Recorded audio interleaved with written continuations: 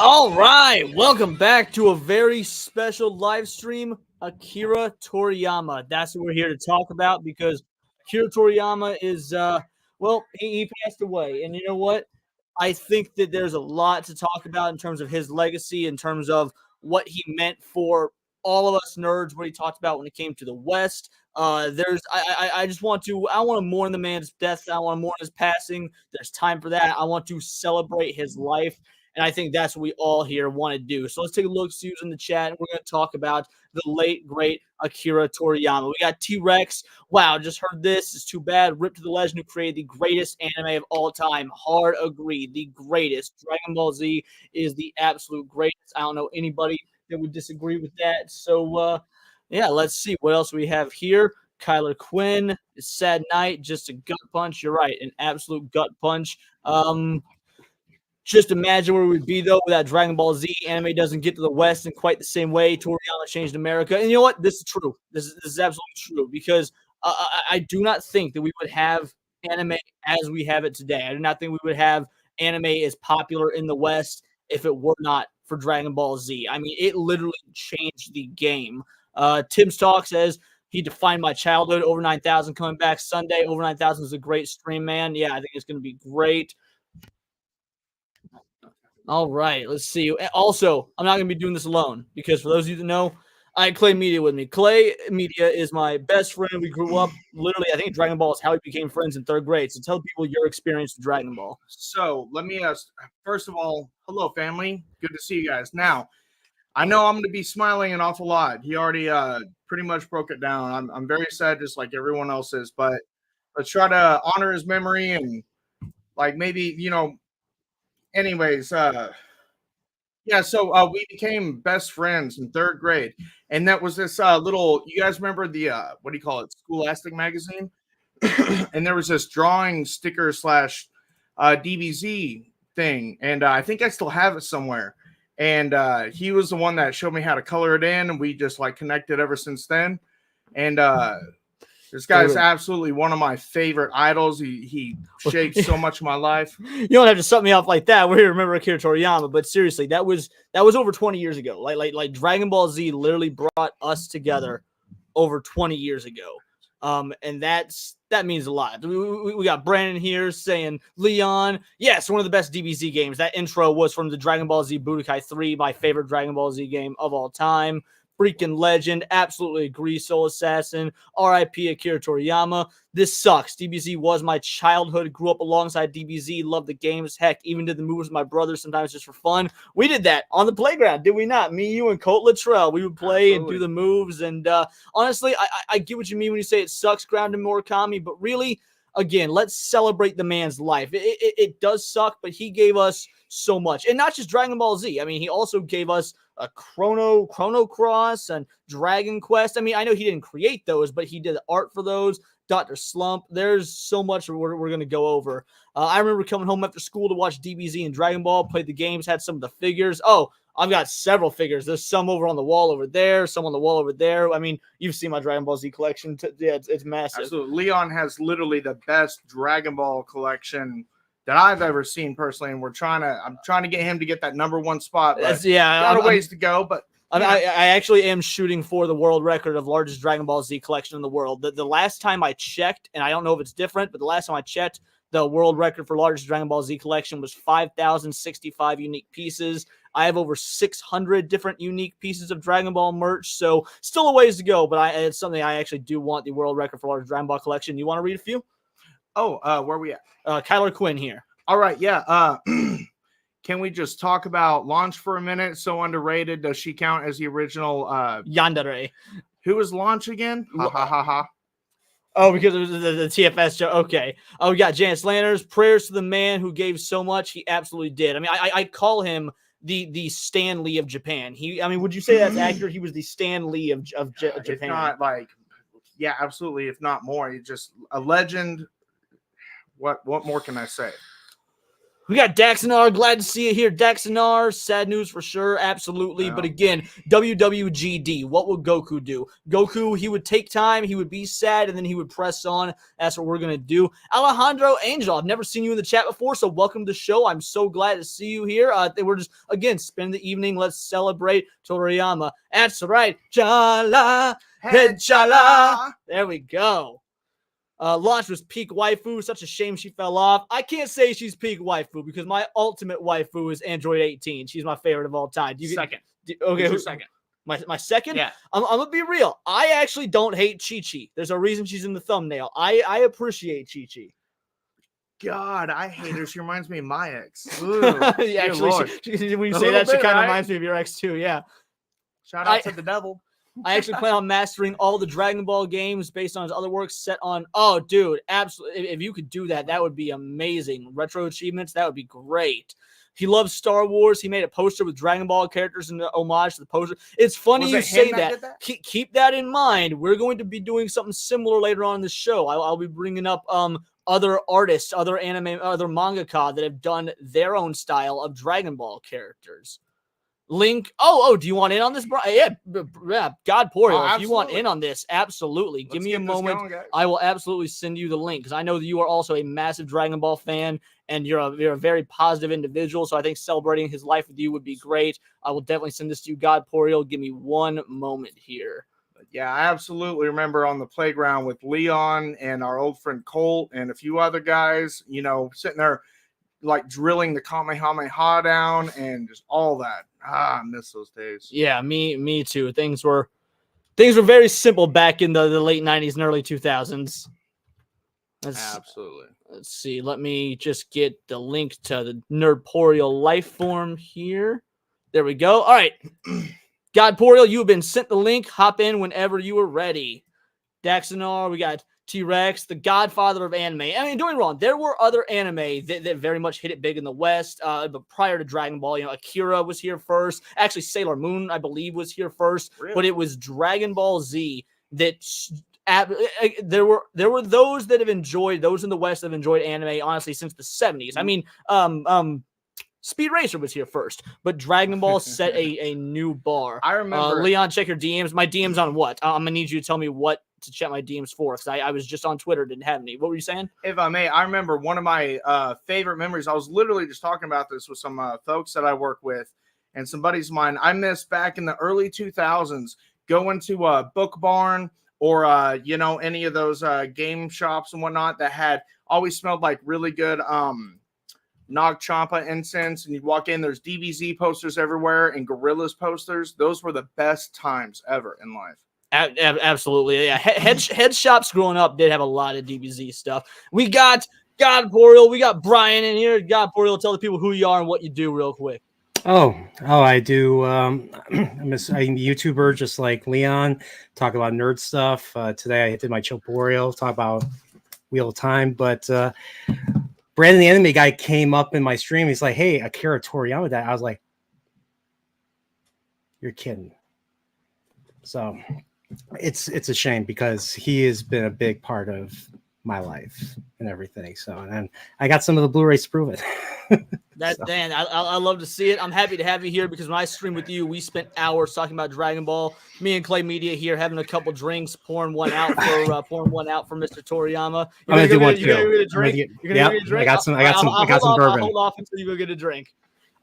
Tim's talk, I responded on Instagram, so if you want to hop in, you absolutely can. I mean, yeah, Android 18 is the top of the peak, absolutely. Chi-Chi is a lot better in the manga, I completely agree. Kyler Quinn, Chi-Chi train Goten, that's underappreciated. I completely agree. Yeah, the whole Super Saiyan thing, like Mom taught me how to do it, like that was pretty wild. I'm really sorry, Leon. Give you messages.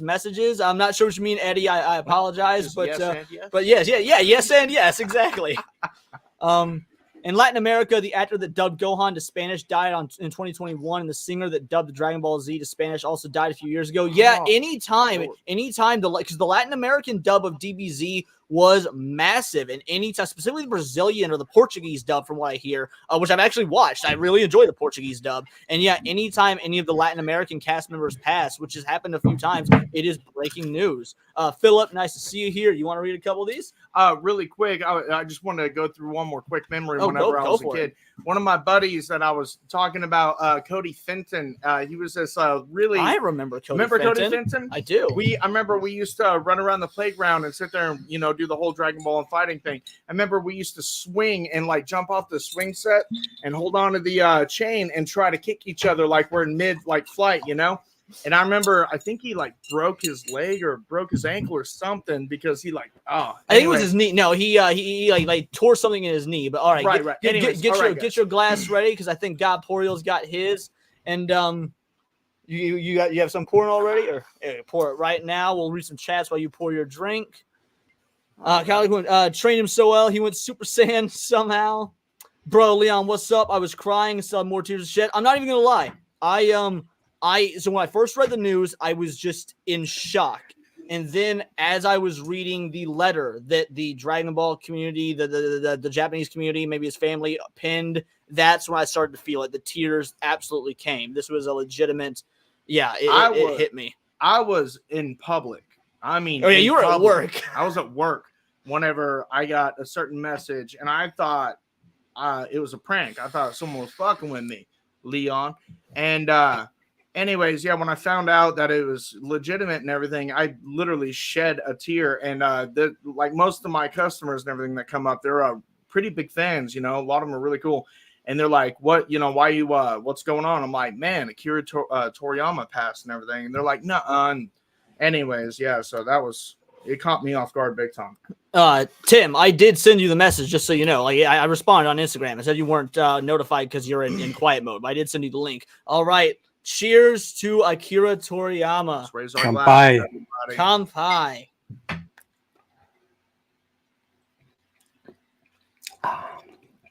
What does Kanpai mean?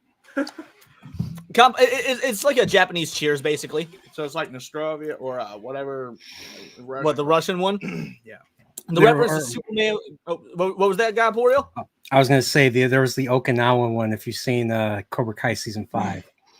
I see. I've not watched past season 1. I need to watch more Cobra Kai because I did really like season 1. But also, just so you know, this is going to be a super emotional stream. So at any point you just jump in, interrupt, go for it, because I could talk about Akira Toriyama solo all night, but I'm willing to bring in anybody on the panel that wants to talk about him. You're just going to have to cut me off, or I'm just going to keep going. So, Rich Swaglord says, I respect. It's an unfortunate loss. Let's be clear. Chi-Chi's training was so crazy that any other opponents, Goten went Super Saiyan. That's how... Dude, Chi-Chi's a bad bitch. People don't remember that Goku, like, she's a fighter, just like Goku. That's what won him over. So, let's also recap this. So, Chi-Chi's the one that taught Goten a lot of the training and the whole Super Saiyan.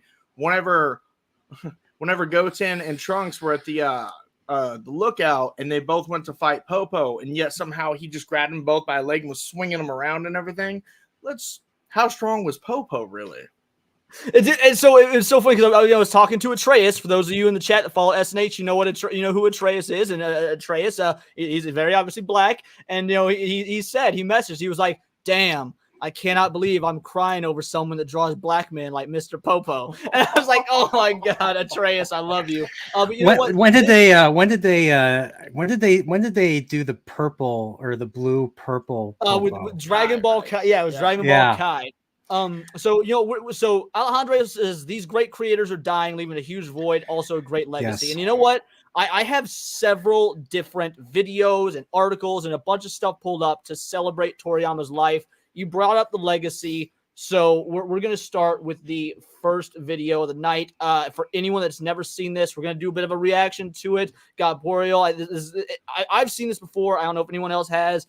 It absolutely hits me in the feels, so we are going to start with this, and I won't lie. Tonight's stream probably going to get copyright claimed. I couldn't care less because this one is not about us. This is about celebrating Toriyama. So I don't give a shit about copyright. This is Elders react to Dragon Ball Super Ultra Instinct Goku versus Jiren. Oh, I gotta see this.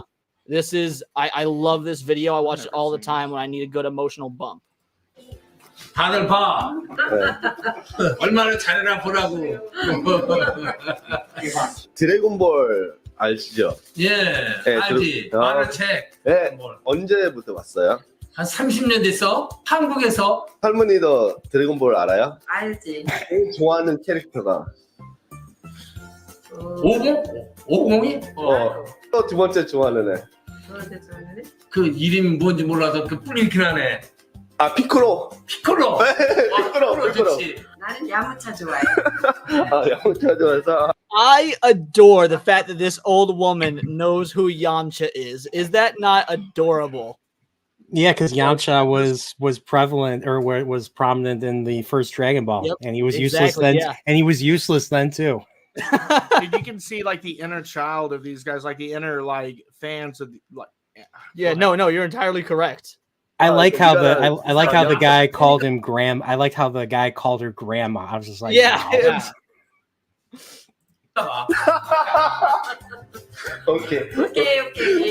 예, 이젠 드래곤볼이 진짜 많이 변해졌거든요. 오늘 보여주는 거는 이 손오공의 제일 새로운 변신하는 모습, 싸우는 모습을 보여주고 싶어서. 야, 이거 가까이 보면 안경 벗어야지야. やっとオラと戦う気になってくれたか。 Such an important moment.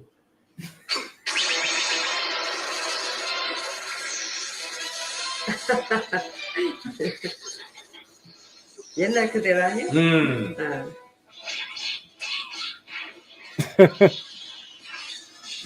진짜 좋아하네. 이게 누구야? 근데 이게 진짜 안 쓰러져. 야. They're so concerned, because based on the context, these individuals have never seen Super before. They watched the original, but I love how concerned she is. Like, why is he not budging? And let me add one thing. You know what I love, and I guarantee it. Anyone that if I'm wrong about it, let me know. But everyone in this chat and is watching this right now, we are all like locked on to watching that fight, just like we were the first time. Absolutely. 이겨라! 손오공 이겨라! 야! 아, 파워. 아니, 불사조네 불사조. 어우. 간다 이거지? 파워비네? 변한 거야 지금 아까 그게? 응. 꼼짝도 안 해요? 진짜 강력한 대결을 또 해야지 이제. 야.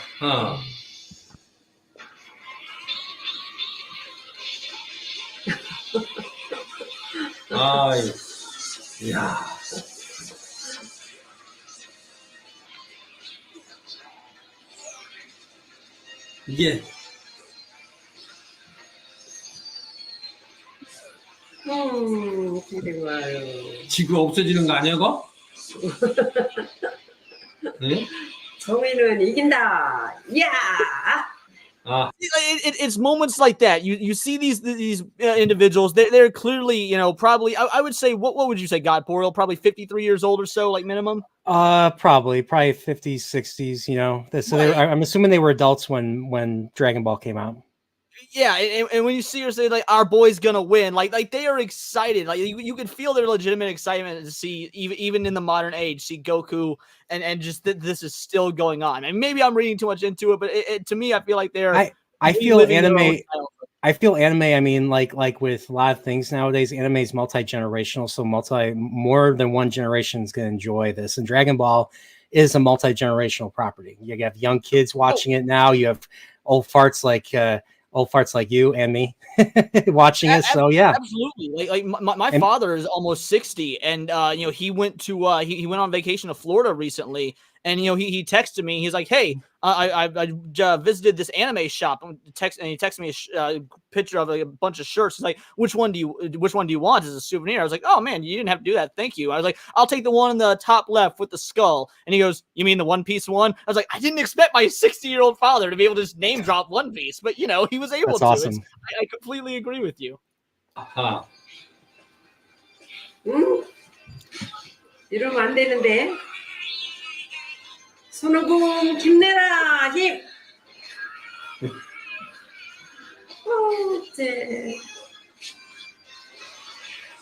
끝났다는겨? 어디 갔어?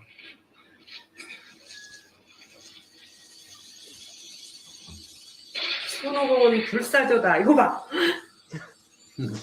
점점 더 심. 아이고 어디 가냐 이거요? 넌 죽었다 이제. 응? 아, 내 기대를 무너뜨리지 마. 일어나. 아니 아까 그것도 커진 거 아니야? 손오공이 변신하는 것 같다. 아주 강력한 파워를 가진 사람으로. 사람이 변했네. 손오공이가 이제 딴 놈이 됐네. 이야. 무슨 눈빛부터 틀린데 이제. 의지가 이제 강해지고 힘도 이제 강하게 받고.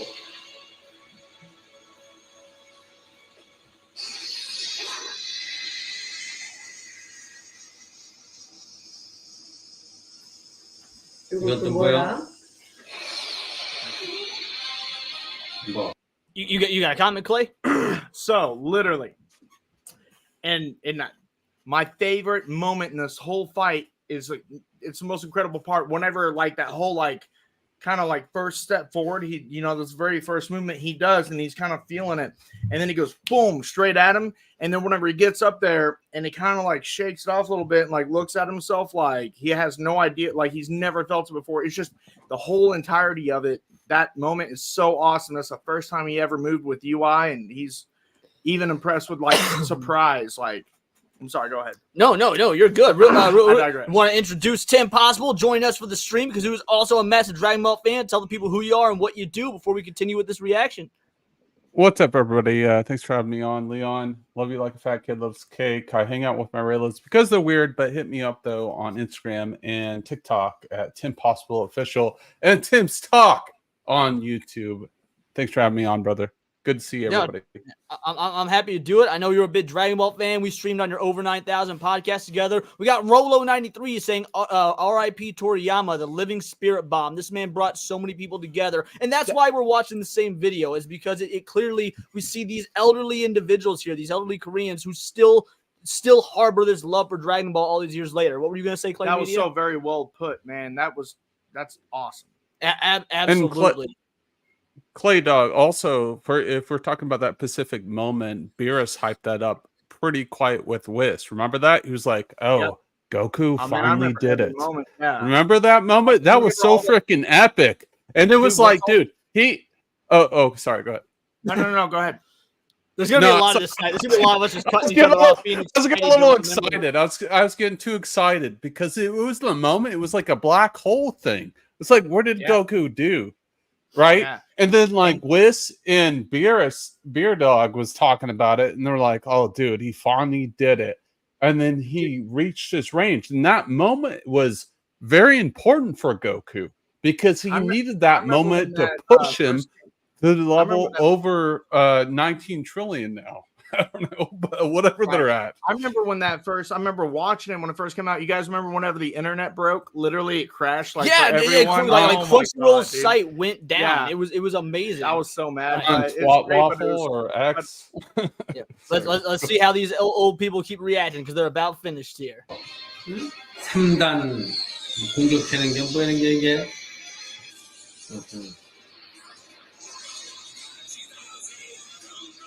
아주 만만하지가 않네 이제.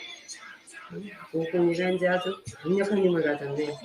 다시는 안 진다 너한테. 와. 그래서 이 할아버지는? Papo. He got taken out by Vegeta. 응? 손오공한테 힘을 주는 거잖아 이게 지금. 할아버지가? 그런가 본데?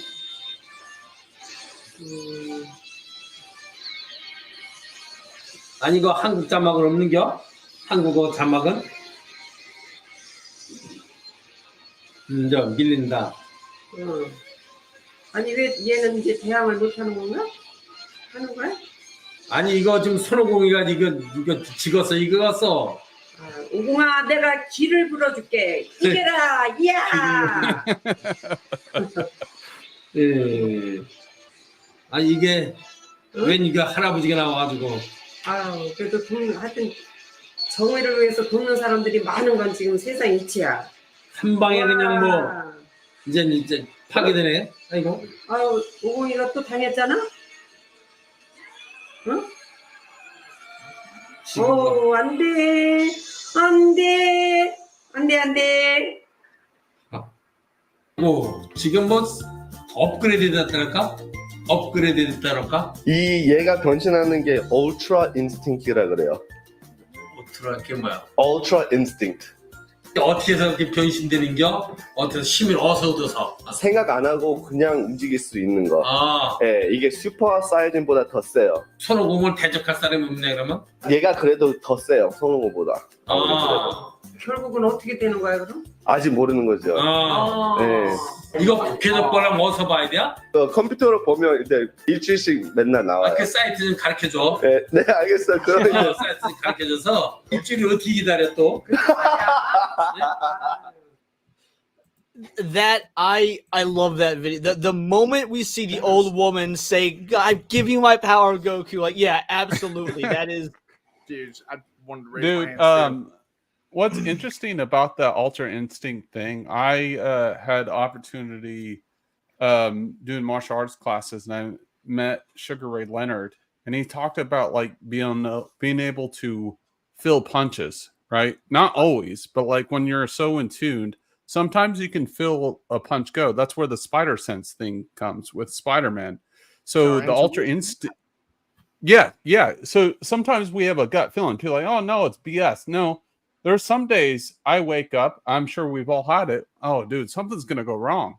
Something's gonna go wrong, or I feel like the force, and it's true. And I think what the Ultra Instinct thing is from Bruce Lee, ultimately. But like a lot of it's just like feeling your senses, being in tune. yeah, no, Daxonar says, but Ultra Instinct is basically being in the zone. Exactly, just in a perfect flow state. But like the reason I wanted to show that video is because we saw how these elderly individuals were interacting with it. That is the legacy of Akira Toriyama. If you were to ask me to show someone the legacy of Akira Toriyama, that is my go-to video. You've got these elderly individuals who really, from the context, seem to have not participated in it ever since the original Dragon Ball days, and they are just right back in it. They are right back in their childhood, and it's like things never changed. And this man left that legacy. He left that much of an impact. He changed. In my opinion, again, I'm a biased Dragon Ball fanboy. I think Dragon Ball is literally the greatest IP ever created. But he left such a profound impact that you can have you could just show a clip of Dragon Ball Super to these elderly individuals who have not seen the show in probably 30 years, like they said, and they are right back to it. I mean, you can show. You can show he has a unique style. You can recognize his style a mile away. Sir, he's one of the few gifted anime artists that can actually have that much of a distinctive style. I mean, you look at Piccolo, you look at Chrono Trigger, one of the greatest RPGs ever made. He did the designs for that. So I was planning on talking about that tonight anyway. You let it, so let's just lead into it then, because again, this stream is about celebrating Toriyama, not just Dragon Ball, and that's something else that Toriyama worked on and has been a game changer in the RPG space. But you said something to add before that.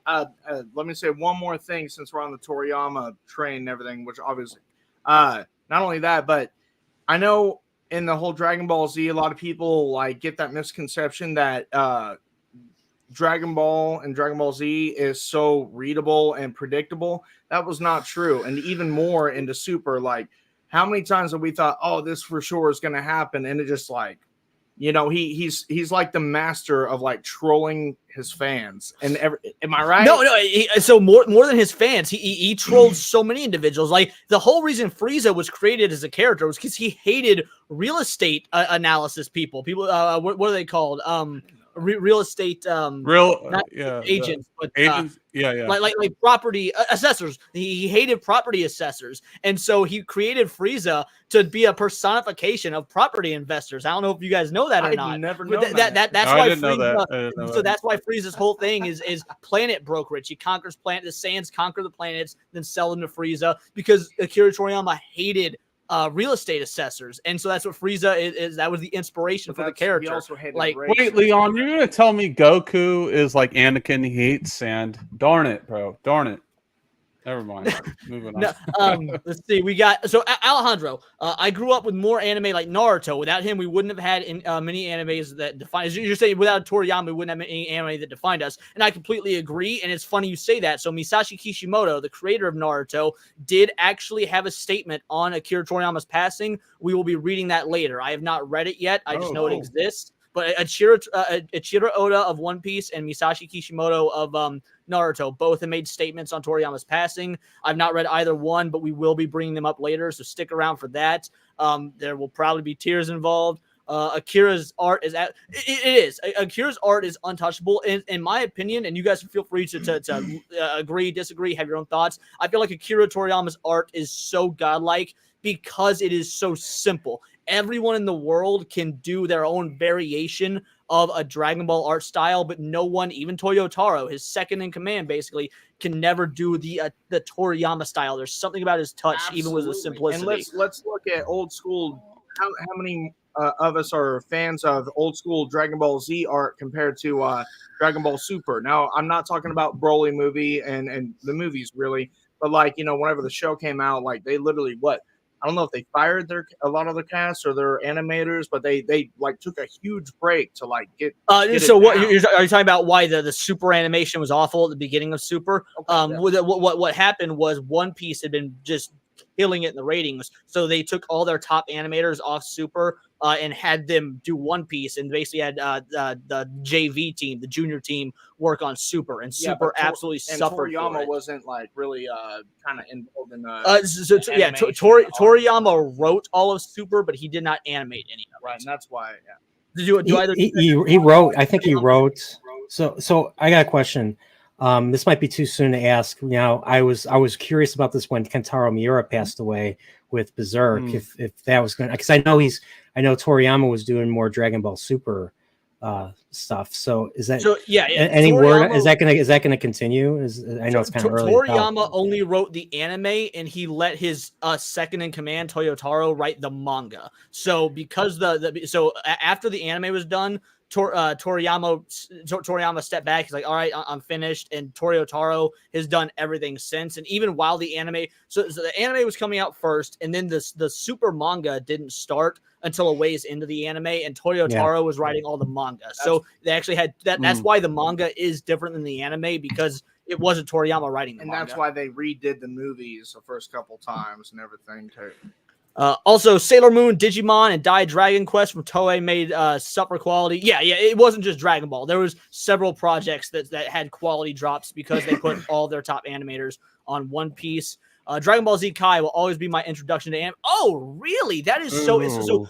I'm glad reviews. That's very interesting because for all of us, I don't know about you guys, but my introduction to anime was the original Dragon Ball Z, and so knowing that there's a generation after us that their introduction was Kai is super interesting. So, and I may be wrong, forgive me if I am, I'm just taking a shot in the dark.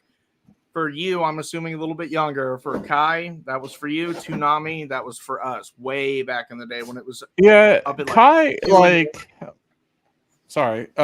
Kai, I don't hate it, but the problem is it's just like so far removed from the original version. It's like the TikTok Kai is more accurate to the original version. Kai is a direct translation of the manga. Yeah, I like Kai. But they cut like Garlic Jr. They cut out like all the fat. Yeah, Sorry. but what I'm saying, it's the TikTok version, right? Because it's not like having all the material. That's my point. I'm not saying I hate it. No, I'm saying you're incorrect though. So what Kai does, Kai only follows the manga. So all the stuff that it cuts is stuff that wasn't in the manga. So Kai is actually more faithful to the original than, or more faithful to the manga than the original is. Okay, Leon, let me take the point. I think you're correct on that aspect. I'm talking about like a deeper issue, right? Like as far as the score, as far as like the way they edit and shoot things. It doesn't seem like Dragon Ball Z, or it doesn't seem like the original. It doesn't, because like, it's not, but that's it's a intentional. it's a totally different feel. That's my point. I'm not saying you're wrong on that, but what I'm saying is that, dude, this is like, that seems like the TikTok version of that. It may be like more closer to the lore, but it, like, dude, like they take away like iconic. Yeah, they take away. scores and No, I agree. Kai takes away, like, for example, Kai takes away Goku and Piccolo driving, which is the best filler episode of any anime ever. So, if I may, so yeah, but there's I other agree. instances that are freaking epic that they use different scores and like Right, like different the Falconer, edits that or is takes that it how you away pronounce it? from me. Falconer, but yeah. Right? Yeah. And not only That's that, what I it's- mean. Yeah, and it's not what we grew up with. So, you know, they changed so much Yeah. of like what we remember as kids. So yeah, absolutely that element, you know, they kind of take a lot of that away for sure. I'm not saying it's wrong, but it's just what I prefer, right? right. So, oh no, It's I think Dexanar hits it perfectly. He says, "I understand where Tim is coming from. I think Kai is more streamlined but less charming," and I agree with that completely. But for me, at the end of the day, now personally, I will always watch the original version of DBC. I usually watch Yeah, it for sure. subbed nowadays. I grew up with the dub, obviously, like most people. I watch it sub nowadays. Masako Nozawa is my Goku. I've never actually even seen Super completely dubbed. I've only seen it in its entirety subbed Okay. because I prefer the original Japanese for so many of these characters at this point. But whether you're watching the sub or the dub or the original Z or Kai Or the ocean one. or the I love the ocean dub. I won't even lie. Peter Kalamick is my favorite English Goku. Actually, Wow. I like him more than the doucheface McGee who You plays just him right hate now. Schimmel. I do hate Schimmel, but I really do like Peter Kalamick's delivery as Goku.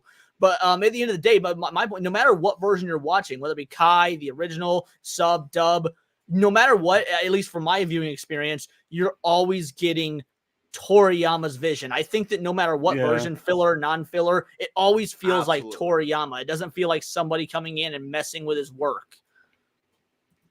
Yeah. Yes, absolutely. Anime Night, welcome here, buddy. Appreciate you. Rest in peace, Akira. The Well, dub changes, Leon- even if more accurate, didn't hit the same. I remember Majin Vegeta's speech specifically was. I completely agree. The Majin Vegeta Ooh. speech in Kai is notably worse. The soundtracks, I do like the American soundtracks. In fact, you can go on YouTube and you can watch Dragon Ball Resurrection F. And it's entirely redrawn in the original Z90 style with Falconer music. That is so cool. It's awesome. It is the best way to watch that movie. Because After we did our Chilpori, I went for a walk and I was listening to the music and all that. I was like, Nice. oh my gosh, because I haven't I haven't It's heard so the good, the dude. dub. I haven't heard the dub since I borrowed my friend's VHS back in the early 2000s and all that. So, and that's how I saw the Frieza saga. So I saw Dragon Ball completely out of order. So my you know how I first got into Dragon Ball? I was in high school. This was like 99, 2000, freshman year of high school for me.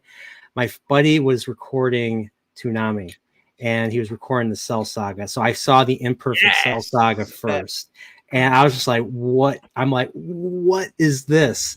And I realized like this is a long arc. I'm like, what is this? I had those same VHS as Tim, but it's so funny. Are they because the Cell uncut? Saga- Uncut? real quick, the Cell Saga Mm, is bro, why the I best hated Naruto. So like because in Shonen Jump was running the Cell Saga at the same time that Naruto was first starting, and so Naruto was getting a bunch of cover art on these Shonen Jump magazines, and I was so pissed. I'm like, what is this Dragon Ball ripoff? Blonde hair, blue-eyed fucking kid looking like a wannabe Super Saiyan Goku. I was Orange so jumpsuit. upset. Yes, wearing orange and blue. I was so upset that there was a Dragon Ball ripoff sharing the same pages of Shonen Jump as actual Dragon Ball, and it was during the Cell arc, and I was so. Yeah, doucheface McGee, very accurate for Sean Schimmel. Yeah, thank you, Dexnar. Ocean dub supremacy. I do love the ocean dub. They did the best of what they could with TV censorships. And when Krillin says that, like, Krillin isn't allowed to say that Goku died, so he's like, "Yeah, Goku was sent to another dimension." I'm like, that's so great. It wasn't Frieza a woman at first, a female voice actress? Yes. Yeah, Linda, it was I a believe Linda Young. I believe Linda Young is her name. Linda Young was the original She died a Frieza. while back. You want to read Cult Classic Cage tweet or message?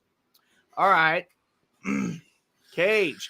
I actually like most of the DBZ filler. Most of it really help me out here. Humanizes. Thank you. Humanizes the characters and always sparks my so forgive me guys. I have been working so much lately and my brain's only at 50%. I've seriously been pulling like 16-hour shifts, so that's why I'm trying to let him do most of the talk. But no, I would agree completely with what Cass says, though. Is like the filler episodes of DBZ were very slice of life, which I think that Dragon Ball does actually need. That's one of the reasons I love Super. Super just canonically had a lot of more slice of life style episodes. Here we go. What's your guys' favorite slice of life moment or episode? Oh, favorite. I'm not gonna give my answer because I actually have those moments pulled up to show for later on. Let me give mine. Oh, that part where Krillin, whenever Goku and speaking of Cell Saga, whenever Goku and Gohan are like in that Super Saiyan state constantly, and they're sitting there just like next to the water, just like sitting there napping, and Krillin's like, "Man, I bet he could," kind of like the whole Ultra Instinct thing. And he throws that rock at him, and boom, hits him in the head. He's like, "What the hell are you doing?" No, that's a great moment. Yeah, when Goku and Gohan they're just chilling. What about you guys? Do you have a favorite like just sort of slice of lifey character moment?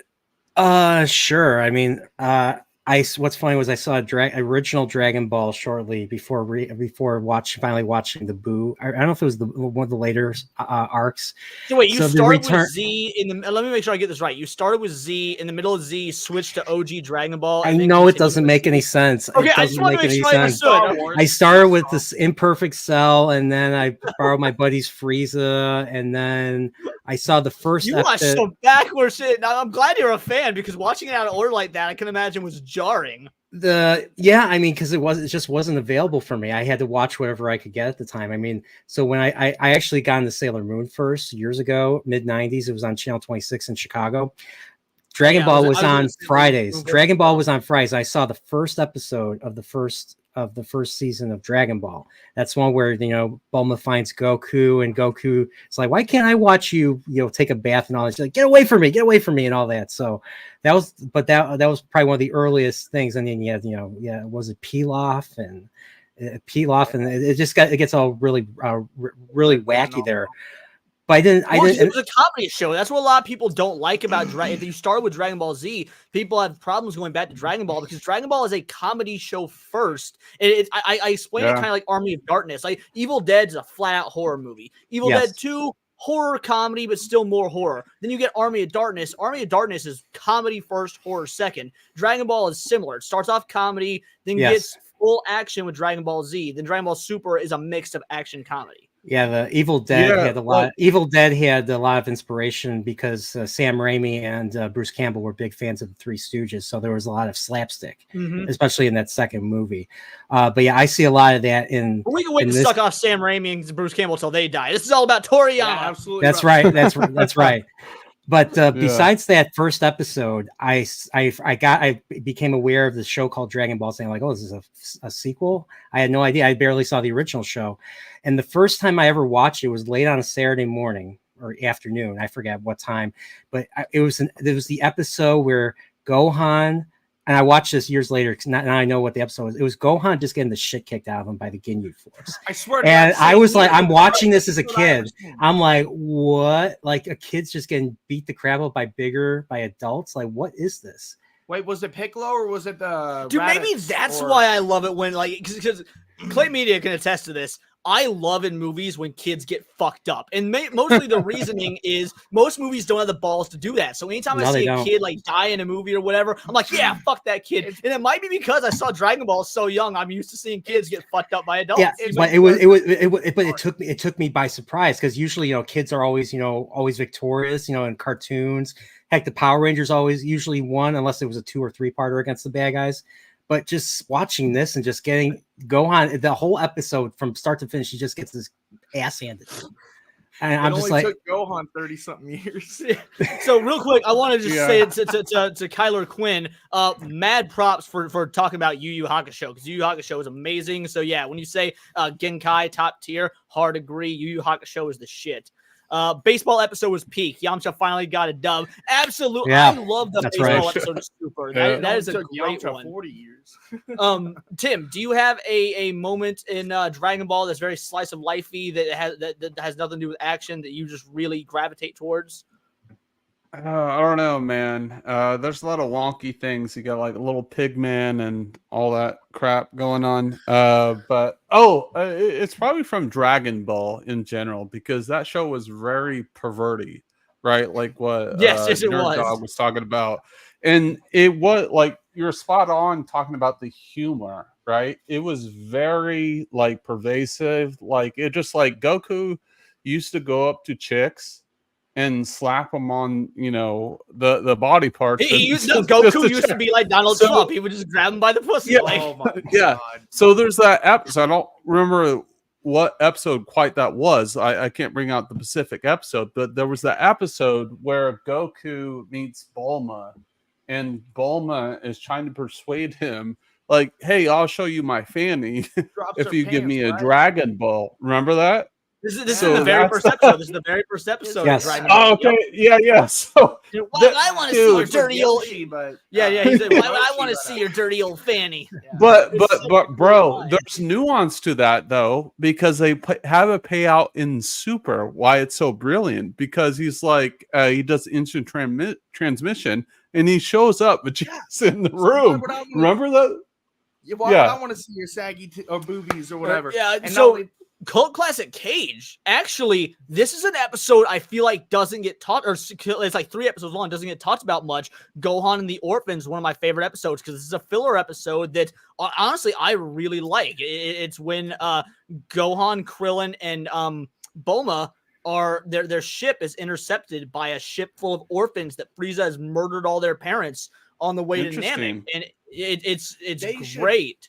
I don't remember that, but they should totally make, like, in the manga coming up, they should totally make that, like, like incorporate that, like them growing up or something like that, kind of like the Yeah, it's a very good episode. Couples and But whatnot. while we're talking about our favorite moments, a slice of life, I actually have 2 clips that I'm going to play. These are my Nice. not just my 2 favorite slice of life moments. These are actually my 2 favorite moments in literally all of Dragon Ball history. So we're going to start with Okay. these. Ooh, this is old school. Wow, he showed up. Hello, Piccolo. I don't suppose you've seen my father yet. Not yet, but Piccolo that tall though? Yes. That outfit. You're really going to fight in that? Of course! Oh, where in the world would Goku be?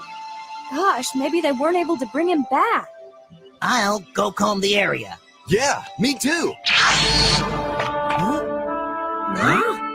Hey! I'm back! Dad! Okay, real quick, I need to specify. Cult Classic K says you're thinking of the other Orphan episode. That's right. There's a totally different episode in the Saiyan Saga when Gohan runs away from Piccolo, where he meets a bunch of orphans. That's the episode you're talking about, isn't it? Cult Classic Age, which is also a great episode. Yeah, where that one orphan kid beats the fuck out of Gohan and is all like, "You don't belong here. You have a mom that loves you." Also a great one. Sorry, just wanted to clarify. We'll go back to. Does anyone have any comments on the clip thus far? Nope. No, it's just it's beautiful. iconic. It's beautiful. Yeah, we still haven't gotten to, in my opinion, the best moment. So It's you! Goku. Whoa! Pinch me! You guys have changed a lot in 7 years. Gohan! You're giant!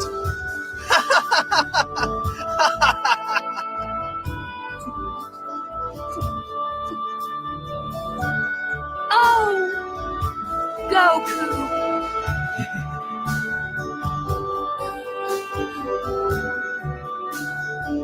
Welcome back to Earth, Goku. It's him.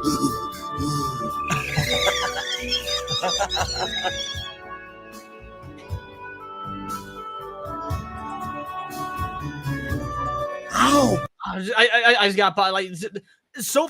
Again, we're not even to this. We're not even to the moment that to me just melts my heart. But like this Yeah. is the first time they've seen Goku in 7 years. He has been dead All Yeah. their reactions, Krillin is crying, this music, like this scene is fucking beautiful to me. Like this is legitimately some of the best character writing in all of fiction. I love this scene. It's my all-time favorite scene from Dragon Ball. And since Dragon Ball is my all-time favorite anything ever, I guess technically this is my favorite scene of any film ever created. I think I know. Leon, I also want to bring up a point real quick. When we meet Goku, remember his first like tournament?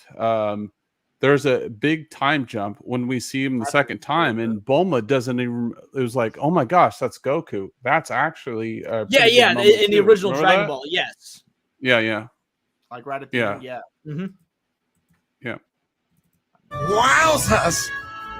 So, guys, are you just gonna stand there and stare at me all day?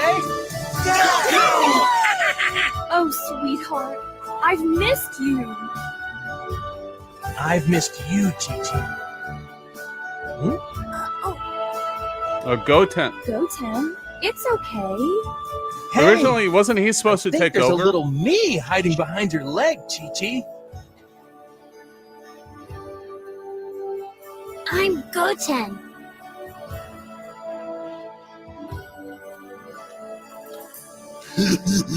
And I'm Goku. Hi.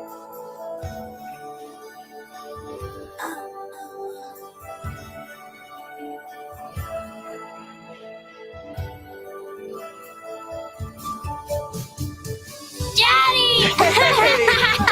Oh, little guy, you're a strong one, aren't you?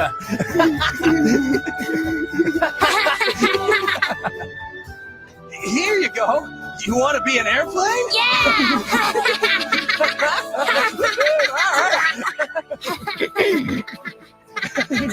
Listen up, Goku.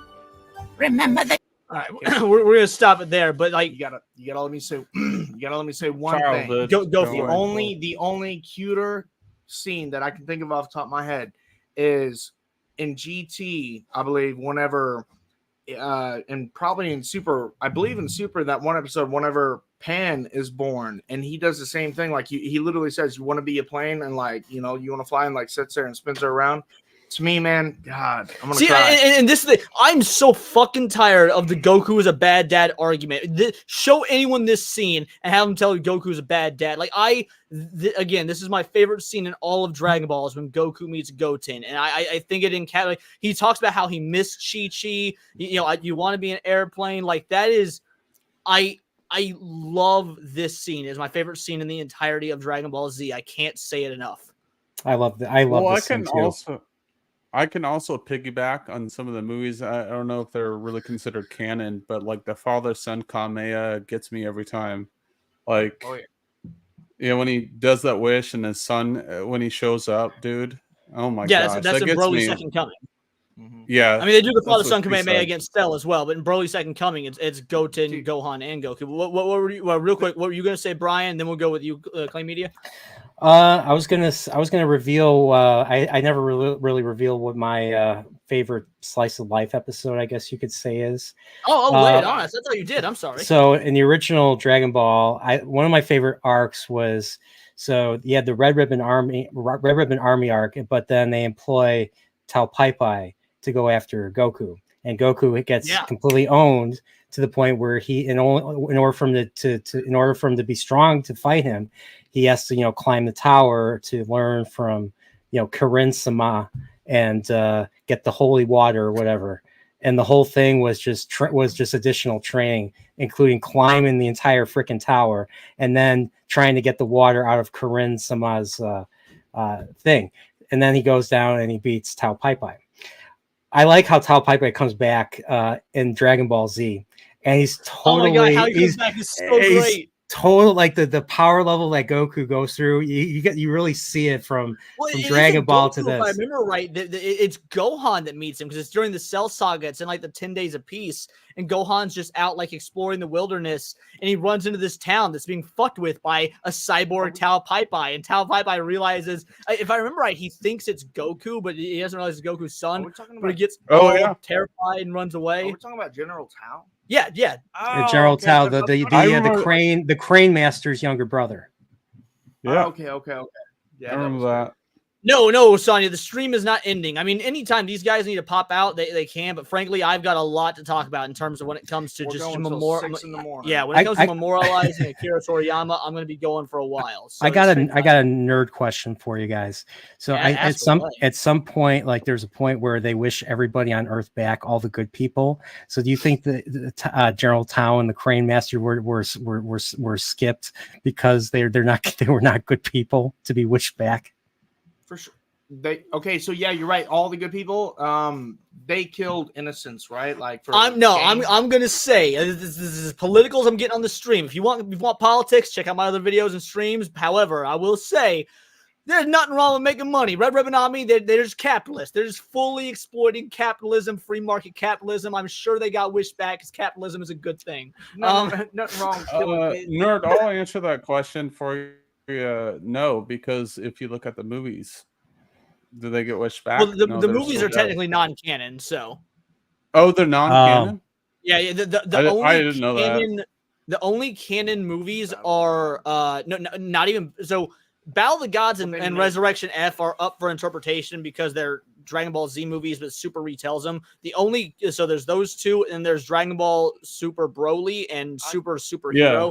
Both canon. First two technical, but all the other movies, technically including Resurrection or including History of Trunks and Bardock the Father of Goku, even those are technically non-canon. But fuck it, I consider them canon. History of Trunks is amazing. It's canon. I don't give a shit. Yeah. History of Trunks is canon. It is. But it is. In so the manga, I'm going off what the definition of canon is. So yeah, all right. But like Alejandro's are like blessed capitalism. Yeah, I mean, to me, Army with some bad dudes. They really were. It was funny. Going back, Red Ribbon Army. So you had, I think, the most prominent Red Ribbon Army villain was Colonel Blue, who was a weirdo. I'll just say he's just a weirdo. Colonel Blue was the one that was gay, right? Like he was. Well, he was a P to the E to the D. Yeah. And so what's funny is they did a crossover with another famous Toriyama property, Dr. Slump. So we get an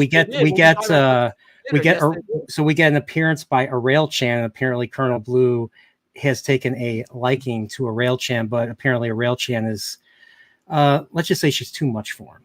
Yeah, I don't remember / didn't know that about Arale and General Blue, but you know what? That doesn't. To be fair, Japan's a little bit different, and isn't Arale technically? She's an android, so it's still pretty fucked up. You want to know the fun thing is, and I learned about this doing a Mario 64 retrospective. So to do a 3D Mario, they actually, for the way Mario moves in 3D in that game, they borrowed from Arale-chan. They used her type of motion to come up with movement for Mario when he's running around. Yes. Dude, talk about, you see that you come here, you learn things. I told you about the Frieza and the real estate assessors. You tell me about Arale. Where the fuck you on getting us some trivia we didn't know about, Tim? Come on. Yeah, I'm already getting destroyed in the comments by mispronouncing it. No, you're good. Real quick, I did take Japanese. Are you sure Cooler 1 isn't canon? Pretty confident I can find it in the timeline. So several of the Dragon Ball Z films do fit into the timeline. The reason they are quote-unquote non-canon is because they weren't created by Toriyama. Toriyama didn't do anything on any of the movies except for character designs. He didn't write any of them, and that's why they're considered not. Now, there are some that flat out do not work timeline. Like Triamite does not work in the timeline. Triamite is. I love that movie. What about the Broly? What about the Dragon Ball Z Broly? Broly does work. Broly is placed. Yeah, Broly is placed in the 10 Days of Peace right before the Cell games. Okay, so I'm assuming that it fits with this Broly. That Broly film is canon. No, this Broly Super Broly is. Yeah, canon. that's more cohesive. I thought you were talking about the original Broly movie. Yeah. Well, I was talking about that. I was wondering. That's what I was talking about. Sorry, go ahead.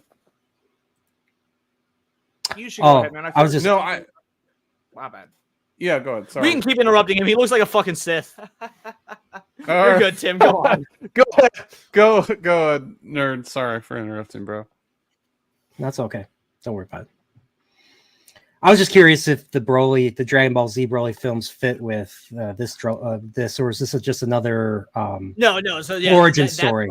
Basically that Broly film replaces the original trilogy that were non-canon. They took Broly, said, you know what, fans like this idea, we like the idea, let's redo it, but make it canon. And technically, that is, in my opinion, the best written Broly.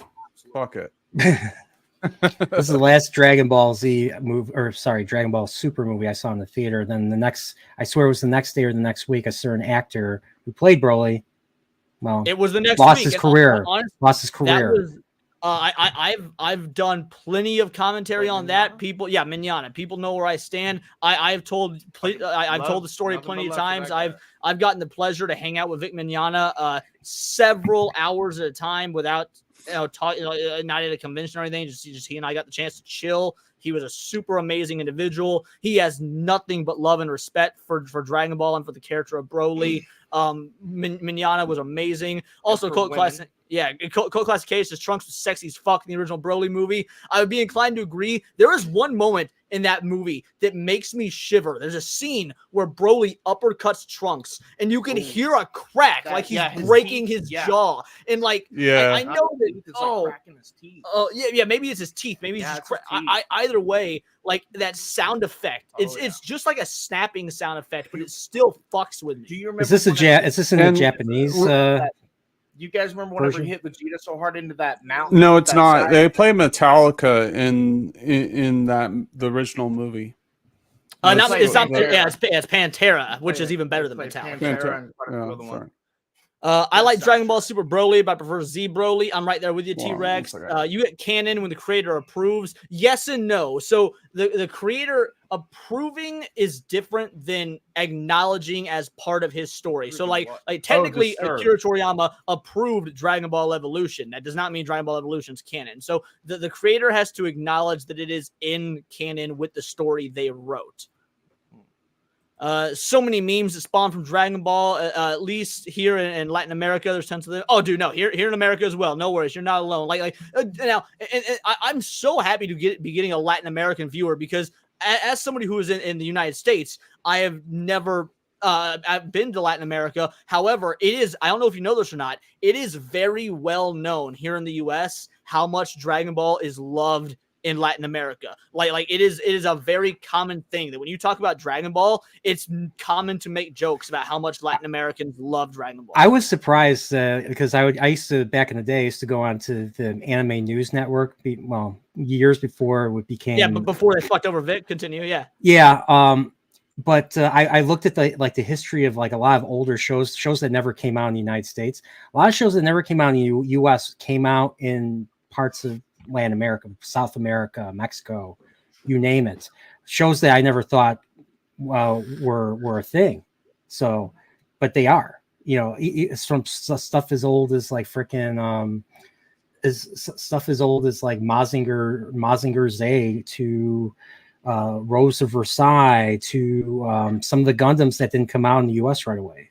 So, yeah, I mean, it's just surprising how big anime is in other parts of the world, not just besides the U.S. and all that. So, Otaku the Great says, "Remember the trading card game? The first version was also on Game Boy Advance." I do. I still have.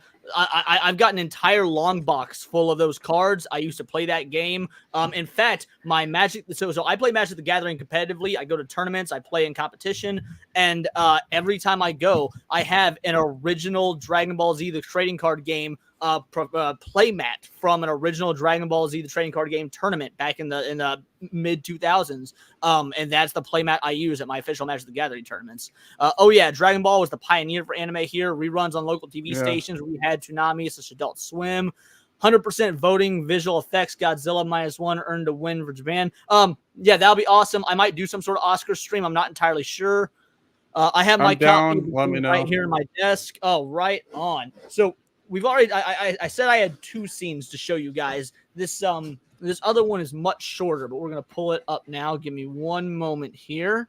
Speaking of movies and the Oscars, did you hear that Dune Chapter 2 is better than The Empire Strikes Back? Did you hear this? I know, I heard that. I will talk to people about Dune on other streams because I have some controversial opinions on Dune. I know. I don't want to get started on I know. I'm my bad. This is trigger word. Mine is more. That was a trigger. That was more. Dune say more. I was expecting like the Super Saiyan to come out of yeah. I've Super spent the last Saiyan week and a 3. half raging about Dune 2, but this is my other favorite scene in all of Dragon Ball Z history. You killed my cone. Hey, bonehead, do you know sign language? Huh? It's a ginger Joe Dirt. Huh? Hey, what are you doing? Dude, yikes! What's the deal, you little psycho?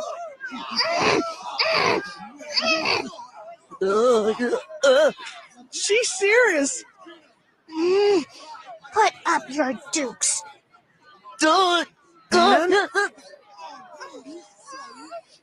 She will murder fuck that kid. Just I don't know if you guys remember how much of the like Pan goes toe to toe with like some 7'6" ripped Arnold Schwarzenegger looking motherfucker with a ponytail, and she destroys him in one hit. She would murder fuck this little redneck. I cannot wait for the day. She Joe Dirt has no chance, even if he's ginger.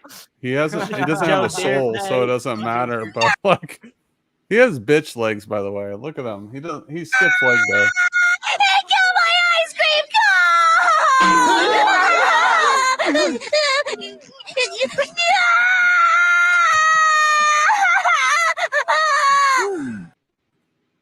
Oh, damn it. That scene didn't guys, have... it's Okay, Mike so basically, the very next moment, Goku goes, "Here, Pan, you can have my ice cream cone." And that is, I think, to my knowledge, the only time in Dragon Ball fucking history we see Goku give up food. I think you're right. I'm trying to think of something else, but... Like, I could be wrong, but I believe that is the only time, except literally, for in Beerus. all of Dragon Ball.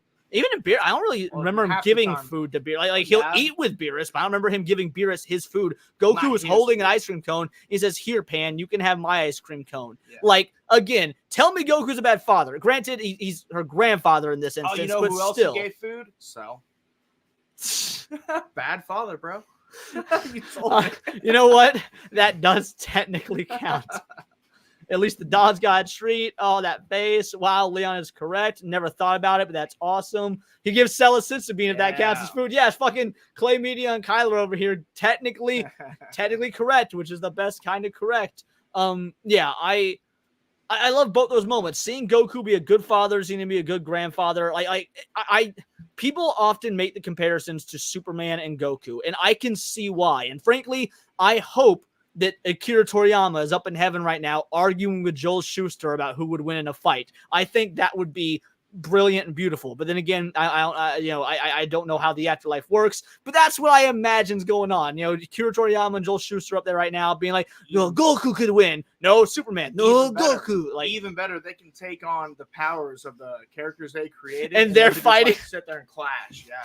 but yeah, no, I just Goku to me, now Superman is my favorite DC hero. He is in my top 3 favorite superheroes, American heroes of all time. Probably my number 2 actually after Spider-Man. And I think Goku is a better written character. And this is as a Superman fanboy. What kind of character development does Superman really have? I'm sorry to interrupt. Well, so we're not going to get into a big Superman thing, but I will put it as simply as I can since it's about a Dragon Ball stream. Superman is supposed to be an idea of what it is like to be the perfect human, even though you're a god. He's a god amongst men, but yet he symbolizes the idea of humanity perfectly. And while that is amazing, I think that Goku being the selfish, douchey, sort of like, I will put the world at risk just for a better fight, but also inspirational enough to keep kids. Every single kid that grew up watching Dragon Ball and still loves to this day knows what it's like to never give up. And that's from fucking Dragon Ball. So while Superman's amazing, I think Goku is a better character. That's why to me, that moment at the end of Battle of God, you know, that end of Beerus and his fight, whenever he's like, "I just want to hear you say you give up," and he starts laughing. He's like, "You know what, Lord Beerus? I do. Did that? Give up." Who saw? Okay, who Wow. saw Battle of Gods in theaters? You saw it with me, so you obviously did. No, we seen Resurrection. Oh yeah, we saw Resurrection Yeah, Epic I seen together. it on DVD for my first time. I saw Did anyone else see it in theaters? The reason I asked about theaters is you did. I don't think I saw this. I think I downloaded this, but then I love this one, so I saw Resurrection F in theaters because of how good this was. in theaters when Goku says to Beerus, "You're stronger than me. I give up. You win." My theater went fucking silent. Like obviously in theaters things are always quiet, but like people like held their breath. Like, no way. did Goku just admit he lost? Like it was zeitgeist changing. Whenever that happened, I was waiting for almost like a Gohan to step up, because the only time we ever seen that really was like during Cell, you know, when he had a plan the whole time for Gohan to take him on. But no, it's just him and Beerus up there, and yeah, it was pretty wild. Yeah, it was a monumental moment seeing Goku like give up. I saw Battle of Gods in theaters with a bunch of sweaty, gross nerds. I think I saw them all in theaters. I saw Battle of Gods, Resurrection F, which I saw with you, Dragon Ball Super Broly, and I saw Superhero. I saw all of them in theaters. Did they do this? Did they do the same thing in the show? Did Goku admit defeat? Yeah, he show as well. It's more drawn out because of the show, but yes, different words. But yeah, basically the same thing. So I try my best not to interrupt you guys, and I'm sorry if I'm pretty bad about that. And I remember whenever I went with Leon whenever we went to go see Resurrection F, he had to seriously like punch me, like, dude, shut up, because every single time something on the screen happened, I'll be like, oh shit, way to go, Krillin, or what, you know, and everyone's like, dude, shut up. Although. My apologies. So I will also say this: having seen all four of those films in theaters, Battle of Gods, Resurrection F, Broly, and Superhero. Thank you. Every single one of them got a clap from the audience at the end. Like that, you know, a movie is amazing because like Godzilla -1, the audience clapped at the end. Even Oppenheimer didn't get claps at the end, but every Dragon Ball movie I've seen in theaters got people clapping. It's not like Goku can fucking hear you, Toriyama can, but people are doing it. That's not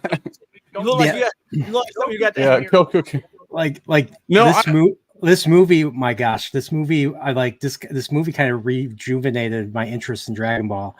I think I saw the original Dragon Ball after this because of my interest and all that. But one thing that they had in this movie that they didn't have in the show that disappointed me. One thing I always love about Dragon Ball is how the characters react to new powerful villains. Like they are terrified of them. And it shows. So like Beerus comes into the picture. They are like Vegeta, badass Vegeta is terrified of like Lord Beerus. Like he's frozen in place. Yeah. Yes, to the point but there's a point where they all start, because you know Beerus has terrible manners. He gets into a fight with everybody. And even Gotenks, you know, Goten and Trunks, you know, spanks him like a child. Spanked.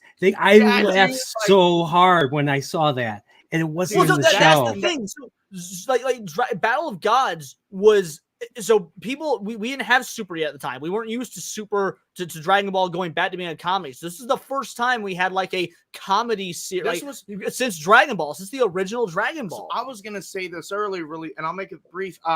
Not brief, but anyways, so good. Like talking about the whole slice of life, I feel like that movie Battle of Gods, dude, was basically it's like 60% slice of life. It really is 60%. The last thing I want to say is they brought the chopsticks to fuck everyone up, dude. That was so fucking cool. They brought back Emperor Pilaf. If that's not slice of life, what is?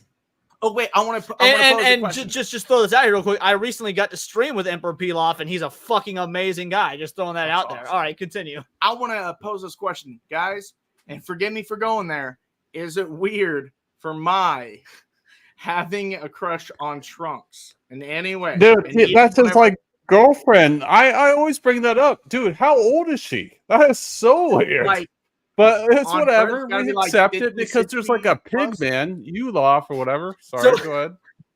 I'm gonna be real. I don't have an issue with that. The issue I have, and this is gonna be such a weird one, is the aging inconsistency, because you're telling me there's still kids all these years later, but then Trunks in Dragon Ball Super we get to the Future Trunks arc and she's aged up again. Like, wait, when did she start aging? Because she stayed like 9 years old for like 30 years. And now she's like 19 in the Future Trunks arc. At what point did the dragon's wish wear off and she started fucking aging? Like maybe they used another wish to kind of, you know. Yes, Chuck Huber was the GOAT. Vincent Martin says rest in Piccolo. Weird. I mean, rest in peace, Toriyama. Absolutely. I've been hearing rest in power. In her 50s. Yeah, rest in power. We got a power. That is the Canadian theme song for Dragon Ball Z. Was we got a power. Vegeta has inner strength that the clown will never have. Oh, all right. It's That's time. what I'm talking about. It is time. I will make the poll. We're gonna do the We're gonna do the obligatory Goku versus Vegeta poll. While I get this going, Clay Media, entertain the crew. Tim, Nerdporial, you guys talk. I want to bring up one thing real quick. It just like the whole aging thing is an interesting concept. Like as far as we're bringing up like all these characters, Oolong, we're bringing up Trunks' girlfriend. But I wanted to bring up something else that we're kind of looking past, and I just kind of forgot it. That brain farted. So I killed a couple seconds for you, Leon. There you go. So if I may, I've actually maybe we're on this. So I had the thought. So we have to remember that she was wished back to a child. Therefore, she is a child. With Garth She's not Jr. like a grown woman in a young body, and like you know what I'm saying, like. Being that size, being a child and everything, you literally go back to adolescence, So, like, of course, her eyes for, Trunks. Does that make, help me out with the words here? You're saying that her eyes for Trunks make sense because she is now a child. She is literally a child. Yeah. I will admit, Vegeta is a manlet strength that Goku will never experience. Obviously, Vegeta, you buffoons. See, since I made the poll, I cannot vote. However, I am a Goku fan. I love Vegeta. I'm not going to not Vegeta. I think Vegeta is a great character. However, I prefer Goku. I think Goku is a better character. I think Goku is more inspirational. I think Vegeta has the better written arc, very obviously. But yes, I do prefer Goku personally. Yeah, and that's the same thing. Like Vegeta and Piccolo have a very compelling story, right? They do have a really good arc, but I am the hype, you motherfucker. I'm hype. Yeah. Oh, it's getting kind of close. Okay, Vegeta's in the lead right now. It's Vegeta. Vegeta's at 54%.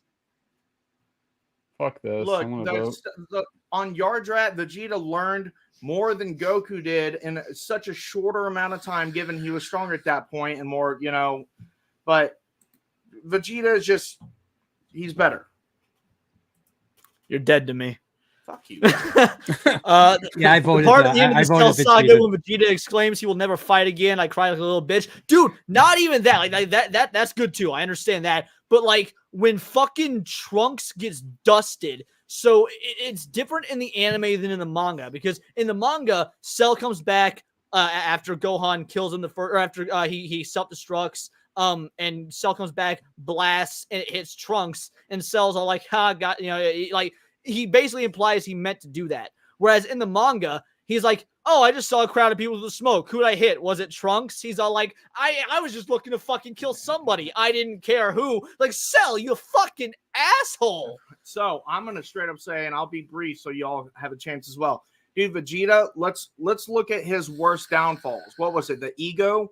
The pride, the quick to be angry, never relaxing. He has literally been fixing every single one of those problems. If you've been following, spoiler alert, if you haven't. Oh, I could end. Hold on, I could end the poll right now because Goku's in the lead at 55%. Goku is taking the lead at 55%. We'll keep the poll. I could also everything you're saying is kind of counterproductive because his new form in the manga is Ultra Ego. So does he? Yep. Yeah, does he really like everything that you explained that you said he eradicated? Is that really true? I'm not saying he eradicated. So I'm not saying you're wrong, but yeah. So I'm saying like if he wants to use ego, because and like we both understand like the way Bierce explained it is you have to just completely be okay with destroying and the ego and all that. Yes, I get that, but that's a form. He's able to tap into it, the instinct and everything, kind of like Goku is with the Ultra Instinct. But that doesn't mean, I lost my words. But anyways, I'm not. Yeah, I get what you're saying. It's just like specializing in your ability. Like Trunks has his specific form, which I actually like, but I think the power scaling is a major issue because how can you jump from Super Saiyan 2 to like God tier mode. So how do you feel about with that? Beast? So I think that's stupid. All right, so real quick, we're actually going to take a step away from Dragon Ball for a moment, and we're going to talk about something else related to Akira Toriyama. We'll absolutely be coming back to Dragon Ball because let's be real, that is his most famous piece of work ever. But I wanted to highlight this. So, Switch, nice.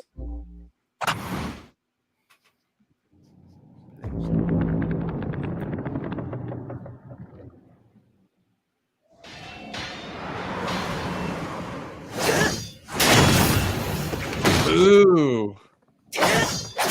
This will relate to Toriyama. Just stay with us. Just let us go.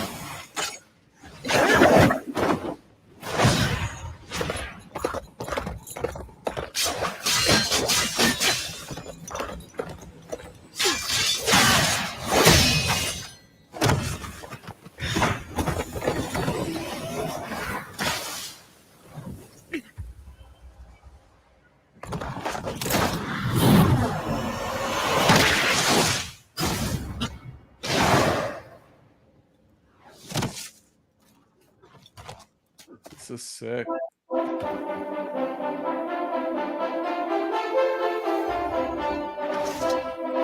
Dragon Quest. Dragon Quest.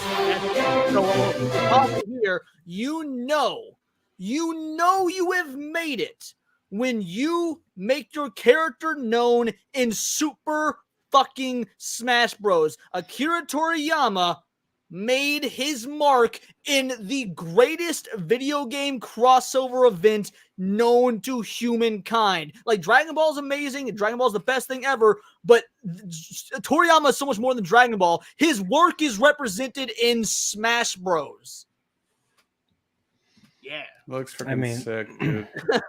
And he rescued Link. Not only is his work represented Smash Bros, but he saved the life of the hero of time. And how many times has Vegeta done that? I thought it was the hero of wins. Anyone have any thoughts on Toriyama leaving his mark with Nintendo? Oh, I mean, it goes all the way back to Chrono Trigger. And that is true. If you haven't played Chrono Trigger, and I didn't grow up with Chrono Trigger, my friends told me about this when I was in college. And so when I got my computer, very first ever PC, everybody was playing World of Warcraft. I was playing Super Nintendo JRPGs that I never got to play as a kid. So I started playing the first Dragon Warrior. I played the Super Nintendo Final Fantasies, and then the game that I started it all with was Chrono Trigger because all my friends talked about it. I played it, dude. That game is so amazing. Amazing soundtrack by Yasunori Mitsuda. And I didn't even realize it at first until I looked at some of the artwork and I saw the PS1 version that had that famous, anime cutscene that it was Toriyama. I had no idea. So I knew just looking at the box art because like as we were talking about near the beginning of the stream, Toriyama has such a distinctive style. When it doesn't matter if it's Chrono Cross, doesn't matter if it's Dragon Quest, doesn't matter if it's Dragon Ball. When you look at Toriyama's style, you realize, oh, this is a Toriyama product. And again, while he didn't make Chrono Cross, while he didn't make Dragon Quest, imagine the video game studio going, hey, we need art for our new JRPG. Let's go talk to the guy that drew fucking Dragon Ball. It's funny. I didn't know that he did Dragon Warrior or Dragon Quest until I saw like the DS artwork, and then I realized that was Toriyama's style because looking at the old 8-bit games, you couldn't really tell unless you had like the Japanese box art. Because even stuff like Mega Man back in the day, you got very the box art was always exaggerated. Yeah, exactly. Well, even Sonic the Hedgehog, you look at the American Sonic the Hedgehog art, and it's subtly different than the American art. But Vincent Martin says Chrono Trigger really was great for its time. It still holds up rather well today. I'm glad you added that second part because I was about to say for its time. Honestly, Chrono Trigger is, to this day, I would recommend Chrono Trigger over like half of the Final Fantasy games. I really would. Yeah, I think it's my favorite. I think it's definitely my favorite Super Nintendo RPG. So, and I would say that honestly, Dragon Quest, I would also recommend more than again. I love Final Fantasy. I'm not knocking Final Fantasy, but if you tell me, hey, do you want to play Final Fantasy but with Dragon Ball artwork? I'll be like, sign me up! Like, and that's what Dragon Quest is. Yeah. I mean. Who's Final Fantasy have? Just Yoshitaka Amano? Come on. Compared to Toriyama, this is a Toriyama stream. Nerd. I bought my first RPG because of Akira Toriyama. I bought Dragon Warrior 3 on Game Boy Color because the art being just like DBZ. And I wonder how many people that was the case for. Now, I got my first Dragon Quest game as a gift, but honestly, it was also probably because my parents didn't know the difference between Dragon Quest and Dragon Ball. They saw it had Dragon in the name, similar art. So honestly, I might be on the same page. You got thoughts on Chrono? Because I know you played Chrono Cross growing up. Chrono Cross. I never played Chrono Trigger. So I'm trying. Chrono Cross is the one that was drawn by. Chrono Trigger wasn't done by Toriyama, so Cross is the only one that Chrono matters. Cross. It's been so long. Actually, Trigger was done by Toriyama. Cross was not done by Toriyama. Sorry, I had him flipped. Have I been saying Cross this whole time? Thank you. I had him flipped. Sorry, I meant Chrono Trigger this whole time. I'm just retarded. No, I never played. Notorial's like the Rain Man, dude. He knows this stuff. Let's see. Different for me. Yeah. Me? Yeah, right. You. So, Gemini, more like Yoshi cut gay compared to Toriyama. Instead of Yoshi P, how do you say his name for the modern Final Fantasy? We forgive you, Leon. Yeah, thank you. I just had a horrible nerd card revoked. Oh, you're talking about Kitase, Yoshinori Kitase, right? That's yeah. Meant to say, where did that come from? Heartbroken, forgive him for his sins. Yes, please do forgive me. Mistakes were made. Don't you all give him a pass that easy? Goku fan. Yeah, to be fair, there's so much like fandom to like unload and unpack, man. It's hard to like, put it all together. Like I understand. It's like you got to refresh and after a while. So speaking of fandom, since we're talking about Akira Toriyama is revered by other mangaka in the industry. I mean, the man is quite literally known the world. Let's just take a look and see. This is an interview. This is just a quick snippet. Eiichiro Oda tells what he thinks of Akira Toriyama. For those of you who don't know who Eiichiro Oda is, he is the mangaka behind One Piece. So they're doing a Q&A together. They're doing an interview together. So the questioner says, "Let us begin. Oda-sensei, please explain how you feel about Toriyama-sensei." Oda says, "Of course, he's a god. He is in an entirely different dimension. All in all, he's just too good at drawing." And then Toriyama says, "Well, this is kind of an awkward position." That is amazing.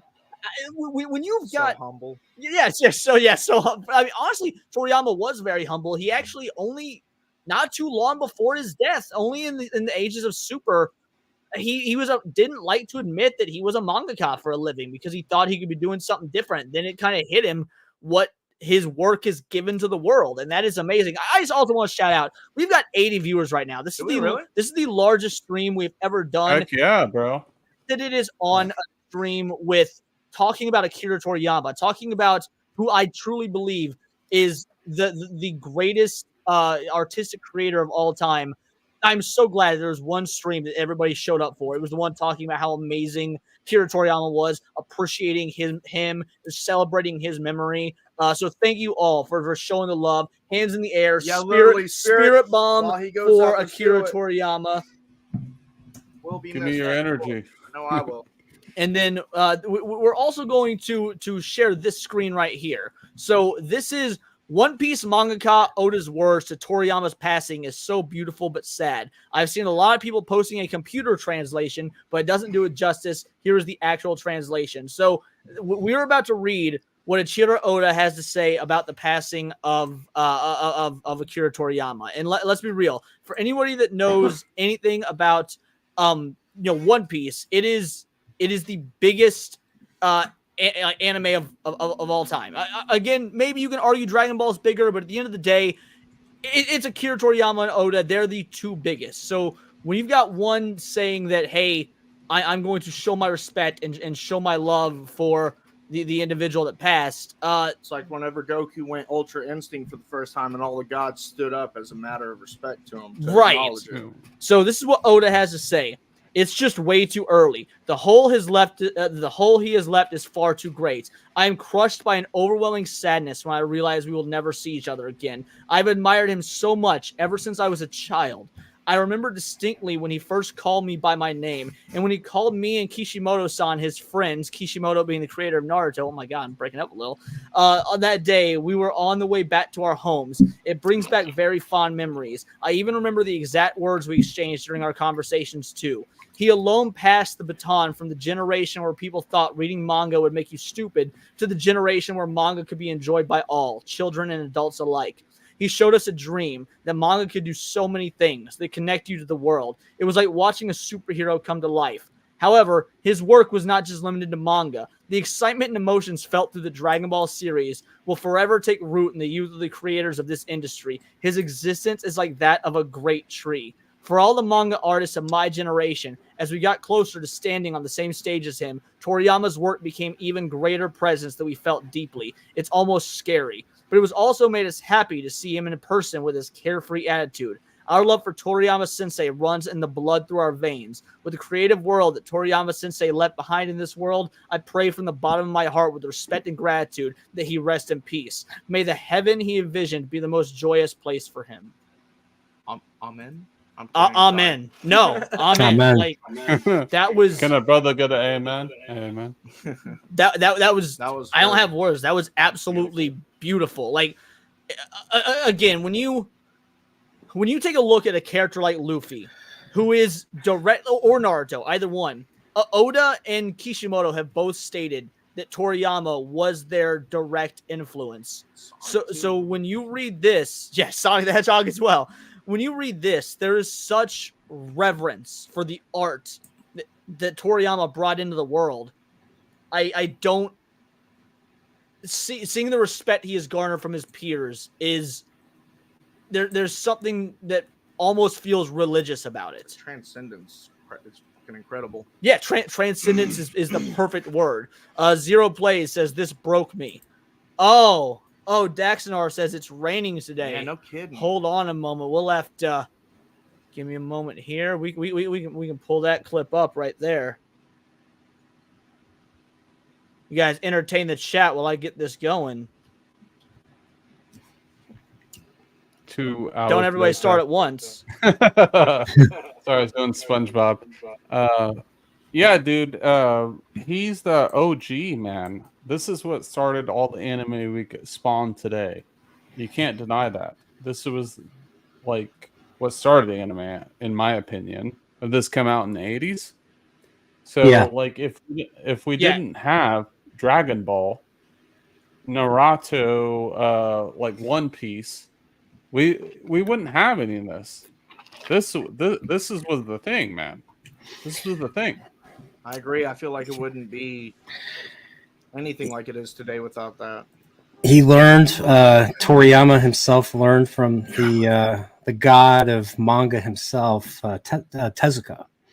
And so, if you're going to learn from the great, then you're destined for greatness yourself. So, yeah, and I think Akira Tezuka is the Michael Jordan, Colonel? Essentially. The Stan Lee. Yeah. Yeah, I'm fine. Except it's a terrible day for rain. What do you mean? It's not raining.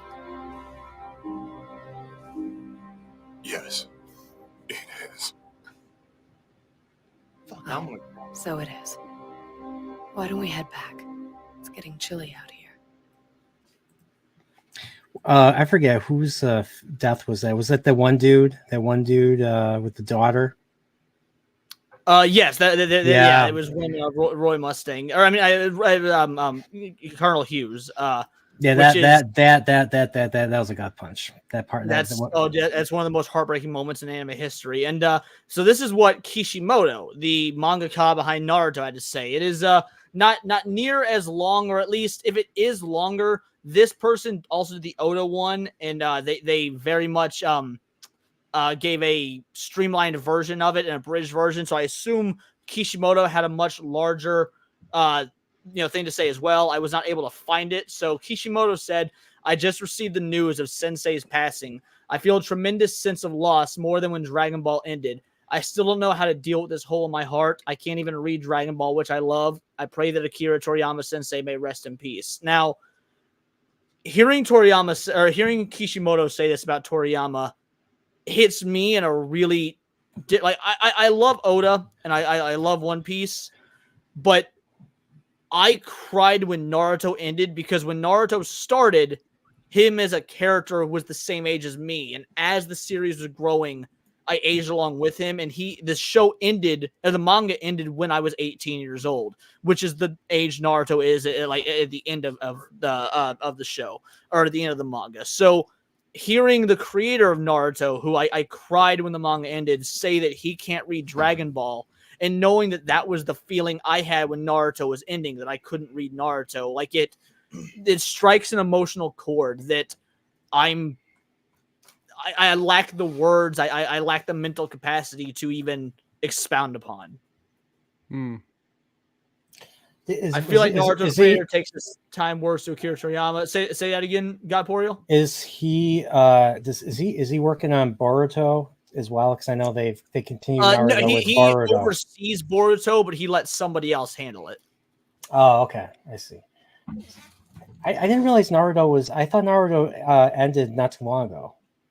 No, Naruto ended in 2013 or 14. Oh, okay. Should have been, if this right? does, the anime may have ended recently, but the manga ended in 2013. Oh, okay, that makes sense. If this doesn't serve for a reminder or reflection on death, I don't know what will. Absolutely, Katsuki, I agree completely. I would actually like to say something to that too. I was thinking this earlier. Whenever I had heard about all this, it was weird because, like, I think about death quite a bit, and no one's immortal. But for some reason, every time I thought about Toriyama, I can't remember one time in my life that I ever thought, "Oh, one day this guy is not going to be with us anymore. He will." Which is crazy. I had that thought about Stan Right? Lee, but never Toriyama. You're And right. then whenever I got because it's the only message, I was 68. blown away. Yeah, I know, and I'm not trying to be funny here, but for real, like, well, I'll just leave it at that. But I was surprised. Yeah, my thing is like, what are they going to do? Because we had Daima announce, and I was upset that We're actually going to be looking at a trailer for Daima here in a little bit, but continue. Yeah. So the thing is like Super, right? I actually like the Broly movie a lot. I saw it in theaters, and I was like, okay, this is an interesting concept. They're actually putting Vegeta over Goku. They teased that. So, but now they're going to go into Daima. So, as a Dragon Ball Z fan sucker, Dragon Ball fan, I'll watch it. And that's my thing. How is this going to affect the creative decision for the Dragon Ball universe moving forward with him being gone? That was my biggest takeaway from this. Yeah, well, I think I have an answer to that. He had been prepping Toyotaro for ages to take over Dragon Ball. I wonder if maybe he knew. I don't know. Like, I'm sorry to interrupt. We were talking about this earlier.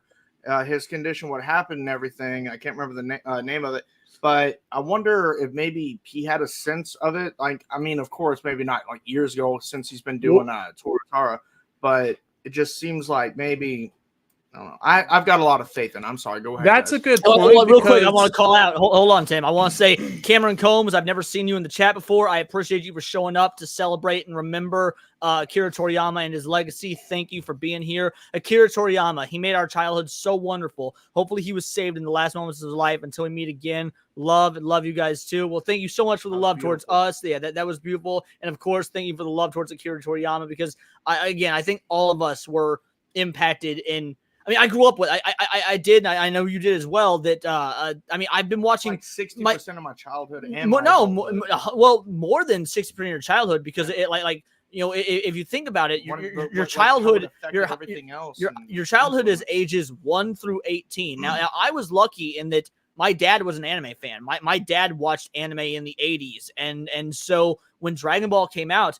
When a lot of anime came out in the 90s, he was showing it to me. Like some of my earliest memories are watching anime and not knowing it's called anime. We called it Japanimation. And like I've been watching. I was watching Dragon Ball from. I mean, I say 4 years old, but it may have been even earlier than that. I don't know how old I was when I first started watching Dragon Ball. It has literally been a constant in my entire life. I've known Dragon Ball longer than I've known American staples like Spider-Man. So this really is pivotal. And Yeah. I don't know, 4 years old to 18, that's more than 60% of your life. That's like 80 something percent. Beyond 18. Fucking my whole adulthood. Your whole adult, literally my whole 100% of life, our like, adulthood. How many nights, every single time Dragon Ball Super would drop a new episode and you come over to my apartment and we get drunk and watch Dragon Ball Super? Absolutely. Like, how many times on the playground, whenever someone would come up and bully you, or you get pissed off, and you'd sit there and try to learn how to go Super Saiyan, you know? Well, at least that was going over 9,000 all this time. Right. Masahiro Sakurai said this is the biggest shock of the year. We pray for the repose of your soul. For those of you that don't know, Masahiro Sakurai is the creator of the Super Smash Bros. Series. So yeah, it affects more than just the manga community. If you've got one of the gaming industry greats like Masahiro Sakurai having comments on it as well. I've got a feeling the whole world is feeling the ripple of this. I mean, do you guys remember where you were when Stan Lee died? Because I do. I remember right where I remember where I was when Michael Jackson died. Yeah. I remember where I was when the towers fell. I remember where I was when Stan Lee died. Like, I know it's weird to lump in the towers falling, but sometimes there are those pivotal moments in your life that you. My earliest memory of a like celebrity death was either Chris Farley or Princess Diana. I don't know which one died first because they were just in Chris Farley. Princess Diana died that August, and Farley died that December, same year. Okay, so but I remember. I was 7th grade.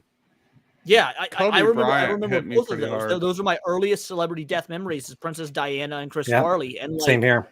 Here we are in terms of Akira Toriyama. Again, I remember Stan Lee. I remember Michael Jackson. Like, there's a few pivotal deaths that you will always remember. And in 30 years, I'm going to remember this stream and talking about celebrating the life of Akira Toriyama. Yeah. Fucking it, man. Robin Williams, dude. Oh, dude. Kobe Bryant, dude, hit me hard. That one was like devastating. really hit me hard. I'm not even a big fan of basketball or anything, but dude, that one was just so devastating. So I do more or less want to keep this about Toriyama. However, Alejandro Angel says in my house, I remember when Carrie Fisher died. Do you remember? Because I have a specific memory with you about Carrie Fisher's death. Do you remember it? I'm trying to. I remember Don't put me on the spot. Help All me. right, so I'll just tell the story. We worked for a subsidiary of InfoWars together at the time, and collecting donations for the Republican Party. And when Carrie Fisher died, it was announced at the beginning of our shift. On our lunch break, we drove over to the mall, and I was devastated. I was in pieces when Carrie Fisher died. I think I had to drive. If anything. You may have been the one to drive. And we went to the Hot Topic. And I was looking at this Star Wars. I was looking at this Star Wars beanie, just thinking about Carrie Fisher. They had this cutout of, after Hot Topic, we went to the comic book shop, and they had this cutout of Carrie Fisher in the bikini, in the Jabba the Hutt bikini at the comic shop. And before I'm just looking at it, and I'm like, I'm broken, I'm devastated because Carrie Fisher, my princess, is dead. And as and Clay Media just looks at me, he's like, by the way, I stole this for you, and he hands me the Star Wars beanie, which I still have, right, by the way, that you stole from the Hot Topic because we were broke working for InfoWars. And they gave it to us. He gave it to me. I put it on. I took a picture with Slave Leia bikini, and I was wearing a shirt that said "May the Force be with you," and it was. And later that night, I walked in and found him jacking off to the beanie while he's crying his eyes out. What the fuck? Didn't happen. Scary. Why do I want to see a series like a reality series of you two? You guys are characters. Well, thank you, man. You should hear about my time in the police academy, but that's for a different stream. It's strange that right after Stan Lee died, Steve Ditko also did. Yeah, that was another one. I'm so privileged to have gotten to meet Stan. In fact, we'll loop this back to Toriyama. I know for a fact that Stan Lee liked Dragon Ball Z. So when I met Stan Lee about 2 years before he died, I was wearing a Dragon Ball Z shirt, and I go to talk to Stan Lee, and he specifically said, "Hey, kid, I like your Goku shirt." Or whatever in the Stan Lee voice. Like, he acknowledged Goku. He didn't say, "I like your Dragon Ball shirt." He said, "Hey, kid," which was at the time was weird because I was like 25 or whatever. Like, "Hey, kid, I like your Goku shirt." And he called Goku by name. I was like, holy fuck. Stan Lee knows. Yeah, it was amazing. You know, like he probably like in his spare time drew some like mixes between, you know what I'm saying? Like had some art that we would love to see nowadays that he just, never released. It's so, you know what? You segued into the next scene. Before we talk about the next thing, we got Cameron Combs. I first saw Dragon Ball and I was like, this is weird. Then later saw Super Saiyan 3 Goku fighting Majin Buu and was hooked. Love Dragon Ball Z, GT Super, and will love Daima. I will love Daima as well. I'm an unabashed fan of GT. I acknowledge the quality isn't that great at times, but I love GT. Stan Lee visited Japan. That doesn't surprise me because Stan Lee did put out a manga called Ultimo. I read the first 3 chapters. It was pretty damn good. Anyone remember when Jason David Frank died? It was good to get his autograph too. Yeah, Jason David Frank was a big one. Yeah, that was heartbreaking for me. I grew up on Same. Ranger or OG Power Rangers. So, yeah, him and Leonard Nimoy, because I'm a big Star Trek fan. Oh, that, I remember that broke my heart. Oh, yes. So, Notorial. Why it was so hard for me is because he was so inspirational. I thought it was just like unfathomed, like for him to twist it that way. Like he's so motivational. Sorry. Yeah, it was heartbreaking. We found out like the cause of it and all that, and just reminds you that depression is real. So we are now getting viewers from Japan as well, and I just want to say I googled this konnichiwa. It's the translation is a little bit off, but it says hello. I just want to say hello to you as well. So glad you were tuning in. Just know that we here in the West absolutely adored Akira Toriyama. He was an absolute life changer. So we are so happy to have you here. Please stick with us as we celebrate his life. Hopefully you understand this, and if not, you know what? You're here, and I appreciate it. Daxnar says, I've lost my mind in your shoes, Leon. Super Saiyan 4 is best transformation. I agree. I'm a sucker for OG Super Saiyan. I'm a sucker for what I don't know if it's transformation, but Omen is like, isn't that from GT? Yeah, Super Saiyan 4 is GT. I have a confession to make. I have not seen GT. You got to do that. Like after we get done with this. I won't lie. GT is worth watching. It really is. There's okay. It's a slow start. I mean, it's cool, but it's a slow start. But like once you get into like 20 episodes, 10 episodes in, it gets you should watch it. Anime Night says, to our Japan friends, we will adore him and we appreciate. Absolutely true. Super Saiyan 1's awesome. Omen is hype cookies. So, all right. Omen. They're still calling you cookies from the other night. Right on. Much love, guys. Perfect time to watch GT. Yes, this really is a perfect time to watch GT. Super Saiyan 4 is my favorite form. I enjoy GT. Yep, I do as well. Without anime, we wouldn't have had Power Rangers. That is probably true, honestly. Yeah. Oh, so we wouldn't have without Sentai. We wouldn't have had. Right. Well, I think they meant that Super Sentai was inspired by anime, but. So I Cyborg 009, yeah, and Kamen Rider, same creator. Yeah. So because Sentai didn't they use a lot of that footage? No, go for it, Tim, and then we'll let Clay Media go. No, yeah, didn't they, Leon? Didn't they use like a lot of that footage from like Sentai or like from other? Yeah, so basically, footage? Power Rangers used the fight scenes from Super Sentai, then they spliced in the Americanized actors and stuff like that. Yeah, so original first season of Power Rangers was an adaptation of the I think the 17th Sentai called Zhu Ranger. So all the clips of Rita Repulsa or Bandora, Yeah. So it was fun. For me, watching Zhu Ranger as an adult, watching it, subbed and all that, it was like it felt like pieces were coming together that the original Power Rangers show did not resolve or something. So it felt like I was finally resolving my childhood from watching Power Rangers back in the day, watching Zhu Ranger, and then of course following up with Die Ranger, which was they used parts of it for season 2. So like, Spider-Man, yeah. I was just saying, Eddie Redmayne, Japanese Spider-Man is fantastic. The reason why Sentai started using giant robots, I believe, was because of that Spider-Man series. Really? That would be awesome. That's awesome. Real quick, Ace1220, you are new to the chat. I've never seen you before, so I just wanted to extend a heartfelt welcome. I'm so glad that the first stream that you tune into is the one celebrating the life and career and all-time achievements of Akira Toriyama.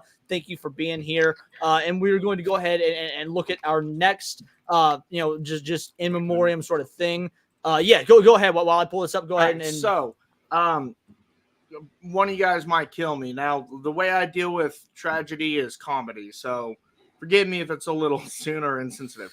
First of all, I was going to say, I'm so fucking terrible. Every time I heard you guys say Sentai, I kept thinking hentai. But anyways, so could you imagine if King Yema resurrected Akira Toriyama? How would you say that backwards? Like oob, but like how would you? Just like how oob is boo backwards. I would say Akira. I'd have to type it out and read it out backwards. It's possible. So this is decently old, but there might be some of you guys that have never seen this. So 30 famous mangaka draw Dragon Ball in their own style, and I cannot think of a better way to celebrate Akira Toriyama's manga career than looking at all these other artists who were, let's be real, likely inspired by him and their takes on the Dragon Ball characters. So we're gonna go through these one by one. We got Shun Saiki, which is famous for Food Wars, and his interpretation or hers of Android 18, greatest waifu in the history of anime. What do you guys think of this interpretation of Android 18? Good Lord. I know, right? Definitely not Toriyama, but all right, next. So from the creator of Zetman, Masakazu Katsura, this is his interpretation of Son Goku. I actually really like this. It's got kind of a primal look to it. It's dope. Yeah. I couldn't tell. I couldn't tell it was not Toriyama here. Really? Same. See, I actually can. I think that the shading technique, the shading technique is very different from. It's more Toriyama's. dynamic. It's more dynamic with the edges. See, I'm just looking. I'm just looking at the face and the face and the way, especially the finger. hair. He does the fingers almost exactly the same. It's just the shading that gives it away, in my opinion. Okay.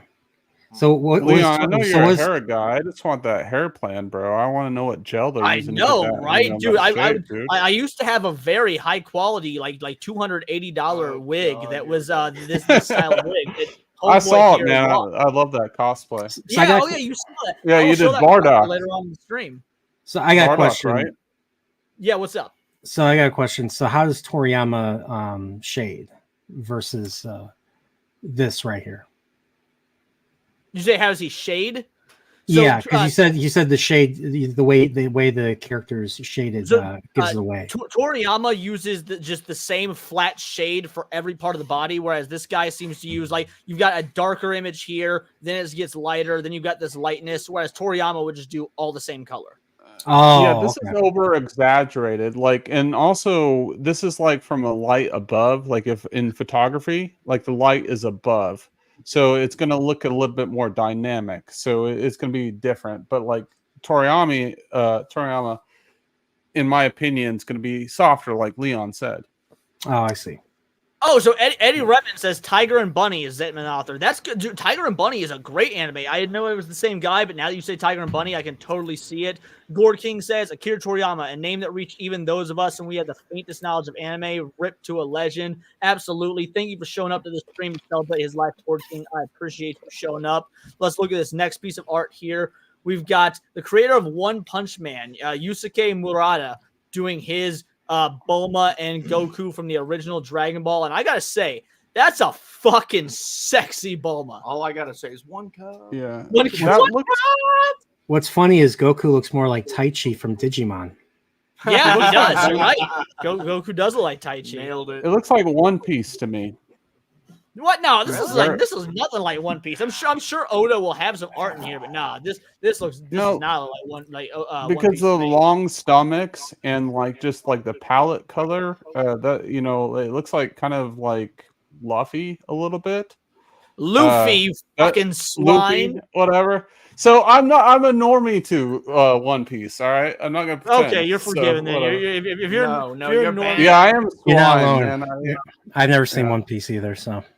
Yeah. So we got this looks like Yabuki from To Love Ru. This is their interpretation of Goku, Bulma, and Krillin. I really like this Goku. He looks young and playful. This Bulma looks a bit aged up, which I'm okay with because I can consider it hot and not be a pedo. So, I really like this art style. What about Goku you? Looks very feminine. I was about to say Goku. God damn it! Hypnotic says right here, careful, Leon. That's an underage Bulma. They'll come for you. You know what? I've said far fucking worse. I've said it on Saturday Night Hypnosis. So, by the way, shout out Saturday Night Hypnosis. On this coming Saturday, we're going to be talking with Brutus, the individual behind the Sweet Baby Ink stuff. So it's gonna be awesome to talk to him. Make sure you tune in for that on Hypnotic's channel. Let's continue with celebrating Akira Toriyama. What were you guys saying about this art? That Goku looks. I like this. Yeah, this he looks like a older- little girl compared to a little, like he looks like a little girl trying to look like a little boy. Kind of. Why is Aang in there? Aang is in there from Airbender. That's funny. Sorry, that's my only issue. Okay. No, I'm glad. So I'm glad you corrected me on this. I was going to say that, and I thought, fuck it, it doesn't matter. But yes, the creator of One Punch Man and the artist of One Punch Man are different. The creator, the guy that wrote it, is actually a terrible artist, and then he got somebody else to do like the good fancy art for One Punch. I was gonna make the specification, and I thought, fuck it, it doesn't really matter. Thank you for keeping me honest, Vincent Martin. Look at the crowd calling you out. I appreciate that. Yeah, when people in the chat keep me honest, that matters. And don't worry about being a normie, Alejandro, because at the end of the day, we're all here for our shared love of Toriyama. At the end of the day, you have a really sweet name. Yeah, you got a really sweet name, Alejandro Angel. Agreed. All characters are aged 18 plus. Thank you, Daxonar.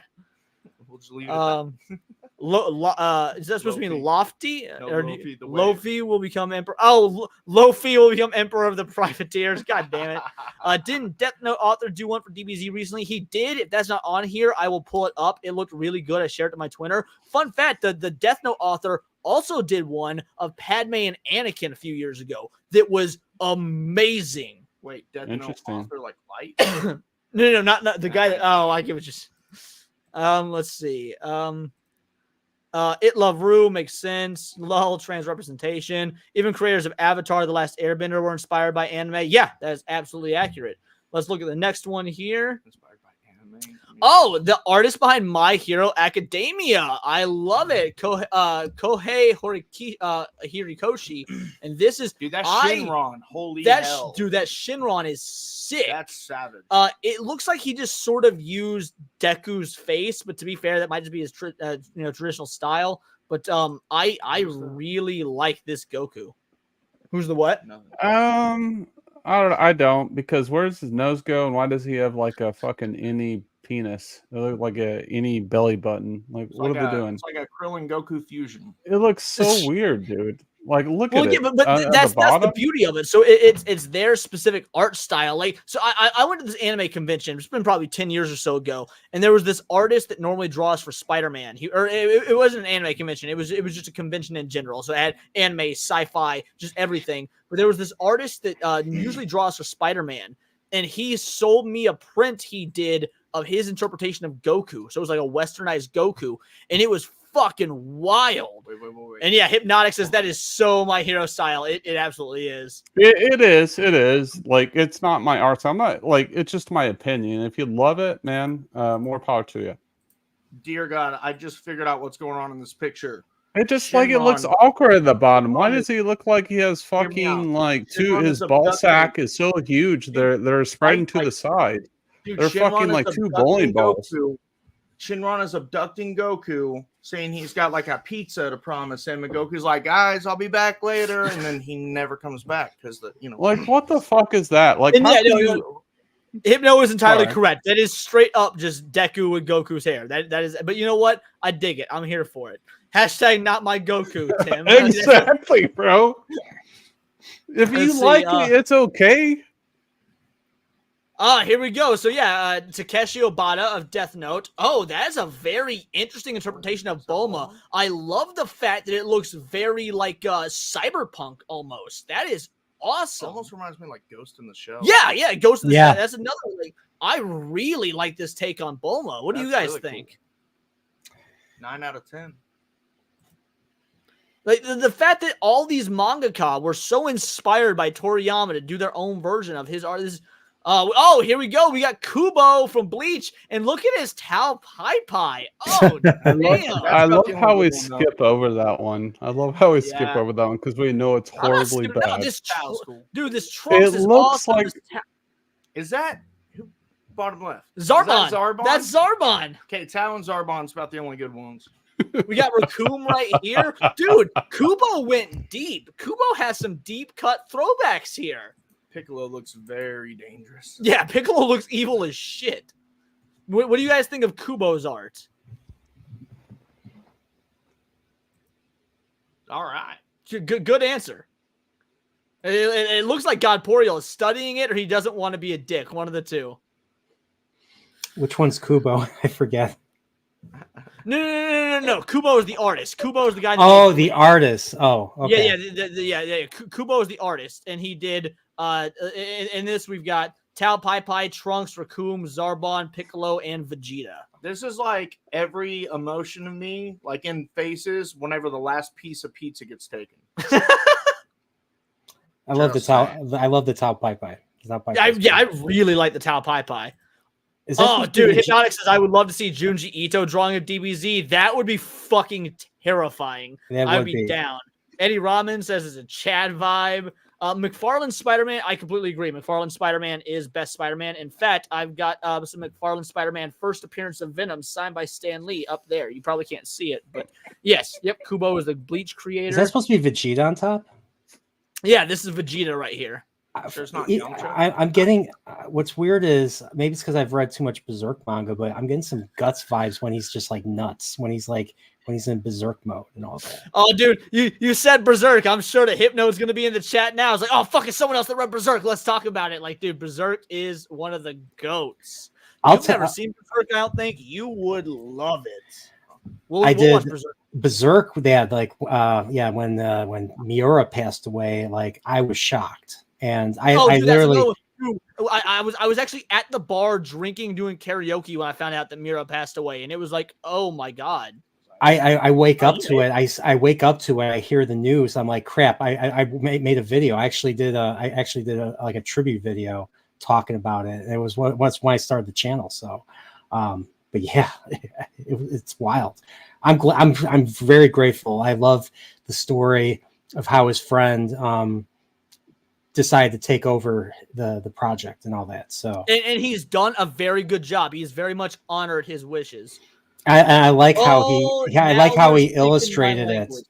I like how he illustrated that collaboration. So Clay Media just whispered, Alex, I don't know if it hit on the mic. He looked at this art and he goes, is this Rurouni Kenshin? And right here, Nobuhiro Watsuki, Rurouni Kenshin. Now, I am a massive Rurouni Kenshin fan. I love this. It is very different than Toriyama style, but you look at this and you know it's Goku. Is Goku is Goku now the Batosai? Yeah, but he's the reverse Kamehameha. The reverse, that's so great. I really enjoy this one. Let's see this chat. All Might and Vegeta have the same. Yes. His name is I'm blanking on his fucking name. It's killing me. Chris Sabat. He's a fucking dickhead. Jackie Chan villain vibes. You know how they say don't ever meet your heroes? It's funny how that's so true. The don't meet your heroes thing is true, especially in the modern anime voice acting sphere. I will say I did have a good experience with Sean Schimmel.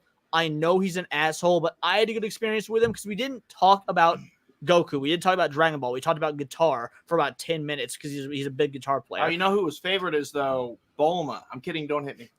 Seattle Chef, I think you are new to the chat, so welcome. I'm glad you decided to come here and celebrate with us, to celebrate and appreciate Akira Toriyama. R.I.P. to the great Toriyama. Absolutely R.I.P. for sure. Funny enough, this is a reverse Kamehameha. Nailed it. Ocean Vegeta, FT Dubs. All right, what else we got? Who's coming next? Oh, Gintama. We got Hideki Sorachi. No, you know who this is. Oh, that's Bardock. This is Bardock. It's nice to see some Bardock representation here. That's awesome. Actually, that's really good. I really like this Bardock. What do you guys think? That's awesome, man. Bardock, the father. That's one of the other few Z movies I consider canon. Yeah, absolutely. Awesome. I do as well. In fact, Zero or like, what are we talking about? No. So the original Bardock, the father of Goku, but that was dope. So well written that Kiriyama decided to remake it himself to make it canon effectively. And I won't lie, I think Kiriyama's version isn't as good, or Toriyama's version isn't as good as what we got in Bardock, the father of Goku. I still like Dragon Ball Minus, But yeah, I like the original Bardock father of Goku better. Yeah, there was a lot more grit towards the character, like a sense of urgency in the voice, and I loved his moveset. If anyone's played, I know Leon's played the game Tenakashi 3, right? Dude, his skill set and yeah, sorry. But what the cool thing about that game is, you could choose a character like Bardock, but you could level him up to a higher level, even though he was considered a low-class warrior. You could take that character, kind of customize him up a little bit, have his like his moveset, and make him a great character. Because I played one of my buddies, like, how the F did you F me up with Bardock when I'm a Super Saiyan? And I'm like, no, bro, this is a different game. This dude is cold. So we got the artist behind Tokyo Ghoul here, Sui Ishida. I love the color scheme on this Goku. This looks feral. Like this is wow. Absolutely. To me, this looks like because Saiyans were supposed to be primal, and when you look at this version of Super Saiyan Goku, right? Like vicious, yeah. He's like sitting there, like you can tell he's ready to kill you, but at the same time, he's like laughing because he's enjoying it so much. Yeah, he looks psychotic in a way, not like berserked out, but like Yeah, I mean, he's got. I'm getting some Joker vibes from this. Right? Yeah, I do. I could absolutely look at those. Look, do you want to see how he got those scars? Right. Yeah. Holds up a popsicle stick.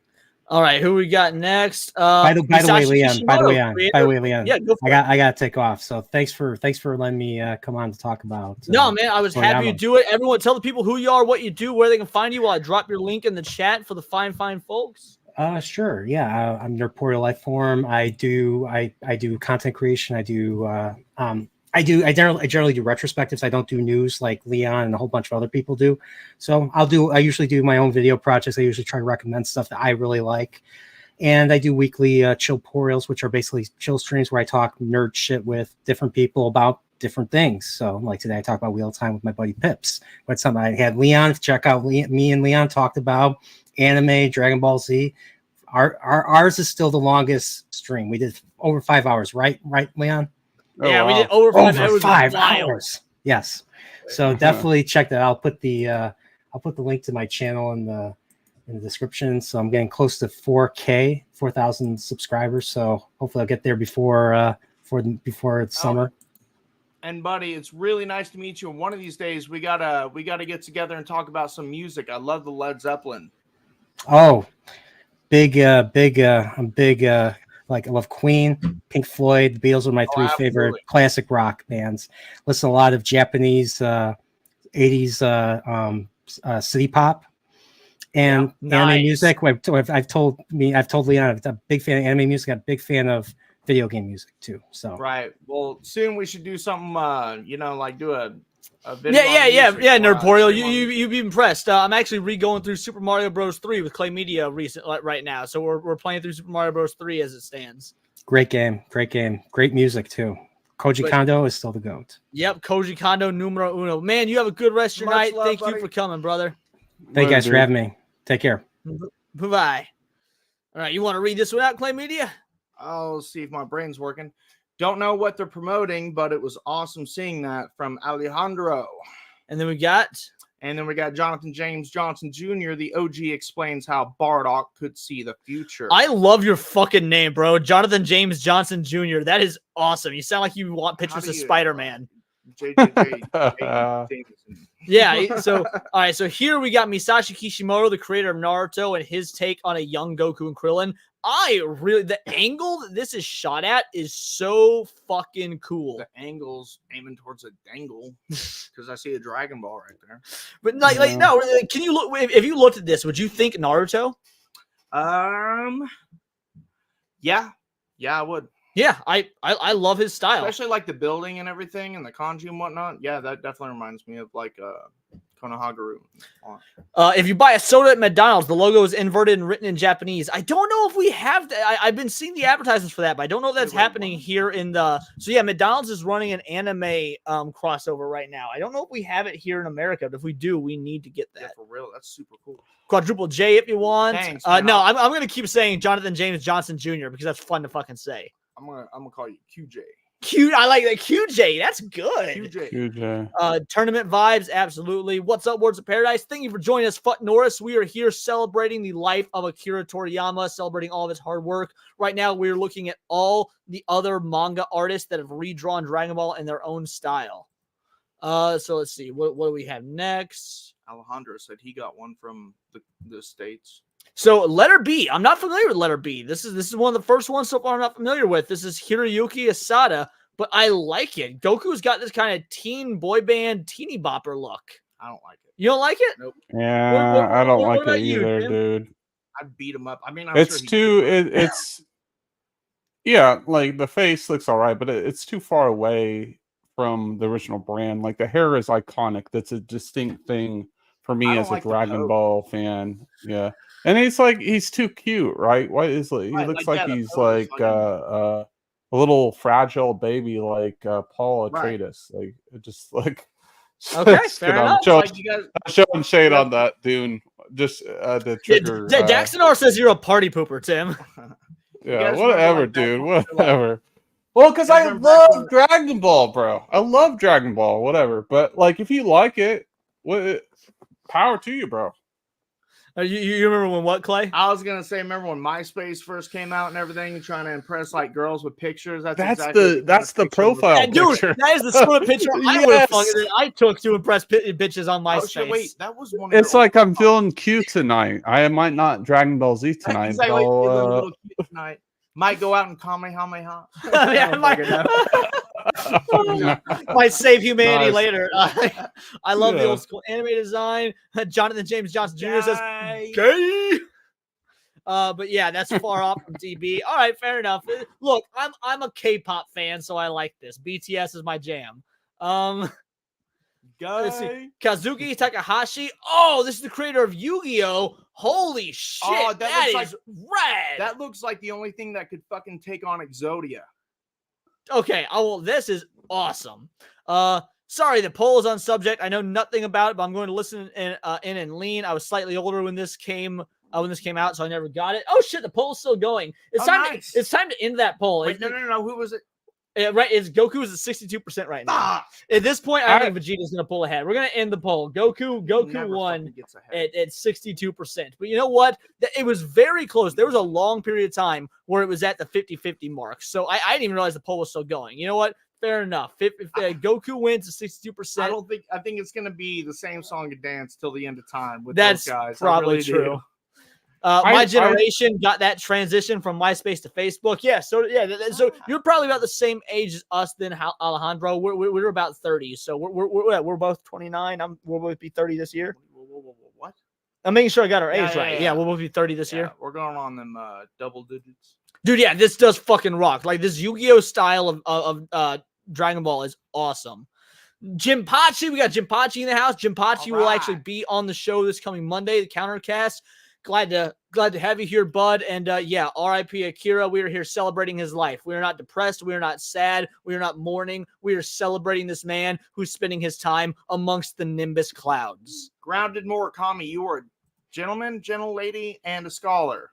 Yeah, he says he voted for Vegeta. Sleepy Goku rigged the polls like Sleepy Joe Biden. That's funny. Oh no, you're 25. Okay, so you're a little bit younger than us. We're almost 30, but even so, we're still in the same generation.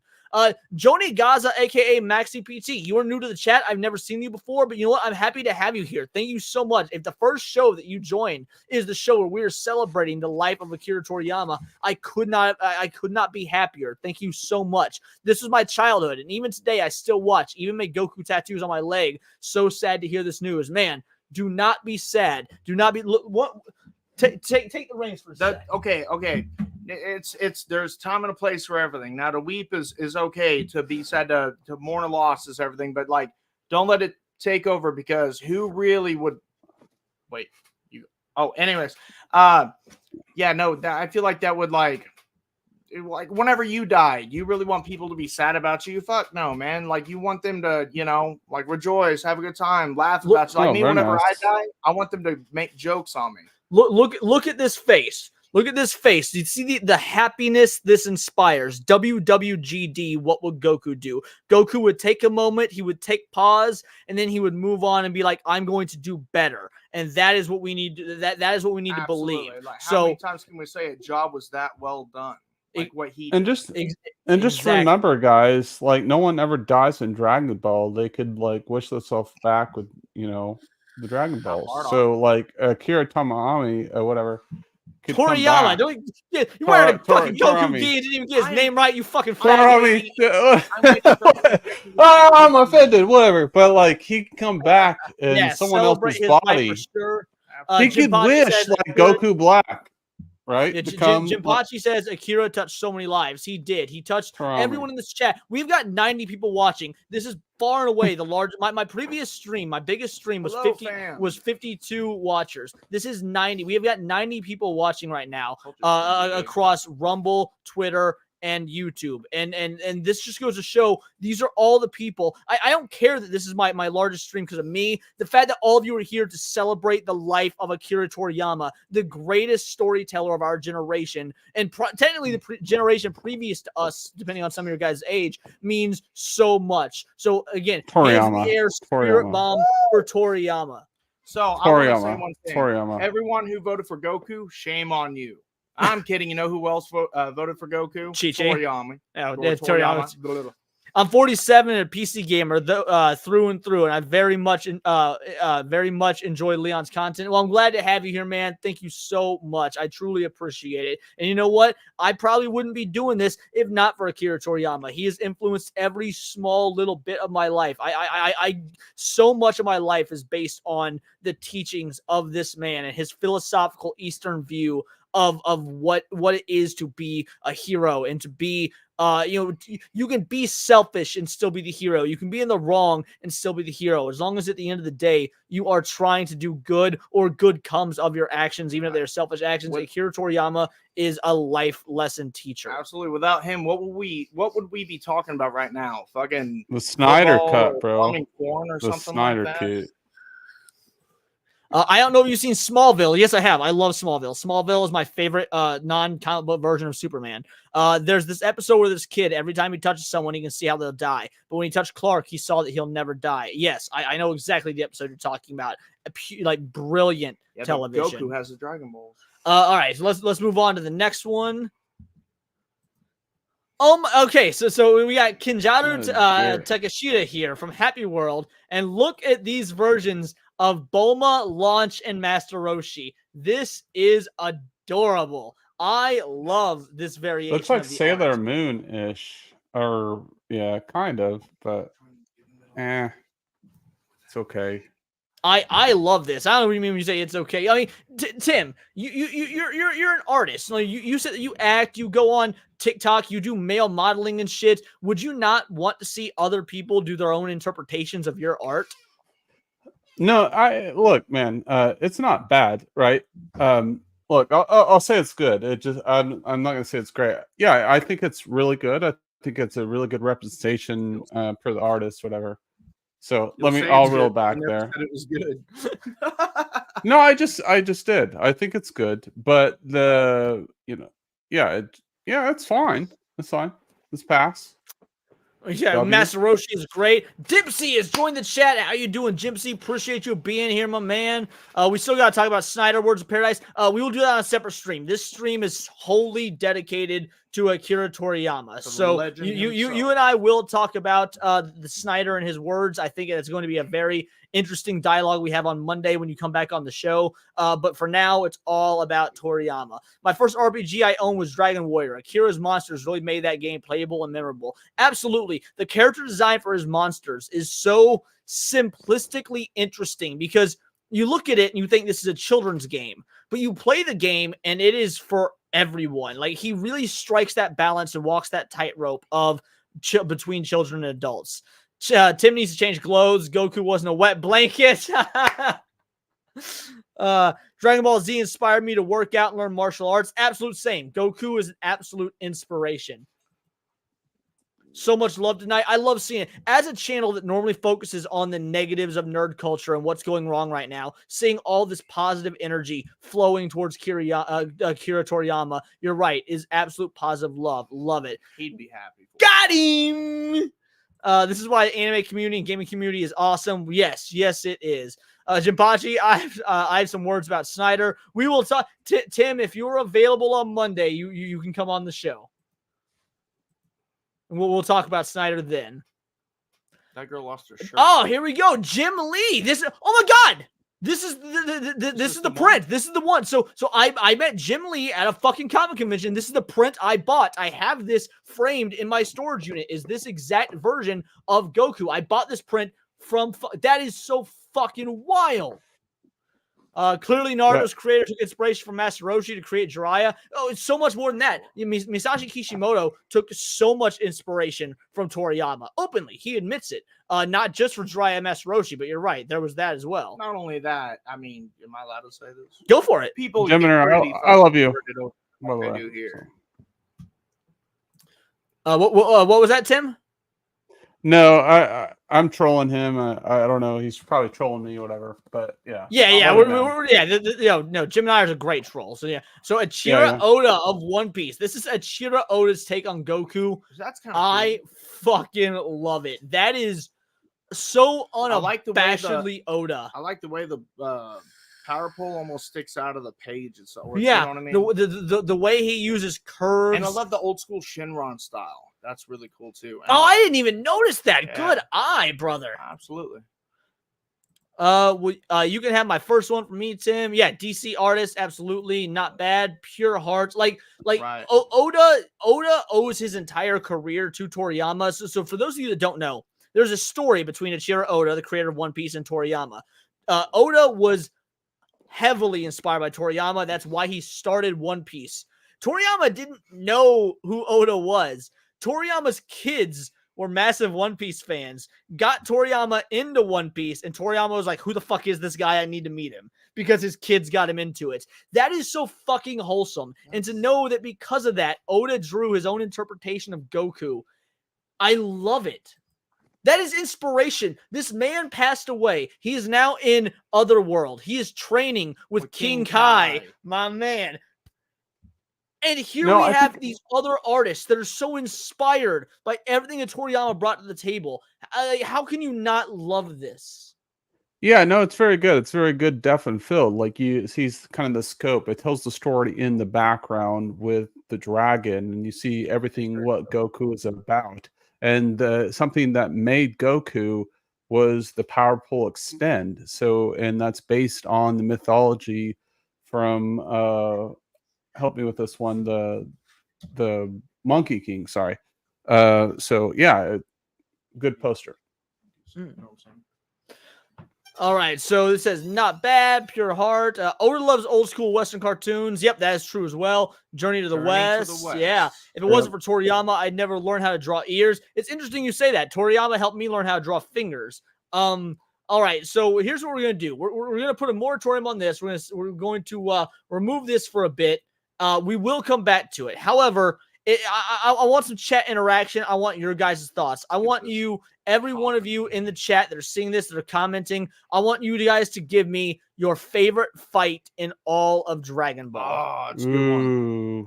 I got one. Well, yeah, while the chat is talking about their favorite fight, Tim, give us yours. Then Clay, you can give us ours. I'll give mine last. Let's Tim, what is your favorite fight in all of Dragon Ball history? Okay, so like the Majin Vegeta fight, the speech between Goku and all that is probably the best epic dialogue. But if you're talking about best fight of all time, is probably in not necessarily Dragon Ball. The best. Your favorite. What is your favorite fight? Give us both. My favorite. Okay, favorite. Okay, favorite. Ooh, that changes the scope of it, because my favorite like dynamic on the blast is when Goku goes. What does he do? King Kai, Kaioken times 4 versus Vegeta. That voice, iconic. It is so iconic from that. And he's like, and King Kai's like, "What, Goku? No! What? You know, going on that. Yeah, and just the colorization, because like Vegeta's blast was it was not really red, it was kind of pinkish a little bit, but it just like it looked cool. But then if you're talking about like hand-to-hand combat, it's in a movie where Goku's kind of frozen. It's World's Strongest. Yes, yes, yes. Mhm. Yeah, so there's different dynamics that you can look at, like what's the best fight, what's the best blast, and what's the most epic dialogue. Because like the freaking Majin Vegeta stuff and the Tournament of Power, or not Tournament of Power, the World Tournament is so epic, and it's so like Epic is in dialogue, or epic in the dialogue, and it shows where Vegeta is kind of relapsing where he came from, because he had this kind of good arc, but explain it, man. yeah, not to you, Gohan, but to a warrior, it means greatly, right? Remember that? Dude, oh, that was absolutely. Whenever he's telling Gohan, he's like, "You should be ashamed of yourself," and look at them, they're garden statues at best. Yeah, he was really, yeah. I'm sorry. Go ahead.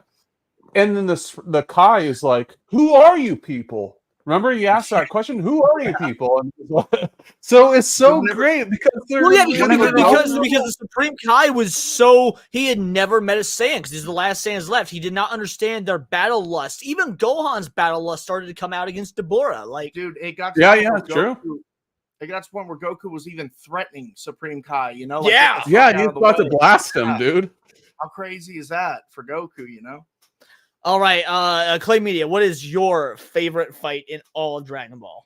Movies, manga, anime, the whole GT. I'll try to speed run it. The most brutal fight, in my opinion, which would easily be the fucking Broly movie. The first one. That's not even a fight. Dude, that's Broly spending 60 minutes trouncing everybody until Goku gets two good hits. I can't believe how brutal that fight was. My favorite fight, would maybe be I'd have to think about it. You go first. All right, so my favorite fight is I'm gonna be real. I actually have the same answer as you, sort of. So Broly v everyone is my favorite fucking fight. Like it is just how it is literally 60 minutes of the Z fighters getting fucking wrecked. It's like pure Saiyan combat. Yeah, pure Saiyan, not even pure Saiyan combat, pure Saiyan carnage. And then also Broly is very different from all the other fighters in that they made his style more of a wrestling and grappling style than an actual martial art. And then after that, my second favorite is Goku versus Perfect Cell. I love Goku versus Perfect Cell. I want to read your guys' thoughts. Dempsey says Goku versus Skip. I assume you mean Hits. Yes, Goku versus Hits. I was thinking that one. That's an interesting. That's a good fight. Where he goes Kaioken and Super Saiyan God, Super Saiyan Blue Kaioken. Yeah. Goku versus Perfect Cell. Hey, Jinpachi, I mean, you're on the same wavelength. Goku versus Majin Vegeta. Piccolo versus 17. What an underrated shit. Yeah. Where he did the Hellstorm. Yeah, the Hellzone grenade. Yeah. That is a very underrated fight. I really like 17 and Goku too whenever they finally meet up. And don't forget that's the very first time. Oh shit, no, I changed my answer. I'm retarded. My favorite fight is Goku versus Krillin, leading up to the Tournament of Power. The fact that Krillin effectively beats Goku because he's a better strategist, I love that. Goku versus Krillin, that is the episode of Super. He used and almost got Jiren out of it. I've rewatched Goku versus Krillin more than any other episode. I'll stop interrupting, but what about Future Gohan versus the androids? That was a good one. Oh, in History of Trunks, that's a very good one. Jonathan James Johnson Jr. says when Goku first goes Super Saiyan, excellent. That sucks. Well, he's resting in peace, I'm sure. Such a fun arc. I'm in Rich Swag Lord come in with the obvious take, and I don't mean obvious in a bad way. Gohan versus Perfect Cell. Absolute. Wish Akira stood around for another 10 years. 68 isn't that old. Yeah. Right. I agree. Goku versus Perfect Cell is a great fight. I'm in Rich. That one's awesome too. Frieza versus Goku, the first fight. I assume you mean the first fight as in before Goku goes Super Saiyan. First met each other. Favorite fight in DBS Broly Vegeta. Oh, the Dragon Ball Super Broly honestly, Vegeta. That's one of my favorites too. Vegeta, the way he like kind of manhandled him and everything. He's like, oh, you might actually be a good warm up, and I loved it. I respect it, Leon. Can't forget Broly and Cooler, both great fights too. Absolutely. Oh, for sure. He was the Brock Lesnar with sand Oh my hair. god, that was perfect. That is 100% accurate. Got to bring up Piccolo versus 17. Yeah, that was a very. I won't lie. I did not expect anyone to pick that fight. Goku versus Piccolo. Oh, so in OG Dragon Ball, Goku versus Piccolo Jr. Nice. Oh, I got one more good one. Pycon and Goku. Oh, Trunks versus Tien from BoJack. That's another underrated one. I did like Trunks from versus Tien and BoJack. That was cool. Piccolo versus 17 was underrated. Let's see. Oh, fuck, yeah, Goku versus Krillin was great. Yeah, I can't believe I forgot that until you mentioned Super. Yeah, Goku versus Krillin and Super, because Goku was like, because Goku comes in, he's like, you know what, fuck it. Krillin beat me on strategy, so I'm just going to go blue and overpower him. But then Android 18 comes in. She's like, nah, this will be a fucking free-for-all tournament. There's going to be people helping. And Goku's like, shit, I didn't even think of that. Android 18 coming in with the save. That crazy move they did where they made an energy blast and they're sitting there like a tennis match, like smacking back and forth. Lucifer the Doberman says Goku versus Piccolo. Oh, Goku versus Metal Cooler. Interesting. Also, nice to see you, MC. I don't know if you've ever joined one of my streams before, but if you haven't, welcome. I'm glad this will be the first one that you've been showing up to.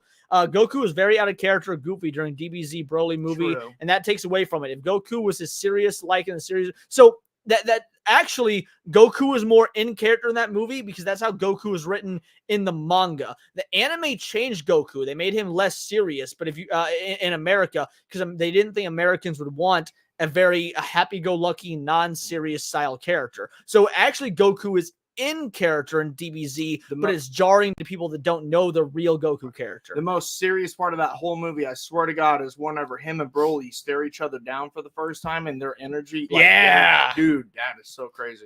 Goku versus Frieza, the entire fight, including the super transformation. Yeah, it's like a 3-hour fucking fight. Why does Tim look exactly like Mr. Popo? He's calling you black, bitch. I look like Mr. Popo. Dude.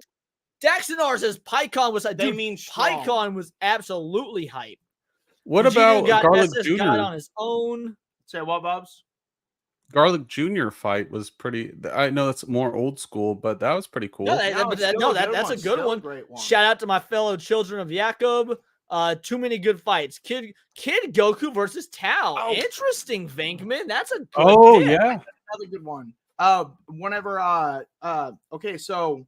Oh, first of all, Goku Black, yeah, for sure. But whenever Future Trunks comes back and he's telling Vegeta and Goku about his timeline, how he fought Deborah, and he's sitting there blocking that spit with his sword and everything, that was pretty cool. I actually forgot that even happened until you brought that up. Master Roshi how could I forget Super Broly movie? That's probably the greatest animated fight from a technical perspective. Dude, seeing that in theaters was mind-blowing. Like the audience, when we watched that in theaters, you could feel electricity in the theater. Goku versus Cooler is my second favorite from the movies. OG Broly versus everyone is number one. I hard agree, Ace. Okay, I'm glad someone finally said it. I've been waiting, Venkman. Yeah. I've been waiting for someone to say Goku versus Baby Vegeta. Peter Venkman fan site. Wow. You read some of these while I pour myself another drink. All right. So, Mr. Fan, oh, sorry, go ahead. No, go ahead. I was like the Janemba fight. Is that how you pronounce it? Oh, like, shit. Dude, Janemba's another great fight. That's another great one we didn't think Dude, that was dope. Oh, yes. And the Gogeta and Janemba fight obviously lasted 20 seconds. But anyways, no, the Goku versus the Baby Vegeta fight was so fucking insane as well. Yeah, and honestly, so was Super Saiyan 4 Goku and then Super Saiyan 4 Gogeta versus Omega Shenron. Yeah, and wait. The Super Saiyan 4 not versus Omega Shenron, the other dude, they had mutual respect for each other. Like when Super Saiyan 4 Goku fought Nova, Nova Shenron. Yeah. Jonathan James Johnson Jr. says Vegeta got Super Saiyan going on his own off screen. Didn't need no pansy or ritual. My man, that's what I'm talking about. JJJ Jameson, or my bad, QJ. One of the most intense scenes when Master Roshi's island is exposed by Tim Ballard and they nail him for child trafficking. What about that in the is Tournament wild. of Power? Whenever Roshi was like freaking that one girl out, Dude. like, with the whole rape. Roshi in the Tournament of Power, like when No, Goku he's a Goku was holding Roshi's body and crying, I Dude, Roshi teared should up have when died. that happened. Roshi should have died. I'm in my glad he opinion. didn't though, because killing Dude, is against the rules in the Tournament of Power. Okay, so now I love the Spirit Bomb being the catalyst for the whole UI thing. I do, but also, dude, what would have impacted you harder? That or Roshi dying? Dude, But, I mean, it's kind of like a Krillin thing. and Roshi whatnot, but, dying like, would hit hard. I dude, agree. I was crying. When Ace says Kid Goku versus Tien is underrated. Also, Future Gohan versus Android 1718 had me on the edge of my seat. Both those are excellent fucking picks. Yeah, what about I can't remember this fight very well, but what about Goten and Trunks whenever they're fighting? Goten and Trunks in the world turn. Oh, when they're fighting Broly. Yeah. I wasn't that great. Yeah, right? that was not that. It was more of like they're Once Gohan shows up, it gets better. But Goten and Goten and Gohan Trunks, and Super yeah, Buu or whatever. Goten and Trunks versus Gohan Super Buu That is one good. was crazy. But Goten and Trunks versus Broly is more comedic. Vegeta or Gogeta? So Yo, Gogeta. Oh, are you asking for a poll Put that or poll up. So Do it. real quick. So it was Gogeta that fought Omega Shenron. But if you're wanting a poll, Yeah, we can let's do a poll. absolutely do a poll. You take over the chat while I do this. All right, guys. Tim, do me a favor, man. What are your thoughts on Vegeta or Gogeta?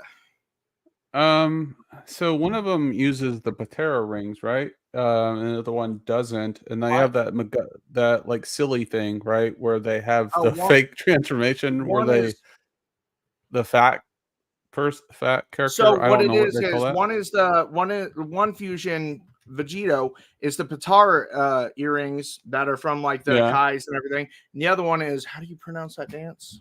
Just the fusion dance. Yeah, Oh, but it's got a Japanese it's got a name. weird But I don't name, remember but the name of anyways, it offhand. The fusion dance. If you mess it up at all, you have to be like perfectly like level with power level. You have to be the dance itself has to be in sync. you know.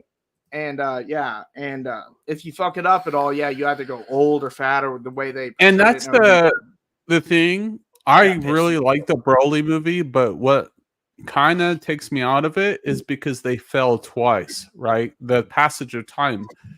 Don't they say it takes several hours? And then literally, Frieza, Golden Frieza, was fighting Broly. I'm so glad. For I'm like so glad you hours. brought it up. I was gonna Remember? be. So I've done the math. It's an hour and a half at least. From them fucking up the fusion a couple times and him getting his ass just whooped by Broly. Which I mean, that means like obviously we all know Frieza is super fucking strong and durable, of course. But dude, the fact He can that survive anything. the fact that he was getting his ass whooped by Broly for like an hour and a half, oh my goodness, man. How like that's the thing. Like I realize the joke. It can be kind of funny, but like to mess up on that like fusion that many times is so stupid. It's Well, stupid. they never. I mean, if like we that wanna movie, but absolutely, if we want to put some validity to it, man, they never done it before. They never practiced it before. All Vegeta, Goku practiced it a couple times with Piccolo because Fusion Reborn the first time was not canon, so they'd never done this before. They never practiced it, so of course they're gonna. That's fair. That's fair, but like as far as like we're looking at the movies, man, it's just like an hour and a half freaking Frieza, Golden Frieza, which it's not just Frieza because it does cut to show that Whis fucks with Broly a little bit. He doesn't fight him; he just sort of fucks with him because he wants to pass some time. Well, no, Whis isn't. No, I'm saying Frieza. Whis is there to pass some time, right? Because they're interfering with they shouldn't be interfering, but because of plot reasons, right? They're interfering. But no, I'm okay with it. We know Dragon Ball Z, Dragon Ball universe is supposed to be silly somewhat, right? It's just like I wish they would have done it. I want to acknowledge this comment. So Nanik32 says the way they worked in actual fight physics in Gogeta Blue versus Broly is sick. If you notice, Gogeta works the body, essentially wearing Broly down with that Super Kamehameha finisher is epic. And you're right. Like that's how UFC fights go. When you watch the UFC, it's not a game.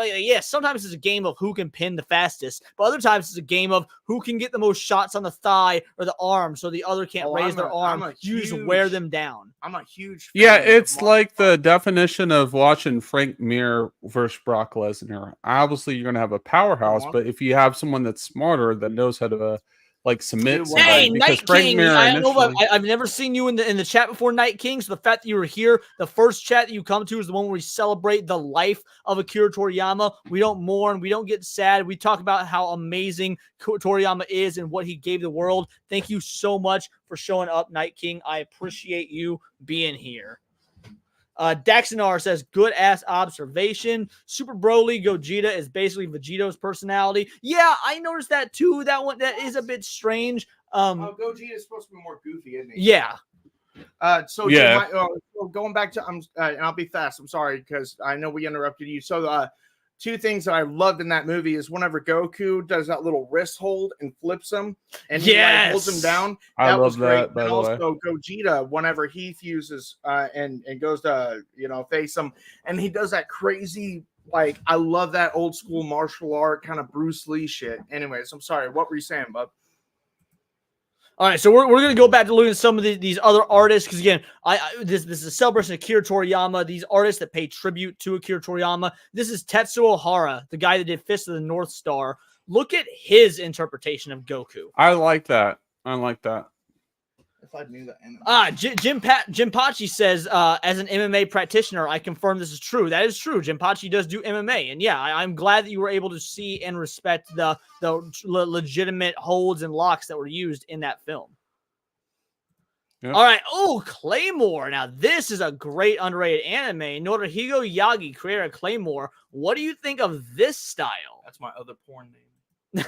Claymore, that's your other porn name? I think that's pretty dope as well. That is awesome. Remember when Future Trunks came back to kill the androids after Cell? He said, "What's the matter? You're scared now? This is for Gohan." Oh, absolutely. Dude. Tetsuo. That's right.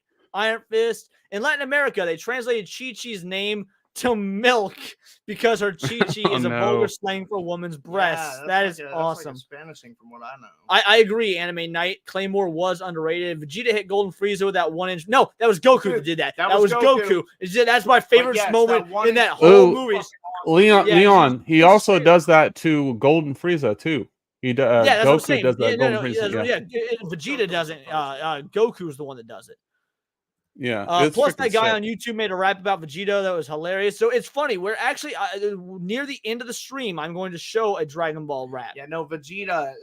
He hit him with that like 1, 2, 3 combo. Those jabs and everything after Goku had already. Yeah. So this is Kenichi Sakura of Dragon Drive. I don't know Dragon Drive, but I like this bright, vibrant art. We've got Tao Pai Pai. We got Commander Red, Commander Black, Commander. This is Blue. Or no, wait, this is Tao Pai Pai. This is this is Tao Pai Pai's cousin, whose name I don't remember. But all in all, we've got all the Red Ribbon Army. Oh, we got Ader here. We got Ader in the background. Wait, no, we don't have new ones. What was it? This is the OG from the OG ones. The OG Dragon Ball. Old Commanders. school mafiosos. Yeah. Let's see. We're almost at the end. There's 30 of these. So Full Moon and Full Moon of Sagashite. This is Ariana Tamura. This is Launch, and then you got Trunks here. Goku. Not Trunks. Gohan, Piccolo. I really like this. This is like a magical girl style. This is interesting. You probably don't like this, Tim, because you're a purist, but I think this is very well done. No, it's all right. It's all right. It's more like Sailor Moon-ish to me. Right? Yeah, it's right. To me, it's actually more like Ouran High School Host Club, I think. But yeah, honestly, these have all been pretty good. Yeah, I'm really liking these. Some of this art kind of reminded me of what's that? Read this one, Claymania. This one right here, Dempsey. All right. Red Ribbon Army blasting off again. Oh my lord! Oh no. I got that reference. No, I agree. Jesse is sexy. I agree. I've met the voice actor that plays James of Jesse and James. Super cool dude. He fucking hates Pikachu. Can't fucking stand him. Oh my god. I get the hype for voting and fan theorizing, but we all have to remember that Gogeta and Vegeta are basically the same being achieved from different methods. Sort of. There's actually a difference in their power scaling. I'm a bigger fan of Gogeta for the most part, but yes, Vegito has been. The Patara is stronger at the end of the day, hypothetically. So depending on how you look. Ah. Pan maybe looks like old school anime. Yes, I agree. I really like the old school anime style. Yo, let's talk a little bit about, if we're talking about fusion really fast, let's talk about Kefla. Ooh. How fucking Dude, cool was that? I Dude? love that was Kefla. one of my favorite fights, dude. That is the best Dude, where he- Kamehameha in the series. Yeah, it is where he grinded He off. Oh, the yeah, ground, when grinded Goku- on her fucking dude, blast. and right into her face, Dude, that was man. sick. Oh, That is the best Kamehameha that's ever been done. that was like Yeah, literally dude. the coolest money shot I've ever seen in my life. So we got Ryo Azuki for Love One, and I like the Chibi Goku, Chibi Vegeta and Trunks, Gohan, Piccolo, and then it's Bulma fucking being sexually assaulted by Master Roshi. Of course, I it's like love a normal it. Tuesday. This is the embodiment of Jackson Mars Dragon says Ball. Kefla is Bay. What did you Agreed. say, Tim? This is an embodiment of Dragon Ball, right? Because Dragon Ball, Yes. people forget how pervy it was, dude. It was so pervy, but I love it, man. especially back when everyone wasn't so sensitive and freaking out about everything. Jim Pachi, he said it was because he found Pikachu to be incredibly annoying, and I assume he means like just the constant Pika So what do you Pika mean- stuff. So forgive me. What do you mean? You said the guy who plays James. The guy who plays James is also say he plays Brock as well. He played both characters, And you say James he and Oh, Brock. he did? He hates Pikachu the character. Yeah. Oh. They may be the same being, but the fusions are very different. Yes, exactly. Anime Night. I miss the old coloring style from DBZ. Me too. That is the one. People can talk about how Super is better than GT, and I will on average agree. But rewatch GT. That fucking animation is top tier. It is the best animation that we have ever seen from Dragon Ball. Oh, and last thing I'll say about That's fusion, good. going back to the whole me fucking being a Vegeta guy, he learned how to do spirit fission. So I was about to say that Batara is the superior fusion method, but in my opinion, Gogeta has a better design. I agree. I completely agree.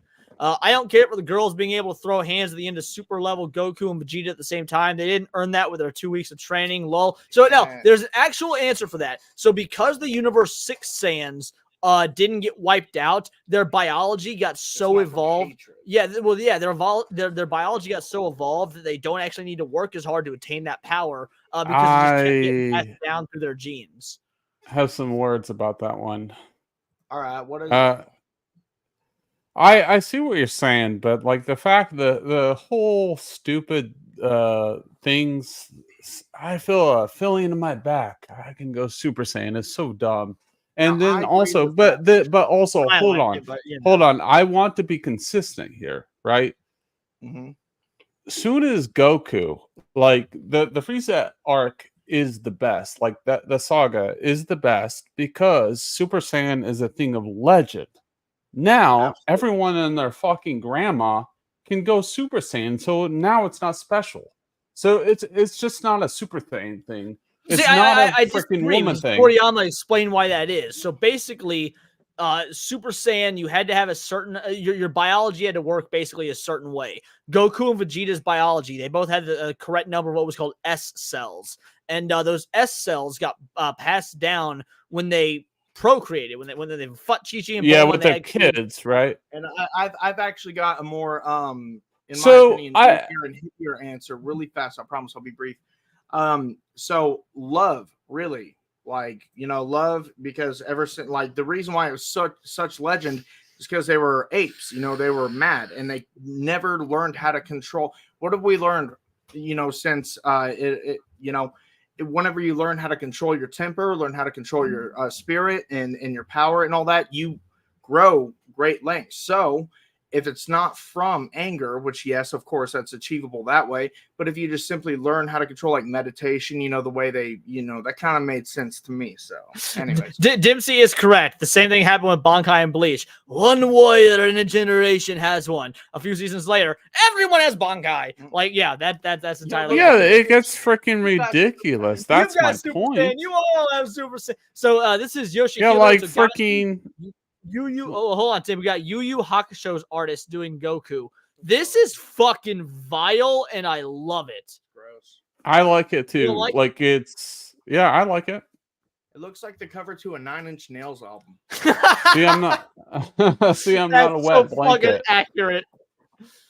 I think that was it the last one? No, there's a few more. So Yoshihiro Kano from Pretty Face. Oh, this is cool. Titties. I actually titties. like this too. I like this too. Yeah, I like this style a lot. It reminds me a bit of Kenichi, the Mightiest Disciple. No, it looks like. Oh, here we go. Araki doing his JoJo's Bizarre Adventure style. This is weird, and I'm a-okay with it because that's Araki's. I love his use of perspective on the power pole, just like Achiro Oda did. This makes me so excited for Daima. Dude, me too. We're gonna do the trailer to Daima later. So, what were we saying, buddy? Yeah, no, this is the closest thing to Dragon Ball I've seen. This is really. spot You on. think Araki's style is the closest to the OG? Interesting. It does look like it, man. I know we don't have the color, but like, yeah, it looks pretty close. And I like the, maybe a light's shining on top of his head. That's why his hair is, a little bit lighter. But man, that looks like Goku. I would be okay with this animation. Anime Night says Yu Yu Hakusho was my jam, though some faggot stole my entire season 1 collection in 2012. Yeah, fuck that faggot. Yo, Anime Night, DM us and let's figure out who it was, and we will go have we'll fuck him up. conversation. Yeah, JoJo's is not wild. JoJo's is bizarre.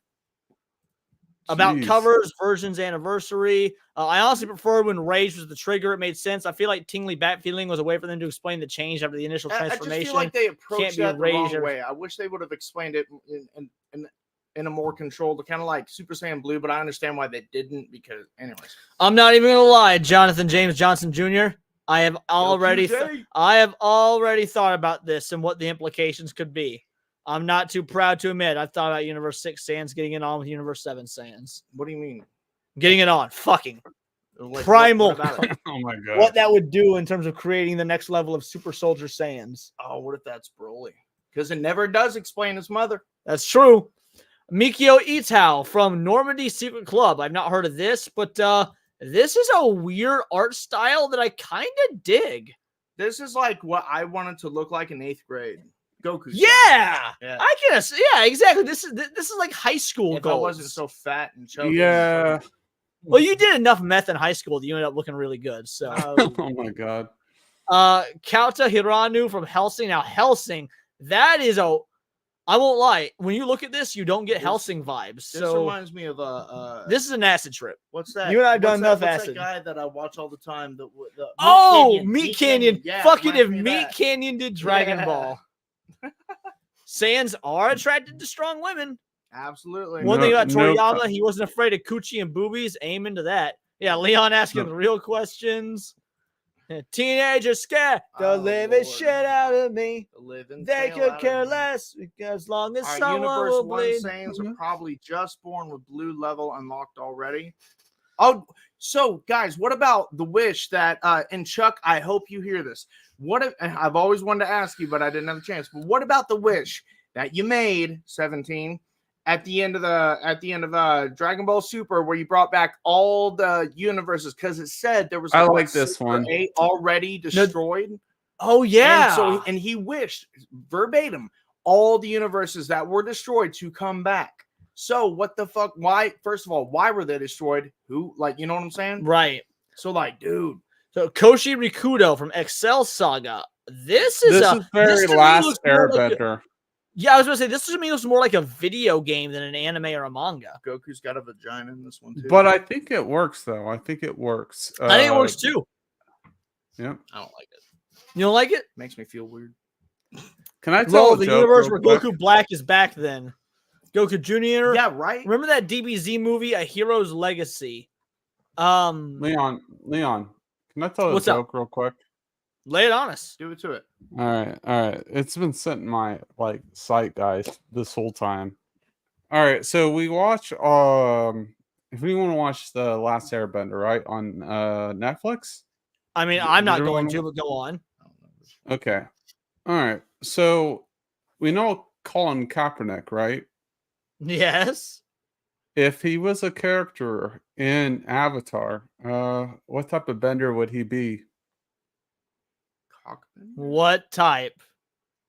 A knee bender. Man, I wish I got that one. Hold on.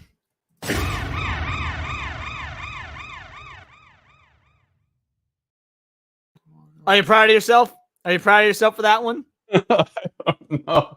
Boom, canceled. I just had to rim shot. The good thing is there's a lot of lore to explore. Makes me wonder what Toyotaro will do going forward. Me as well. I love Toyotaro's work. I think that, honestly, let's be real. The passing of Akira Toriyama is a shock. However, the man led an incredible life, worked on incredible projects. I think that by leaving Dragon Ball in Toyotaro's hands, he left it to the right person. I fucking 100% agree. Also, Ultra Red, Nakaba Suzuki. I fucking dig this. This is a like super realistic, like not realistic, but like a traditional Japanese style that I find really interesting. No, I think hey, it's good. well, 932. I'm glad that you showed up again. Being here to celebrate the life of Akira Toriyama, I couldn't ask for any more. The man was a legend. By all means, come back anytime. Feel free to like, comment, subscribe. But if you don't want to, if you just want to be here for Toriyama, I completely understand. Either way, it was great having you here. Kaepernick would be a gender bender because he ain't a man. True. Thank God for Toyo. Good night, Nanak. And the last one, Mr. Full Swing, Shinya Suzuki.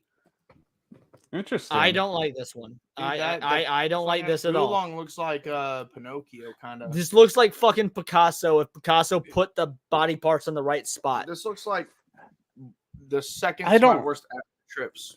I don't like it because it looks like a modern day Hollywood generic poster where you have floating heads Yeah. everywhere. Like I there's don't like nothing. this. That's done. You know what I We're done mean? with that. There, Yeah. There's nothing. Krillin equals Voldemort. Yeah, fucking exactly. Oh, there's got to be a good joke there. Come on, guys, let's think of one. All right, so here's what we're gonna do now. We're going to look at the most recent Dragon Ball Daima trailer from a month ago. It specifically focuses on Goku, just Goku. So this is the last thing Toriyama that we know of Dragon Ball related, because he was still doing Sandland and stuff to my knowledge. This is the last Dragon Ball thing he worked on. Let us honor Toriyama's memory by watching this trailer for Dragon Ball Daima.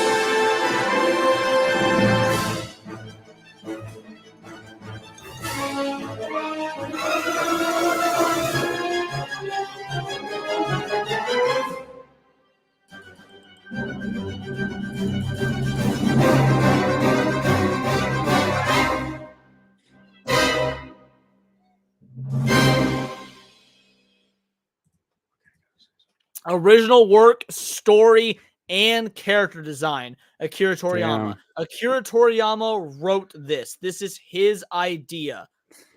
Dude, he wrote this with his penis. Leon, did he finish all the episodes? Yes. Oh, Fucking, are you retarded? Clay Media just goes, he wrote it with his penis, and you go, did he finish? Hopefully. Like, yeah, hopefully. well, the thing is, like Don't want the sometimes man when to like die a with blue Dragon Balls, like, oh my god. no, but look, man, sometimes like people like will release a trailer, but they didn't finish their project. That's what I was asking. yeah, no, he did finish writing Daima before he passed. Dempsey says, oh, he messed with Goku's food. Rip that dude. So I was gonna say, dude, if any artwork that we've seen tonight or anything, that was probably the closest that I've ever seen Goku. And like I've never realized how like young Goku, like kid Goku, and Luffy were seriously so much alike. Yeah, no. Again, Luffy is directly inspired by Yeah, I Goku. get that, but like, dude, that just reminds me so much of that. Yeah. Knowing Game On Expo, I might see a lot of Dragon Ball Z cosplayers, myself included. Hell yeah, I would love, man, post photos to Instagram or Twitter or whatever, tag me in them. I would love to see them. Anime night. I'm going to an anime convention next month. I was gonna cosplay as Luffy. like I did last time, which I still might do. I'm not sure. But I'm certainly gonna try and go for a Dragon Ball cosplay. Given the passing of Akira Toriyama, I want to show respect, so I might go with a Dragon Ball He's cosplay. going as Trunks. I'm going as Fat Boo. It'll be all right. Nice. So, there was a sick fan animation on YouTube you guys should watch. I'm gonna need more information than that. There's a lot of fan animations on YouTube. QJ says a lot of ellipses. I'm gonna need more info. Yeah, we're still. This waiting. looks awesome. I agree. This does look awesome. Double entendre unintentional. Even though I don't care for Daima, I may watch it now since it's Toriyama's baby. I'm actually excited for Daima. What about you guys? Tim, Clay Media, are you guys excited for Daima? Okay, so we don't know enough about it, and that is the best fucking part. It's not ruined by like them giving out way too much in the beginning, you know, in the trailers. And I agree.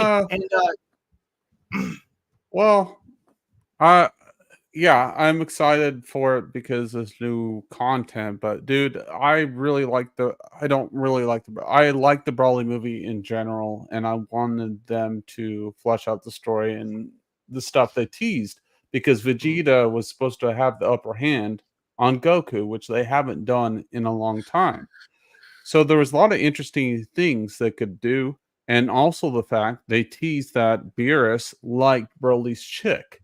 So there's multiple. I know that bothered me. That bothered me a lot. So here, see, I'm coming from like a fan. I wanted to see that. My question is, why are they going to Daima, man? It almost seems like a GT thing. Daima is its own thing. It's not related to Super. Yeah, Dragon Ball Daima is its own. It effectively, think of it as like a non-canon spinoff. So here's what. Leon. Hold on, Tim. No, you finish your thoughts. You're speaking first, then Tim can go. Yeah, go. Sorry. So, and I don't know this for sure, but what I think is probably going to happen is they're going to continue the manga with Super and everything. Maybe make some movies and whatnot, and maybe like the way they've been doing it. So I have so many. Everyone has so many questions that are unanswered. The ones that you had proposed and said and whatnot. But let's go all the way back to Planet Sadala, the one I said about 17 wishing back all those universes that were destroyed, and they never said why. You know, there's so many different ones. I think the manga is going to continue, and they're going to, you know, and maybe they'll revive Super in the forgive me, I'm a little drunk, but they're going to revise Daima is supposed to be, like, from my understanding, I may be wrong, but Daima is supposed to be like its own kind of. We really don't know. We don't know. Maybe there's not enough information that's been released yet. So maybe just like a spinoff, right? Yeah, Daima is a spinoff. So maybe they haven't announced that much. Daima is a spinoff. It's its own thing. But that's all we really know. So Dipsy says, I like a return to less planetary level power. Well, no, at this point it was universal. But yes, I get what you mean. Power creep is a serious issue in shonen anime. Yeah, that's not a Dragon Ball problem. I'm glad you specified that. That's a shonen problem in general. The fan film is called Legend of a Dragon Ball Tale. Yes, I have seen it. It is fucking wild. Watch Daima. Fair enough. So as someone who's not excited, after you watch it, I will love to know your thoughts after you see it, whether it lived up, whether it surpassed your expectations, whether you're like, whatever. I'm glad it's his last work before he died, but I don't care. So I think a good possibility, like anyone that really loved Dragon, because I know a lot of fans that loved Dragon Ball because it was more about adventure, not so much power-ups. You know, it was just adventure and all that. Right. Daima is going to be like a reflection, if not like a more like that. That's what I think and what it kind of looks like. No, I see what you're saying, because like Dragon Ball like was definitely a different tone. It was more about adventure. Then they brought in like the power scaling. It was beautiful. But then as it kind of transformed to something else, it became like the power scaling with story. But then when it moved to Super, it got ridiculous, right? So like now I'm trying to gauge all of this. Like we're talking about Daima. Like I like the Broly movie and like what they were teasing and all the things I brought up, man. I'm just like, you tease all these like pretty interesting things. I'm just like, I feel as a fan, I'm just like, dude, why you're not giving me this? But you're going back to the core of what made you great. So that's why I think it's interesting, because they're Okay. going Yeah, most to, definitely. But you know what I like mean? the patience, brother, man. So- I mean, Yeah, patience. we'll know this summer. So QJ says yes, manga to anime. Can you expound upon what you mean? Because I'm not actually sure. Dex Nars is low. Me too, man. It's 4:20 here. Slante. I don't know. Either way, I'm glad you're staying up and watching it. Cheers, mate. Sorry that you've got insomnia, but Dempsey, you're the fucking man. If it Them has dog. writing stories, as I assume because of the language barrier, you mean if the story is well written, hell yeah. So Daima isn't canon. If they continue after Toriyama passed, the end of Z is around the corner. Well, they haven't said. It's not that it's not canon. It's that it's its own separate canon. It's not in the canon that follows Super. Like Dragon Ball GT is a separate canon than Super. So Daima is a different It's canon. all for all we know, because Toriyama wrote this, and like he explained to me, canon. It's from the original author and everything. This could. Maybe they could like end up at the end of both of these stories, or at some point literally merge them together like they've been doing with timelines and shit like that. Do you have do you have shit. any alcohol left? Yeah. Okay, because Dempsey says it's pronounced Sloan Cha, Irish Gaelic for health. It's used as a toasting, like cheers. Pull your alcohol out, my man. Oh, I thought you had know. alcohol left. Should I One pull some moment, alcohol throughout this for this stream? Like, I feel like I'm not like full on 10 mode. You're always drunk on stream. I'm surprised you haven't been drinking this time. Like, I can't believe I'm the one Are you drinking and not kidding me? you. He's been Dude. I don't know. Well, I want. Well, Yeah, I know. wanted He to keeps come saying up- Diama or whatever it was, or Damia or. Well, I wanted to come up season for you guys. Okay. So QJ is saying I they should wanna- transfer the current. Hold on, Tim. So QJ is saying they should transfer the current manga to Dragon Ball Super. I think that's coming. I think that they are waiting. That's what So she said. the manga. I think I could be wrong. This is my fan theory, but I believe they're waiting for the manga because Dragon Ball Super's manga is going to end within the next 2 years. I believe Toyotaro said the manga is wrapping up on being 100% just finished. They'll be done. I think they're waiting for that before they make more Super. I could be wrong. Real quick, I got one more theory. Well, first let's do this. Cheers. All right, hold on, boys. Homeboy got his stash there. That's what I'm I'll liking to cheers see. Leon, I wanted to come on so I was prepared so I can actually have a full conversation because Dragon Ball is the most important thing in my life. I Yeah. promise I will shut my mouth after this one and let you guys do your thing. Oh yeah, we'll No, wait for him to dude. pour his No, drink. I love your down takes, together. man. I love your takes, and I love the conversation. So yeah, let's have a conversation. I love it, man. I love it. Also, Ace is not necessarily wrong. Like canon does not matter much in Dragon Ball. Eddie Ramos is just like Sonic Prime. Yep, fair fucking enough. I'm a Sonic Prime fan, but I get it. All right, you ready, Tim? Yep, let's go. Cheers. Yes. Toriyama. Yep, Kampai to Toriyama. Senpai.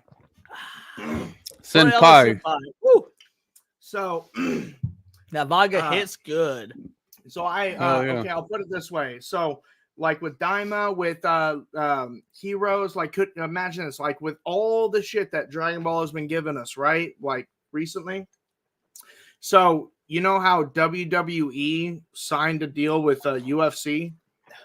Imagine if they literally just decided to fucking do something completely new and compile fucking everything. Fuck canon, fuck all that. Imagine if that's what they're going for. So Alejandro Angel says, so multiverse basically. I'm not a hardcore Dragon Ball fan, so I don't know many of what you're talking about. So sort of, yeah. Dragon Ball has already done a lot of multiverse stuff. It's just been non-canon, like Dragon Ball Heroes and whatnot. So yeah, you're basically on the right track. I can't give a yes or a no because we don't really know the extent of Daima. They've only drip fed us little bits of information, but that's probably what's going to be. Kyle Haybear was awesome, and no one was in line for the first day. So I met Kyle Haybear about 8 years ago, maybe even more. The dude was awesome. He and Vic Mignogna were at a panel together. I met Kyle Haybear, got his autograph, got to talk with him. He was a super cool guy. Is Lucifer not Lucifer? At least it's in his own universe. Oh, I'm going to bed now. Oh, catch you later, Lucifer. I didn't see that. Catch you later. Thanks for dropping by, man. Appreciate you dropping by for the stream. Cheers, y'all.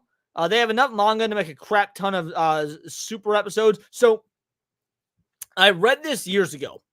I can't confirm if it's true because I'm not fucking Japanese. Believe it or not, look at my big wide eyes and know that I'm not Japanese. But I read years ago that there are actually unaired, completely undiscovered, unaired episodes of Dragon Ball that Japan has kept hidden. They're locked in a vault, and the plan is if Japan ever hits financial hard times, they will release these episodes for sale to basically fix Japan's economy. I don't know that that's true, but continue to believe that. Yeah, me as well. I'm going to continue to believe hope that. we never see those episodes.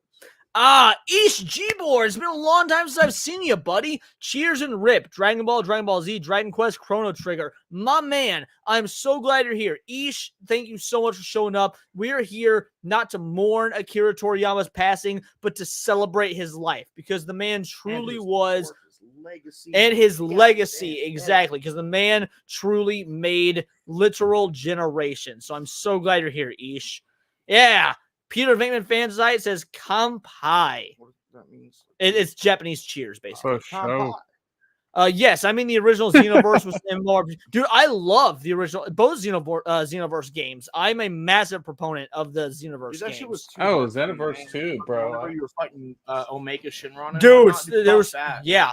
Don't forget Heroes, layers upon layers. Dragon Ball. Dude, fuck that game. Dragon Ball is fiction and Beats World. Beats World is fiction to another world. Our world exists in the Dragon Ball verse and one month. Yeah, like I'm semi drunk and I followed that, but it was rough. Yeah, I want to say one thing. Night Lucy, go for it. Best fucking DB video game ever, man. Straight the fuck up. Final bout. Really? Fight me. Wait, which one? Final bout. Either that or Supersonic Heroes.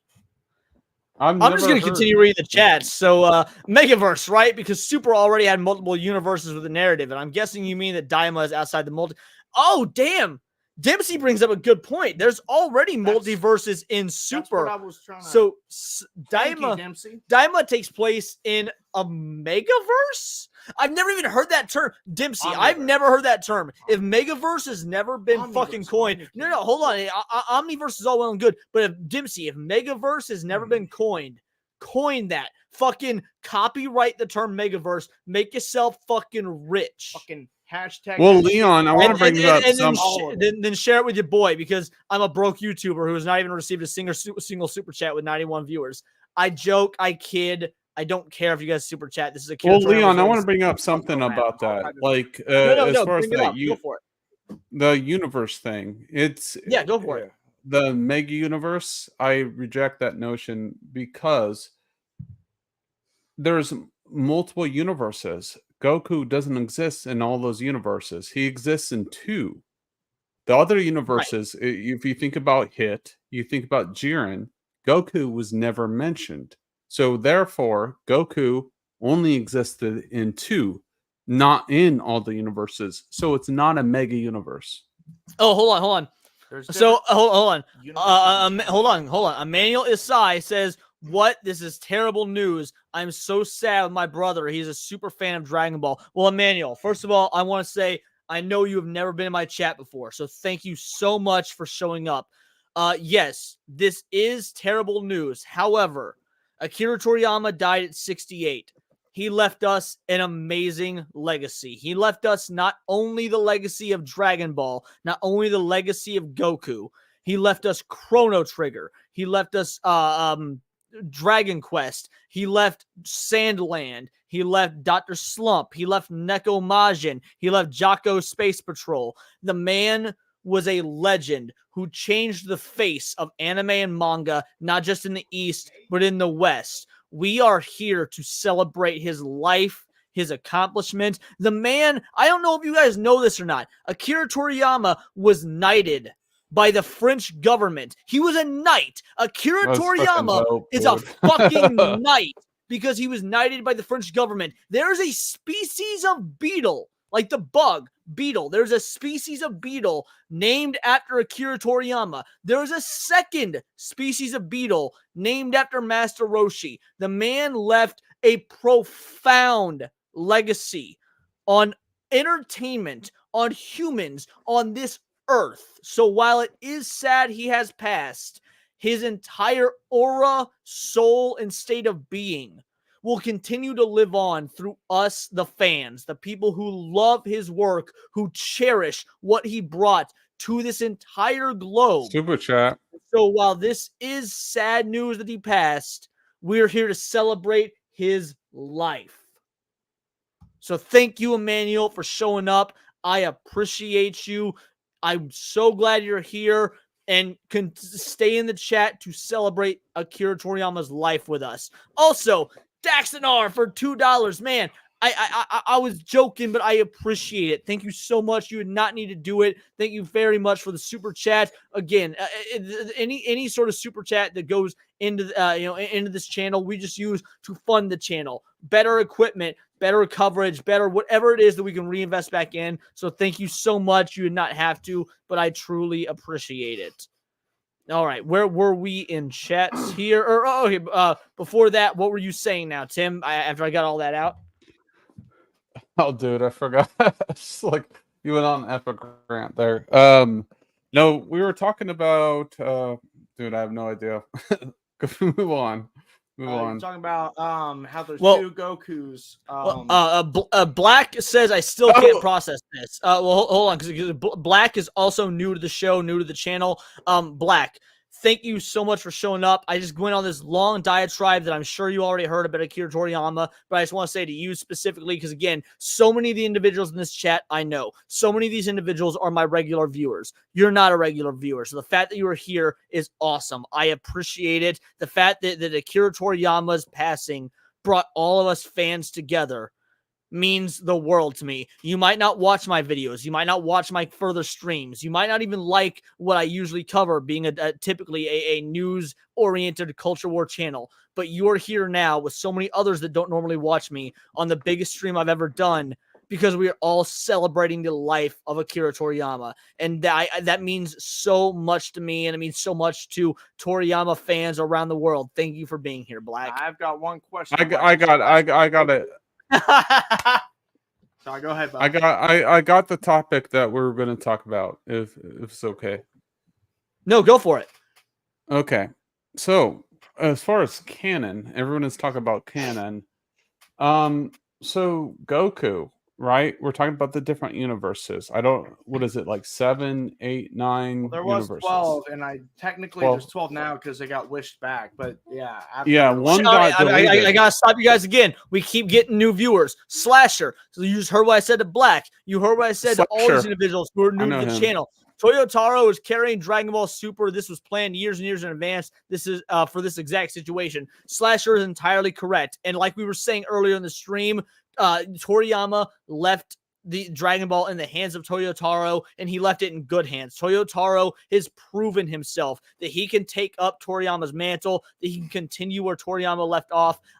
As sad as it is, as much as it hurts to know that the godfather of modern anime and manga in the West has left us, he left an unprecedented legacy, and Toyotaro has more than, in my opinion, proven to be able to fill those shoes and continue the legacy of Goku, the legacy of Dragon Ball, and the legacy that we fans want to continue viewing. So thank you so much for joining Slasher. Again, you're not a usual viewer of my content. If today is the only stream you ever tune into, if you don't come back for another video, if you don't come back for another stream, I'm glad that you joined us on this, a celebration of Akira Toriyama's life. Now, what were you guys saying? And the Oscar goes to Leon. Well, yeah, I don't know what to say. Again, I'm a massive Dragon Ball. Like, Dragon Ball means the literal world to me. I am such I know, bro. Obsessed fanboy that there's a couple times on the stream so far tonight that I've had to fight back tears. And the fact that we are all here together, me, you, Clay Media, this entire chat, 95 people watching, which is the biggest stream I've ever had, who are all just celebrating the life of this man who brought us such immense joy for God knows how many years. For me, at least 25 years, if not more. It's astounding. No, yeah, man, for sure. Shout out Slasher. I actually know him. Thanks for being here, man. I appreciate you. Yeah, I think me and your buddy were talking. Two Gokus. You've not seen Dragon Ball Heroes, have you? Well, then you know how there's two Gokus. Okay, so it seemed like there's like 3 or 4 or 5. There was fucking. All right, No, you go. So that's a different universe entirely, right? Like, my whole point here was there's only 2 Gokus when we're going to the Tournament of Power, because, like, why wouldn't Goku every time show up? There was no 2 Hold Goku. on, I keep cutting you guys off. We got an additional super chat. Anime Night for $2. Make that 2. All enjoy. Also honor the fallen. Hell yeah! Spirit Bomb. Get your fucking hands up, Tim. We send Toriyama our shaved energy. my armpits for this. Oh, that's right. Honor to the fallen. Kampai to Toriyama. Thank you so much, Anime Night. You know this feel. We reinvest into the channel, and I'm so glad to have you all here. Thank you, Anime Night. Toyo is a good. Raylo lives matter. Just remember. We love you. There's what, like 2 different twin sets of universes, but there was never 2, like, at least in canon, if we're talking about Super and canon and whatnot, there was never 2 Gokus. There was different timelines, if that's what you're meaning, but like as far as universes, there's timelines and universes, so we kind of get a little. Tim, hold it. I want to answer Alejandro. He says, I'm glad to get to share Akira Toriyama's memory with you, since I know I have many friends that enjoy nerdy stuff. Well, Alejandro, I'm a nerdy news channel. I don't want to make this stream about me, because this is all about Akira Toriyama, but I will just let you know. Thank you, buddy. Akira Toriyama. So I do nerdy news every day. I'm a nerdy news channel. Usually have a political variety, because I do love nerd culture. I want to see nerd culture thrive. So by all means, sub to the channel, just watch the videos. If you don't like what I have to say, that's totally fine. If you find what I have to say on other subjects, that's fine as well. But if you do watch it, if you do enjoy it, if you do like it, and if you do want to return, we will be happy to have you as part of the Words of Paradise family, part of the Words of Paradise army, as part of the Bigot army for via Hypnotic and Saturday Night Hypnosis. We will be happy to have you. You can talk with us anytime. We stream multiple times a week. You are welcome here, Alejandro. Continue, Tim. Yeah, Raylo lives matter. Raylo lives don't matter. Ignore him. Continue, Tim. I remember, bro, like when we were doing like one review, like we were looking at a poll, and you said something that was so freaking. It was like boom. Oh shit! Canceled. Speaking of polls, we're gonna end this one. Gogeta won. Gogeta does in fact beat out Vegito for the poll. So that means Goku and Gogeta have won the most recent polls. Continue, Tim. Yeah, I'm not gonna. I just like cutting him off. It's just sort of fun. Like, sorry. That's continue, what he. That's what he always does. He always cuts me off, but I'm not gonna expose Leon. But like, he says something pretty funny, but it's goated. Yeah. Anyways, I propose a question here as a Dragon Ball person fan. It's just like, so they have all these universes, and your buddy was bringing on that one of the universes was brought back, which is a valid conversation. It was like 4 of them. I think they said that the Omni King destroyed like 4 or some shit like that. There was 12 to begin with. He destroyed one. He destroyed one and brought it back. I could be wrong, but I think the Omni King destroyed 4. But he might destroyed be 4. Yeah, I think. Okay. It's been a while, but I think someone he destroyed Google 4. this. Yo, chat. Someone Google this for me. But Yeah, anyways, fact check us. More than 1. But anyways, go ahead.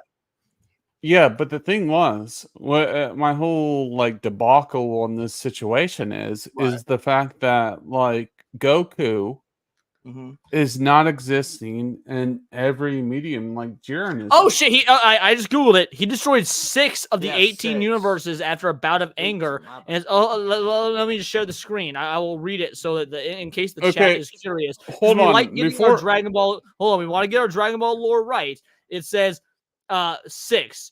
Personality, like many deities such as the angels, Xeno seems to have a general indifference about life, as well as all other stuff within the multiverse, having destroyed 6 of the 18 universes after a bout of anger, and also destroying. Okay, listen to my point here, though. With his future self. There. Yeah, listen to my point here, though. That's valid in what you're saying, but like, does Goku exist in every universe? Because if he existed in every universe, why isn't he at the Tournament of Power like with Jiren and all these other people? Okay, because he doesn't. Because okay, look, different universes, like even the twin universes. There's Beerus, there's Champa. It's not Beerus twice. Yeah, they're twins who have got instructions, but there is never like a fucking twin copy in any. Hold on, you're negating what you're saying is because Goku Black exists because there was another Goku. That's Well, no. Goku's Goku's Black is Goku's body being possessed by a Kai. It was literally. Yeah, but though that was in another universe. It was in another. No, it was in timeline. another timeline, not another universe. You're That's what I was confusing. trying Yeah, to- you're confusing timelines and universes. So, like for example, Dragon Ball. If you watch Dragon Ball Heroes, like Trunks' Cell Saga. yeah, like Trunks Cell Saga, exactly. All Like, the two alternate cells versions. only because of the same timeline. Actually, there were 5 cells, but that's a different sort of thing. See, there's like multiple of each character. Yes, there's That's, multiple. you know what I mean? Yes, so timeline. Yeah, so they're. Tim, Ground in Murakami. Ground in Murakami explains it. There were 18 universes, 6 got destroyed. Within these universes, there are multiple timelines. Now continue. So the reason why Goku, there was not more than one Goku in the Tournament of Power is because it was not at the same time or timeline. Even though it might have been the same universe, because it actually was like another space. but Which is whatever. debatable because like time can move differently in real quick, Alejandro. Hold on. No. Tim, hold on. This is about the viewers are most important. Like the hierarchy is Toriyama number 1, viewers number 2, then us lowly YouTubers. Okay, I understand. Alejandro says, Leon, can you explain what's the Omniverse? I can't because it was actually Clay Media who used that term. So Clay, can you explain the Omniverse? Because that was a cool word, but I need you to explain it. He's getting that heat. But so no, let's skip that. Here's my guess. No, I want to hear it. I want to hear it. I mean, I know what I mean. You can't not just skip that, dude. Let's go. All right. I know what I mean, but I want that heat. Let's go. All right, fine. All right, so Omniverse. What I meant by that, which I'm probably sure I'm fucking either using the completely wrong. Let's go, term or baby. wrong definition. So, anyways, what I was trying to say, like Omniverse, what I was if is like there's in reference to, since we're talking about Dragon Ball and Dragon Ball Super and all that, they have said that there was 18 universes. 18 universes. And before the end of the Tournament of Power, there was 18 There universes. was 6 eradicated. And That's what you said, right? Zeno, Grand fucking King, destroyed 6 of them.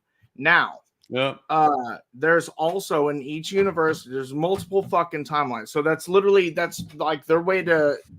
So that's what I said. To describe infinity. So yes, you're right. There is multiple Gokus, multiple Vegetas, multiple anyone, because yes, when it comes to timelines and universes, it's like a mirror reflection. That's how you explain infinity. But anyways, when it comes to the 12 universes that we're familiar with, and only a few timelines, because the only ones we fucking know about is a few from Cell and the few from fucking Zeno, Goku Black, and Trunks, and that's the only ones that we really fucking know about. Anyways, the reason why I'm saying there's not, so that's Daxonar says Daxonar says listening to Cookies explain this makes my brain melt. Fuck, I'm trying my best, guys. No, so here's the best way I can explain it. So you've got multiverses, which is alternate universes. I guess I was trying to explain infinity. Failed. All those multiple universes exist in an omniverse. Thank you. Is that a good explanation? That was it. I got you, brother. Oh man. Bon Miller, I don't know if you've ever been a viewer of the show before, but if not, I appreciate you being here. We are here to celebrate Akira Toriyama's life, and the fact that you showed up is to be one of the 96 viewers on my biggest stream ever to celebrate the life and time of the greatest artist of our generation, possibly of our lifetime. Akira Toriyama makes me so happy. Goku Black Body is from Future Trunks' timeline, which is the original timeline because Future Trunks went back in time to change his future, but time travel doesn't change anything but create a new timeline, which is exactly correct. The alternate timelines are not the same thing as alternate universes, because and that's what makes the fact there are 8. So there are multiple timelines within a universe, and then there are 18 total universes. So Bon Miller is correct. Now, because at the very end of the Tournament of Power, Android 17's wish was to bring back all the universes that were erased. So, anyways, I digress. Ronin66, I see you in chat. Ronin66, if you want to come in on this, because I know you are an anime YouTuber, if you want to come in, let me know. Help me out. Also, I want to let you guys know who are watching. Near the end of the show, I will be opening up the link to invite every single person in the chat on the show in limited intervals to talk about your experience with Akira Toriyama. There are 93 of you watching right now. There will be limited screen time available for each person, but I will be sending out a public link for everybody to come on and talk about their views on Akira Toriyama. During that time, I will not interrupt. Swear to God.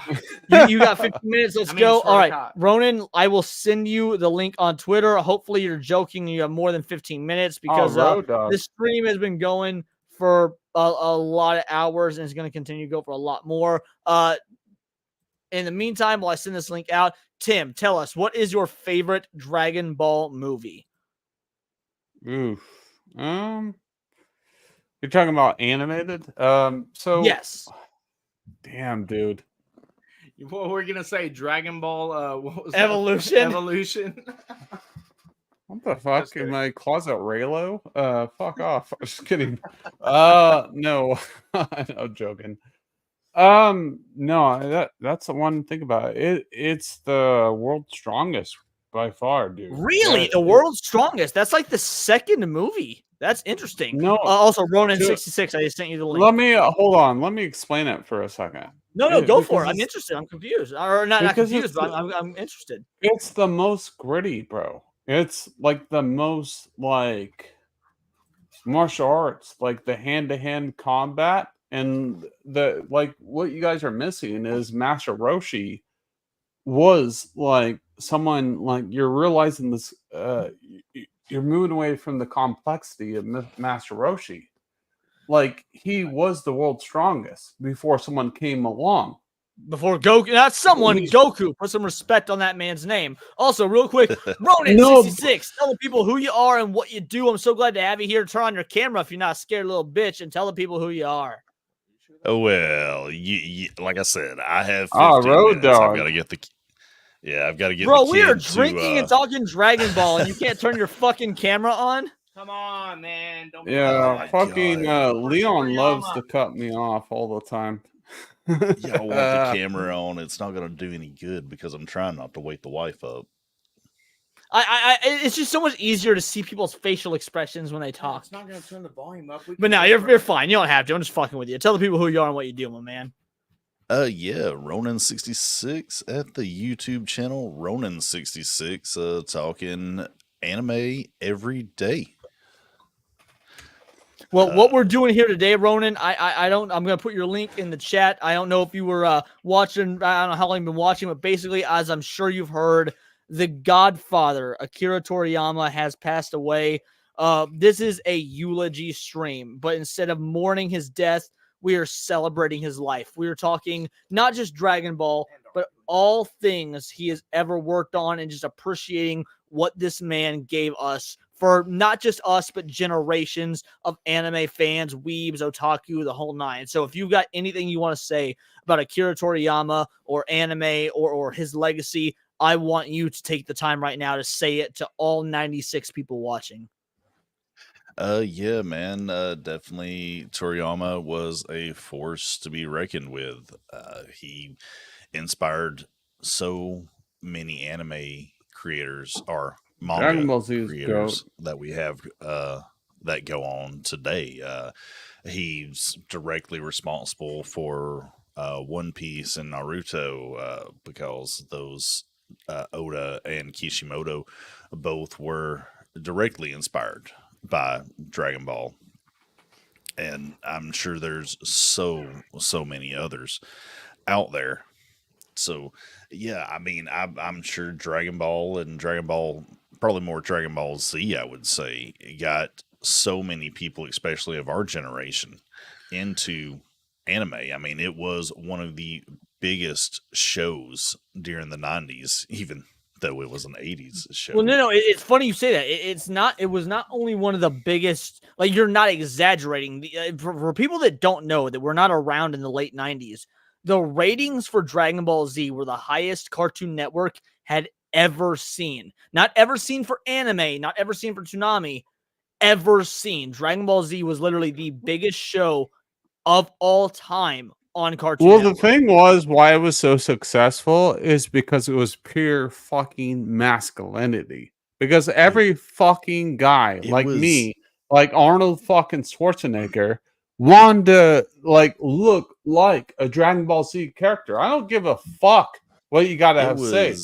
Like everybody wants to look like those characters. Let Ronan continue. He's just now joined. Also, real quick, Ronan, Alejandro says, "Do you have a podcast, Ronan? Great voice, Alejandro. I just popped Ronan's YouTube channel, YouTube link in the chat. Feel free to subscribe to him. He is amazing. Continue, Ronan." Oh man, y'all are getting my woke up 15 minutes ago. You voice, know what I'm talking about, dog. Yeah, but yeah, I mean, you're not wrong. It was so. Sailor Moon and Dragon Ball at the time were so different from anything that was normally on TV. Like it was just. It drew you in, like from the the Scooby Doo's or oh my god, the Dexter's Labs, just the Hanna-Barbera style of cartooning, and anime was just kind of that thing. I mean, before I know I'd only seen like Speed Racer and stuff like that, and I mean Speed Racer. It's funny you bring up Speed Racer, Ronan, because I remember being like not even in elementary school yet, and renting Speed Racer VHS tapes from the local video store, not knowing that it was Japanimation at the time. So like it really was a phenomenon that we didn't really know about. We get Dragon Ball, and it's just I very much describe Sailor Moon and Dragon Ball like the He-Man and She-Ra of the time, because that's brilliant. Yeah, because they with He-Man and She-Ra, they'd have She-Ra on first, and then they'd have He-Man on second, in order to the boys would watch the She-Ra and He-Man, so they'd have the She-Ra on first, and then they'd go into He-Man, and they did the same thing for Sailor Moon. I always remember it was Sailor Moon, then Dragon Ball, and then kind of whatever else they would have. Sometimes it would be Gundam, sometimes it would be Ronin Warriors. It was so interesting to watch that block and how it built up over the years until it finally became Toonami. And it's Toonami. And even when it became Toonami, it wasn't anime centric. It was just action show centric with a couple anime. But real quick, Von Miller says it's the end of an era. Rip Goat Akira Toriyama. And yes, it is the end of an era. However, the era itself lasted, I don't know about you, because I don't know how old you are, Von Miller, but it lasted my entire life effectively, because I started watching Dragon Ball Z. 84. Yeah. Dragon Ball, you're right. Dragon Ball came out as a manga in 84. I started watching it in maybe 97, 98, somewhere around there. And while it is the end of an era, my God, we are doing this stream to celebrate his life, because it's been one long, amazing era that, if we are correct, was passed down to Toyotaro, who will continue to give us exactly what we anime fans and Dragon Ball fans want, and what the world really needs in terms of just good, well-written, well-thought-out, balls to the wall action anime for all ages, for all genders. It doesn't matter. It doesn't matter your what sex you are. It doesn't matter your political affiliation. Everybody can get behind motherfucking Dragon Ball. So what we're doing, what Frieza couldn't do, we're making this shit immortal. Yeah, that was well put. Good deep cut, Ronan. So we've asked throughout the course of the night. We've done a couple of polls and we've asked a couple of questions, and I want your answer to these polls and questions. So the first thing we did, we ran a Goku or Vegeta, who was the better character poll. What is your answer to Goku or Vegeta? Oh, Vegeta, 100%. Fuck off, bro. God Goku, damn it. oh, fuck you, dude. Fuck off. Fuck off. I'll fuck right off. what I'm but talking about, man. Vegeta has Okay. so much more of an arc than Goku. All right, and so okay, much well, better of a well, father well, figure than Explanation Goku. as to why, Ronan. You've only got 15 minutes. Let's make it quick. God damn Fuck it. off, Choose Vegeta. All right. I'm gonna be a fake offended. I'm gonna go to Now, Walmart. what about Cancel me then. now? Who is the better fusion? Hey, Who is the Rogan. not better. Tim, good shut to the see fuck you, up. dude. Tim, shut the fuck up. Ronan, who is the stronger? I'm joking with fusion? him, bro. I know. I'm just Love fucking you, with you, Tim. buddy. Who is the stronger fusion, Gogeta or Vegito? Oh shit. Vegeta. Good to see you, bro. I'm stepping outside. Well, I love Tim. I was just messing with oh you, buddy. man. What You know, about since they kind of retconned a lot of that in the in Super and everything, that is a hard question because what is it now? God mode and blue mode, it actually takes them out of the Patara now, so it's like just a matter of time of which one actually lasts longer. I've got to go Gogeta though. I've always loved the design of Gogeta. It just looks a lot cooler. Like Vest or the shit. So And seeing, Gogeta like, did win the poll. So Goku won the character poll of Goku versus Vegeta. Gogeta won the poll that I did with all the viewers of Gogeta versus Vegito earlier. Last question that we asked the audience that I want to know: what is your top? We asked favorite, but everybody, all of us on the panel included, gave like our top 3. So give me your top 3 favorite, not necessarily the best, but your favorite fights in Dragon Ball. And why? Oh my god. You got so many good ones. Yeah, right? Now this is Dragon Ball, Dragon Ball Z, GT, Super, the movies, all of them. Everything except man. Evolution. Because if you say something from Evolution, I will come to your house and fucking stab you in front of your wife. Oh, dude, how are you putting down Evolution so bad? That was peak Dragon Ball.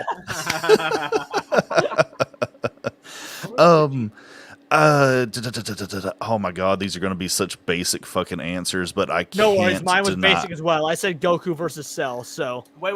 I can't deny that my number 3 has got to be the first time Goku and Vegeta fight on Earth. Yes, that good answer. was just so freaking epic and so good. Yo, Let's so if I may, see. I'm sorry to interrupt you. Before you answer, let me throw a curveball at you just to kind of get your brain rattling. I said what I say, like Pycon and Goku. That was really so fucking cool in the other world tournament, you know. So like, try to think a little bit like rack your brain.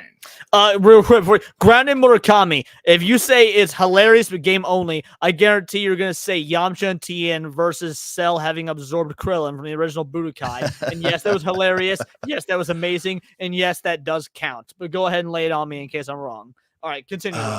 Let's see. Oh my god, I've got to have the original Brawly movie and just how much of a menace Brawly was. I swear to God, dude, my number 1 pick was Broly v. Everyone. My number 2 pick was Goku vs. Cell, and my number 3 pick was Goku vs. Krillin and Super. The fact that you've got the same number 1 pick as me, I respect you, Ronan. Well, no. That's my number 2. That's my your number 2. Okay, what's your number? Yes. Hold on. Let's hear his number 1 first.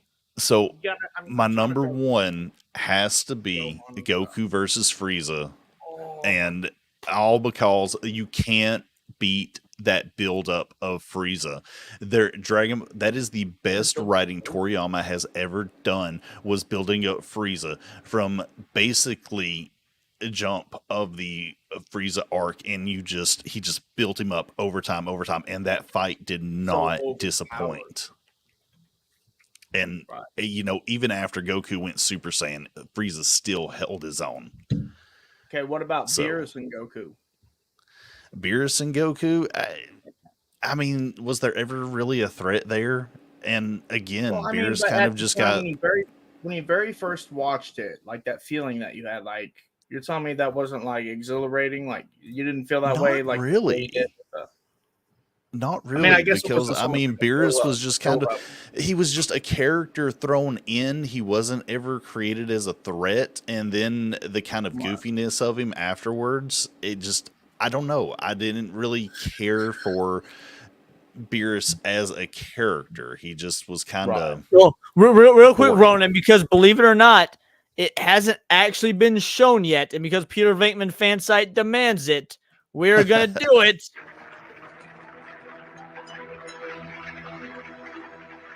Vegeta, what does the scouter say about his power level? It's over 9,000! What, 9,000? There's no way that can be right!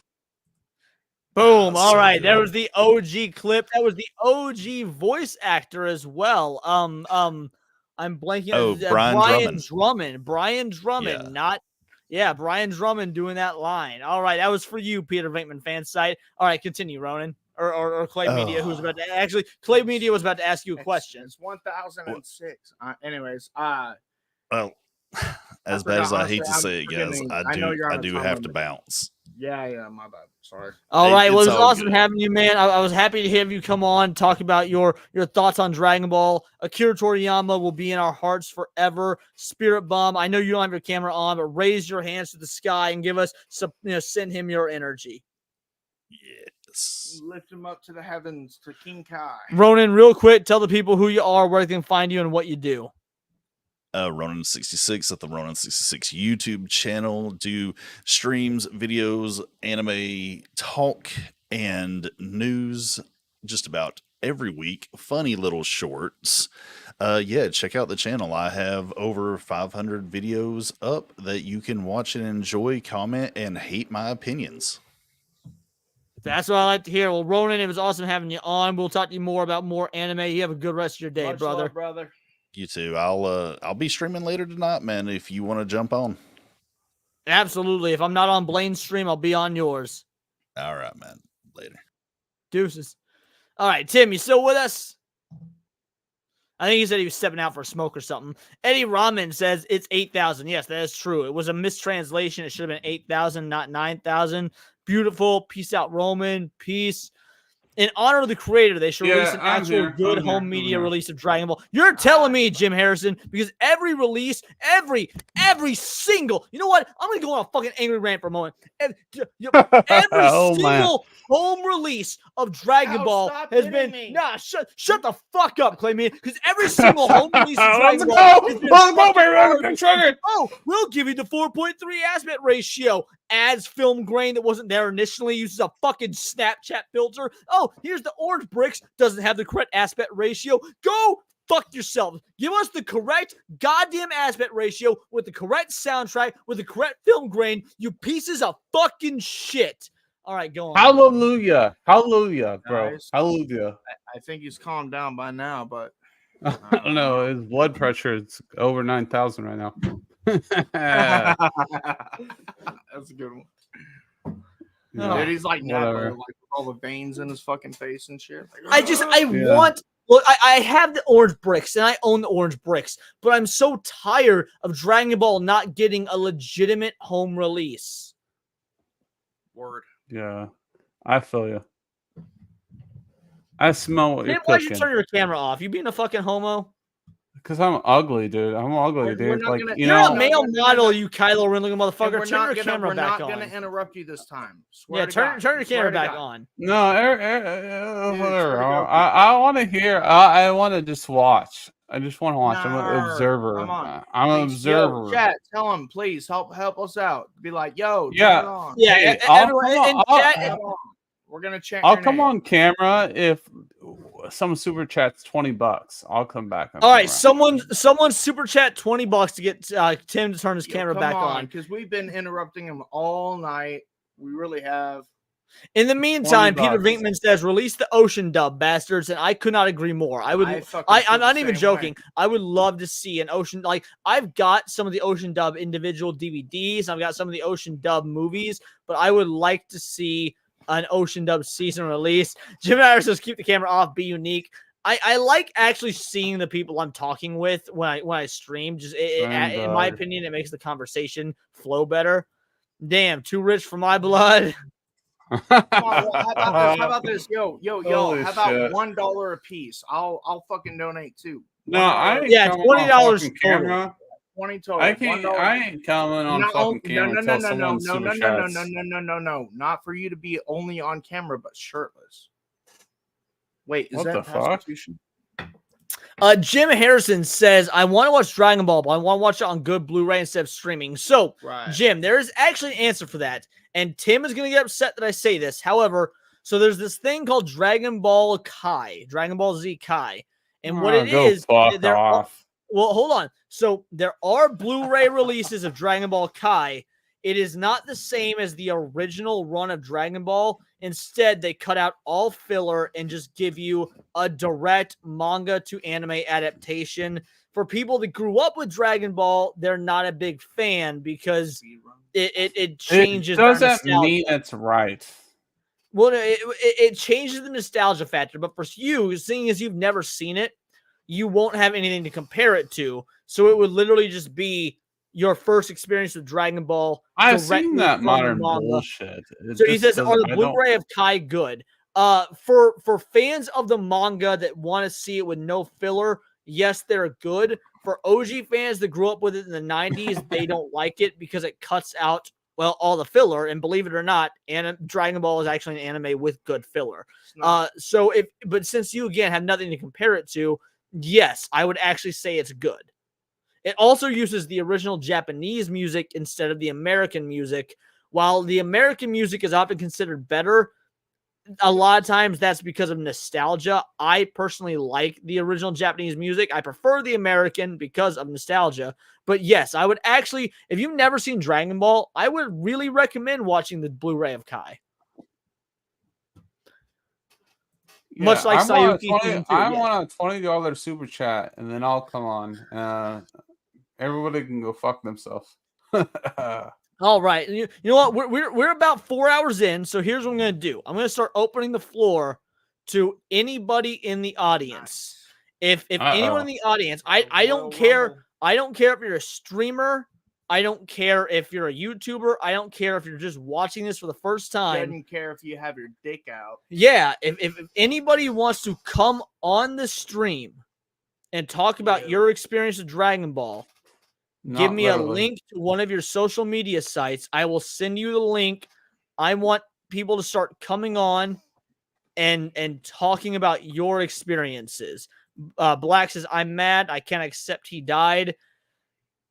Denial is a river in Egypt. Unfortunately, I'm right there with you. It's shocking. It hurts. I cried before this stream started. I'm man enough to admit that. This is why we're trying to heal all of us at the same time. And absolutely. It's like so just in the chat, tell me if you want to come on the stream and talk about your experience live with me, Tim, and Clay Media with Dragon Ball. Come on. Yeah, Alejandro Angel says denial is part of the stages of grief. Absolutely. I ain't fucking coming on unless one of you fucking pansies from the chat comes on. Well, love you. All right. But yeah, no, I'm down to cry with every single one of you. If you want to cry, I'm down to cry. I'm down to laugh. I'm down to joke. I'm down to here's what we're gonna do. If you want to come on the stream, type into the chat, send me the link. If you type send me the link, I will get in contact with you and find your the best way to get you the link so that you can come on. I gotta go, but real quick, favorite Dragon Ball game. For me, it's Dragon Ball Z Budokai 3. Easy. Dragon Ball Z Budokai 3, Dragon Ball FighterZ is a close second, and third place is Dragon Ball Legacy of Goku 2. And mine is Final Bout. All right, that's it. Buy it. All right, fair enough. Anime Nights is sending the link. Anime guy, give me a moment. I will send it to you on Twitter. I can hold up to 10 people at a time. Anybody that wants on the show. After 10 people, I will still keep going. We'll just rotate people out. But Anime Night, I will send you the link now. Give me. I will go on screen and show my titties. You're gonna show your face. Good. Took about time. All right. Anime guy, I'm going to find you on Twitter. I'm going to send you the link. Bear with me. In the meantime, what was your favorite Dragon Ball game? Lots of sweet trunks. Did you play Fighter Z? I love fuck yeah. fighters. Absolutely. Hell yeah. Dude, I came Fighter C second was place. pretty. I came in second place at a fighters tournament and won prize money. Did you really? Yeah, really. I swear to God. Yeah, Fighter C is a pretty good game. You played that? Yeah, of course. Oh, anime night is here. All right, so we got anime night. Ah, Anime night. holy fuck! Tell the people who you are, what you do. I know you're a YouTuber, so I will throw your YouTube in the chat. But tell What us. the fuck? Here's what we want to do, Anime Night. I want you to give us your favorite Dragon Ball Do game. I have to come on screen? Hold on, Tim. Anime Night. I want you to give us your favorite Dragon Ball game. What the Your fuck? favorite Dragon Ball fight. Your favorite character. Jesus. And what the show means to you. Fuck off. Jesus. Sorry, Okay. bro. Go ahead. So, I'm a fucking asshole. So first off, that was a whole lot of questions, but thank you for throwing it one at a time. For those who don't know, I'm Anime Next 92, been a YouTuber for 16 years. First started anime in 1998, June 1st. Cosplayer. I'm a gamer and YouTuber. It's a mixed channel, and I stream Sundays, Tuesdays, whenever I get the chance, and I make videos.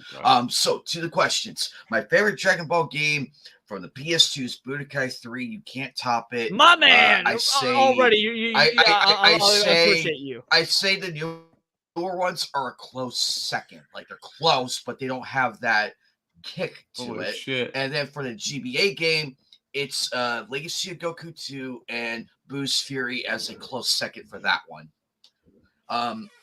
Favorite character in the whole Dragon Ball Z saga, I would have to say it would be. Oh God, his name escapes me. I would have to say Master Leon, Roshi. what are you doing, dude? Are you like giving head right now? What the fuck? No, don't worry about it. I was readjusting my seat. Continue. Oh, okay. And Okay, never mind. the fights. I would say Broly versus everybody. Like bring that on. Like want to see Broly go the distance and everything.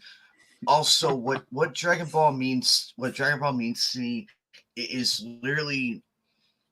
It's the pinnacle of entertainment. A lot of people may not like it, but once in your life, at least watch it. But to me, it shows like the power, like the building of friendship and how people can turn from good to bad over time with the proper character development and everything.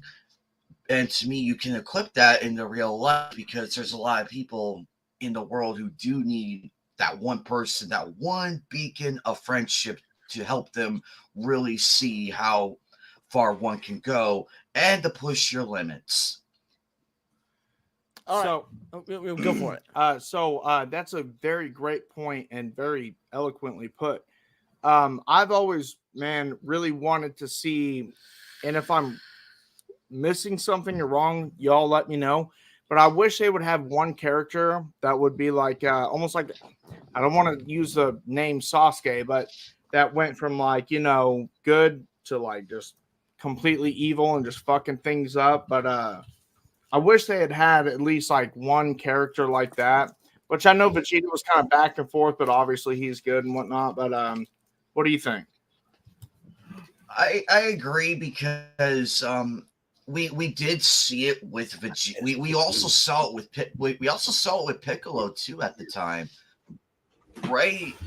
And then Vegeta just came in, and we see him from we see him go from like Frieza's minion all the way to being one of the coolest characters out there, and I feel like he has earned his stripes. He has earned everything that has been given to him, and all the way to Majin, and absolutely, because in the Majin saga was peak Vegeta in terms of like that one turn, that one final push, that one moment. Okay, Yeah, it It's was like like I have a if son. if It's like I have you're a son now. It's like I have a son now. He won't admit it in front of his kid, but he is proud, and I feel like that is like that's the one thing that really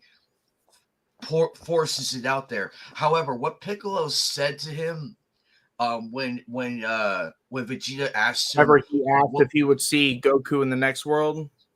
yeah, that right there is very, very important, and I feel like that conversation.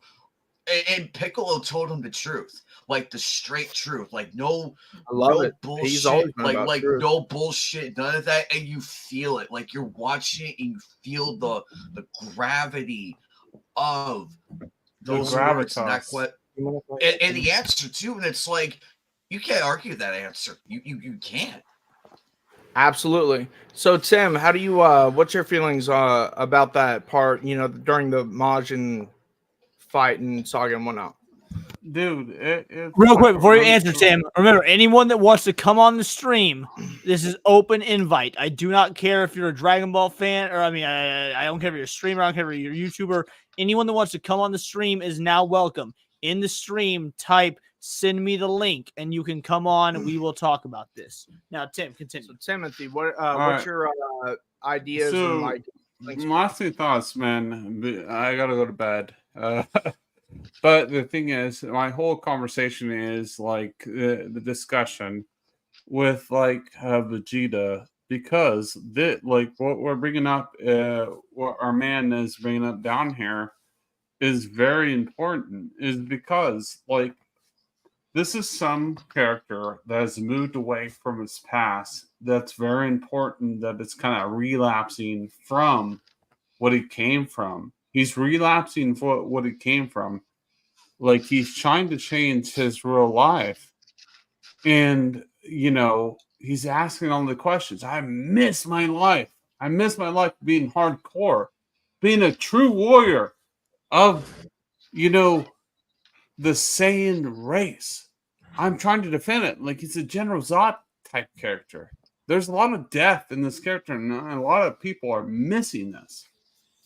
A lot of stuff coming from here.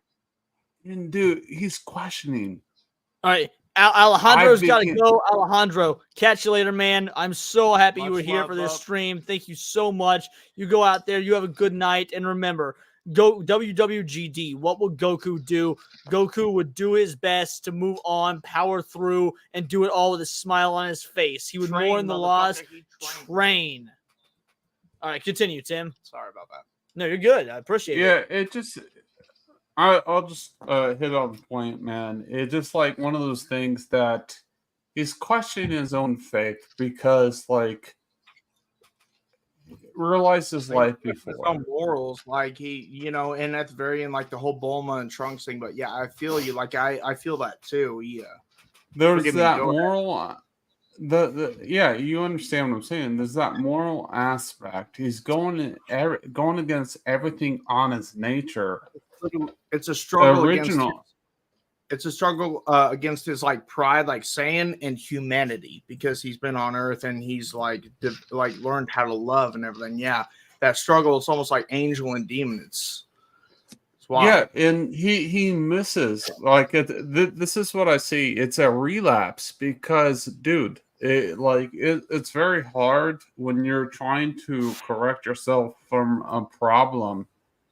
And like Vegeta was the ultimate warrior, that they are the warrior race, and you don't understand the dichotomy and everything in which he was built on, because that's what he knew his whole life.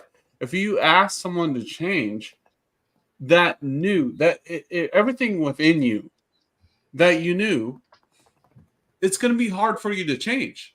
So when people talk to me about Dragon Ball Z, I understand it from the zeitgeist.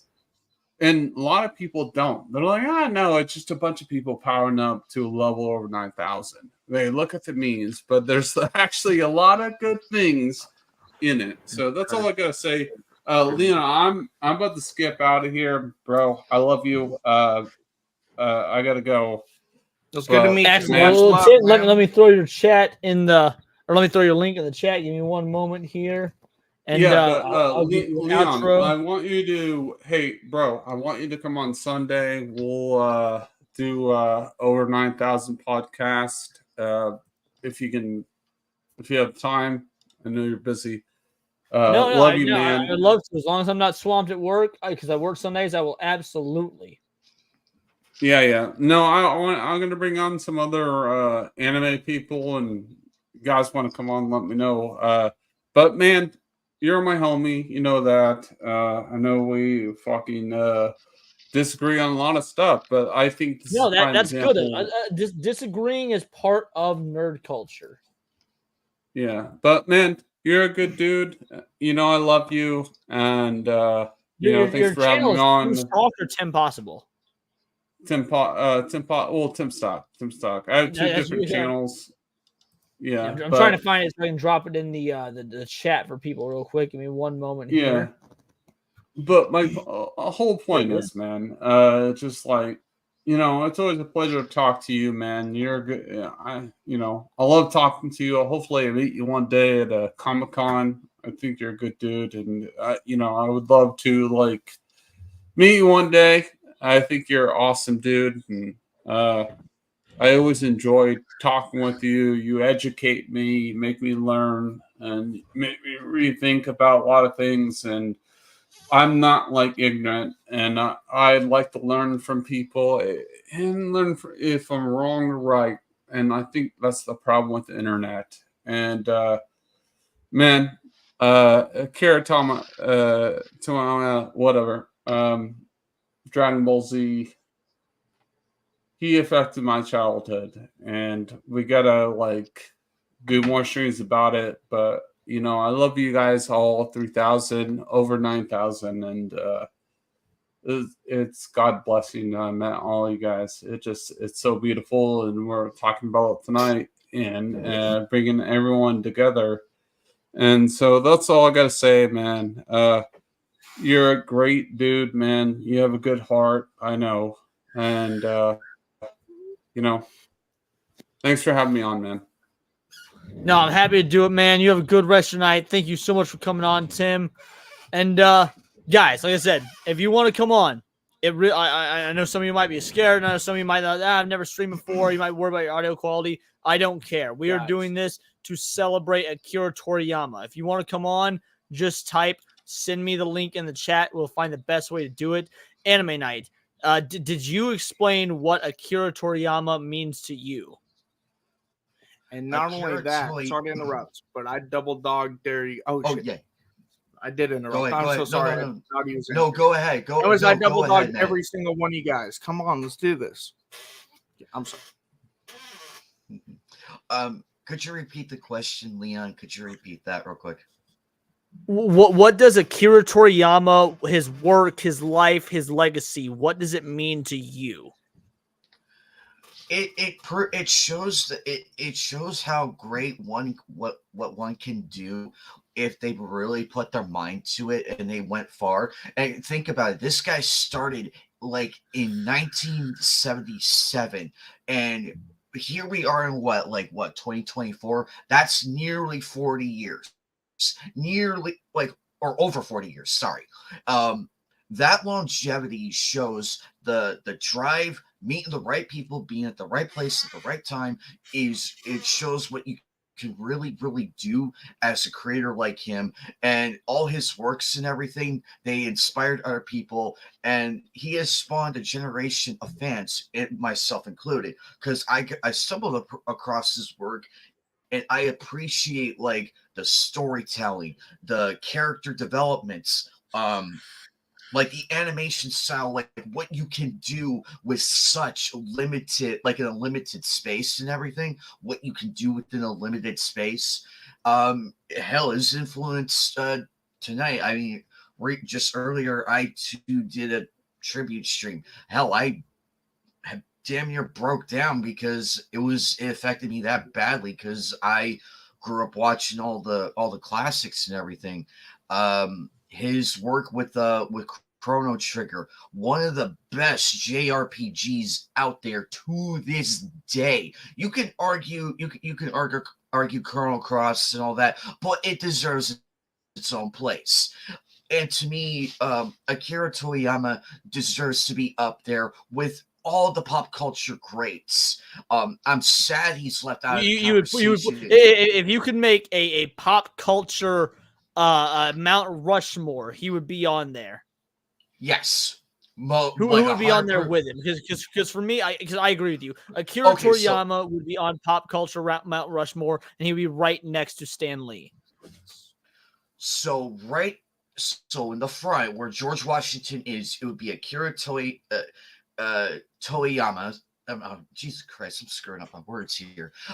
Stanley is second, Lucas is third, and Jim Harrison says Walt Disney. I actually agree. Walt Disney would. Yeah, Walt Disney. Well, we could. While we add him, we'll add him there. We'll add him to that because he too, like Akira, earned his place too. I mean, say what you will about all the shady shit and everything, but the impact, the culture, and everything, you cannot deny that one bit. We may not like what he did, but the impact and everlasting. I love what he did. I don't like what modern Disney's doing, and that's not his fault. He's fucking dead.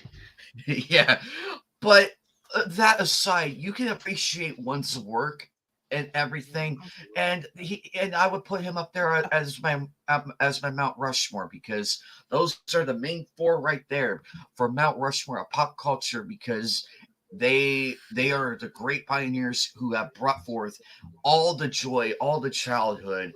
And Akira Toriyama was in a perfect storm of circumstances, because there was also the anime boom of the late 80s. Everything was going up. More manga was being created. A lot more stuff was coming up. Yes. Yes, I agree. Gem, I agree with that. Gemini, thank you. Let's see. So, and then in the 90s. Well, Clay Media has a question for you real quick if you have the time. Oh, yes. Yeah, I'm sorry to interrupt it, if you don't mind. So I was kind of trying to get back to the Dragon Ball thing. In your opinion, who would you say is the most underrated character, either power scale wise or just character wise, or what's your opinion? Underutilized and underpowered. Well, not necessarily but like just I'm sorry. Go ahead. I would say Yamcha. He has earned his flowers. I completely agree. Yeah. All right, it's a good one. Because what about hear me out on this one. Hear me out on this one. Absolutely. Yamcha, he may be a comedic relief here and there, but if you really look at him, like if you just watch his scenes alone, you would see a massive character right there. Yes, he gets swindled here and there and completely screwed out of the relationship with Bulma. Not entirely his fault to a degree, but he has been there day one with Goku and everybody else, and I feel like he has earned his spot. When they're all standing together, he has earned that spot through thick and thin. Go ahead. You were about to ask another question. Go ahead. Okay, so let's say someone not from the Z Fighter team, someone that we haven't, at least in modern, like the canon, like the manga, the movies that we've been watching lately, all that, like someone that we just haven't. Okay, so like for example, like Oob, how they had brought him in very briefly during the. I will agree with you. Oob was very, very. I wanted to learn more about that character because I like. Don't let anyone tell you that us anime fans are angry right wing white nerds that hate diverse characters. Oob is a fucking badass, and Oob is some sort of Indian, black, whatever he is. Oob is cool as shit. And every single right wing, anti woke, whatever you want to fucking say, loves Oob. So, like, real quick, and I'll let you continue if you like Oob is like an example for me, and also like I know in the Tournament of Power Kefla, she really intrigued me as well, and there was like a few others. But anyways, do you have any characters that? I feel like Nom, underrated Peter Venkman fan site. You are showing your nerd card right here. Nom is awesome. Peter Venkman Nom was the Indian dude that Goku befriends in the original Dragon Ball that wears the turban and shit. Yeah, him. We never seen much of him. Where is this wonderful character at? I demand to know where, because wouldn't it be awesome we always if they see implemented him later, like how they did with oh 17. yeah. I think they could do it with the coming Dragon Ball. I could see a return. That would be the perfect storm right there. You have the everything going forward. And Peter Venkman, I'm sorry, go ahead. And Peter Venkman, you just literally read my mind, because I was about to say Nom. He beat me to it. Yeah, he was in GT, Eddie Rahman. You were correct. He does get a cameo in GT as a drunk at the end of the series. And I feel like with Daima, like this allows a lot more possibilities of like what we're talking about, and that would be so, to me, amazing. I would love it. Like, love nothing more than to see all these characters. Like, hell, what if they brought Launch back in Daima? Wouldn't that be cool? So here's what we're gonna do. Yeah. What's up? We've got one more thing I want to do before we cut the stream. During what we're doing, if anybody decides they want to come on, I will send you the link. Again, I truly do want to hear from you guys, the fans of Akira Toriyama. This has nothing to do with me or with anything like that. I want to hear. I don't care about your audio quality, the fact that you're YouTuber, non-YouTuber, whatever. I want people to come on and share their names. Chad Spieler says, I would join, but I'm tired. I have a great stream, guys. Chad, if you want to join for 10 minutes just to give your thoughts, you're welcome, man. If not, no big deal. But guys, this is where I retire. I love every single one of you. Good night. You're going to stick around for the last thing? No, I'm going to let you take it over. Okay, fair enough. Guys, I love every single one of you. It's so nice meeting you and talking to you. Every single one of you is lovely and beautiful. Daxonar, I can send you the link on Discord. Absolutely. I can send you the link on Discord. So just so you guys, if you guys don't know, the way StreamYard works, you don't have to have StreamYard. I just send you a link, and then you click that link. It brings you to this stream, and boom, you're on the stream. You don't need a channel either. You don't need a YouTube channel. Yeah, you don't need a YouTube channel. You don't need anything. All you need to do is click a link that I send you. Just have a Jim mic Pachi, and a if you camera. want to come on for the last little part, if you want to come on to talk about these Toriyama, and I'm wrapping up. We have one more thing I want to cover in terms of Toriyama. Don't leave the stream though, guys. I say I'm wrapping up. We got about another 20 to 30 minutes, give or take, and then there's an outro that I really want you guys to see because it is imperative. I could. I'm sticking through the end. All right. So Peter Venkman says, "Link me." Chad says, "Okay." So yeah. I will, Peter Venkman. I will send you the link on Discord. Chad, when you say okay, are you saying you want to come on? Give me if you are. Let me know. I'm saying this now. Anybody that wants to come on this stream and talk about your thoughts and your opinions and your views on Toriyama, I will absolutely send you the link. I don't care if you have a channel. I don't care if you're a YouTuber. I don't care if you're a streamer. I just want to hear from fans who they feel about Toriyama. Cass, if you want to come on, let me know. Chad, I'll let you come on. Peter Venkman, link me. I will send all of you links right now. Give me a moment to get those sent out. Give me 1 sec. Play Media is retiring for the night.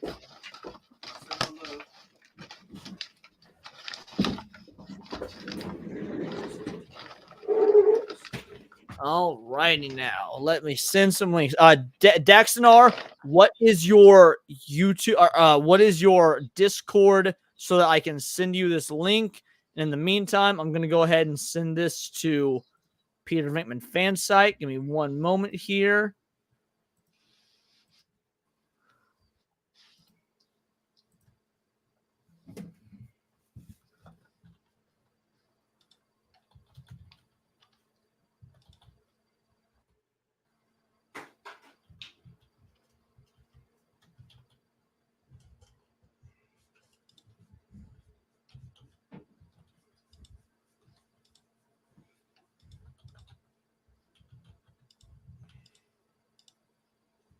Here we are. You're at the PVS, right?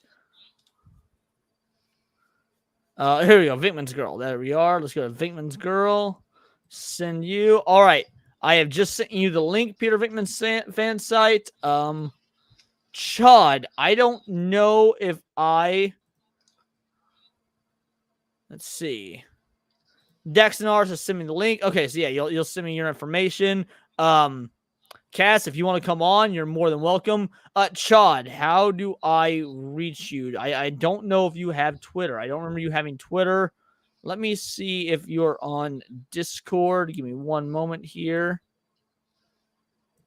Because you and I have talked before, Chad, but I don't remember how we talked, so I don't know how to get a hold of you. Give me one moment. Discord. Okay, give me one moment. I've got Discord up.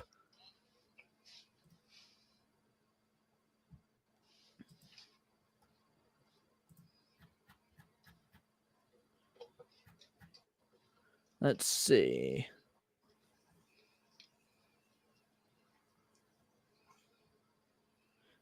Chad, what are you on Discord? Because I'm having trouble finding you. Let me know your name and info on Discord because I am not seeing you, but you may be. Oh, here you go. Chad Spieler VTuber. There you are. You've been sent the link.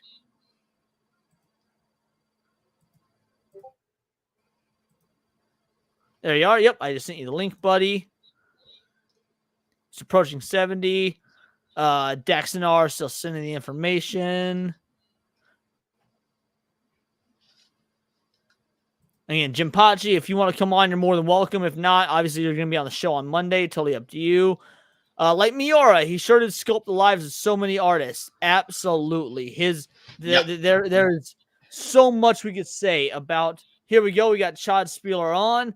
Chad, here you are. Tell the people who you are and what you do. Excellent shirt, buddy.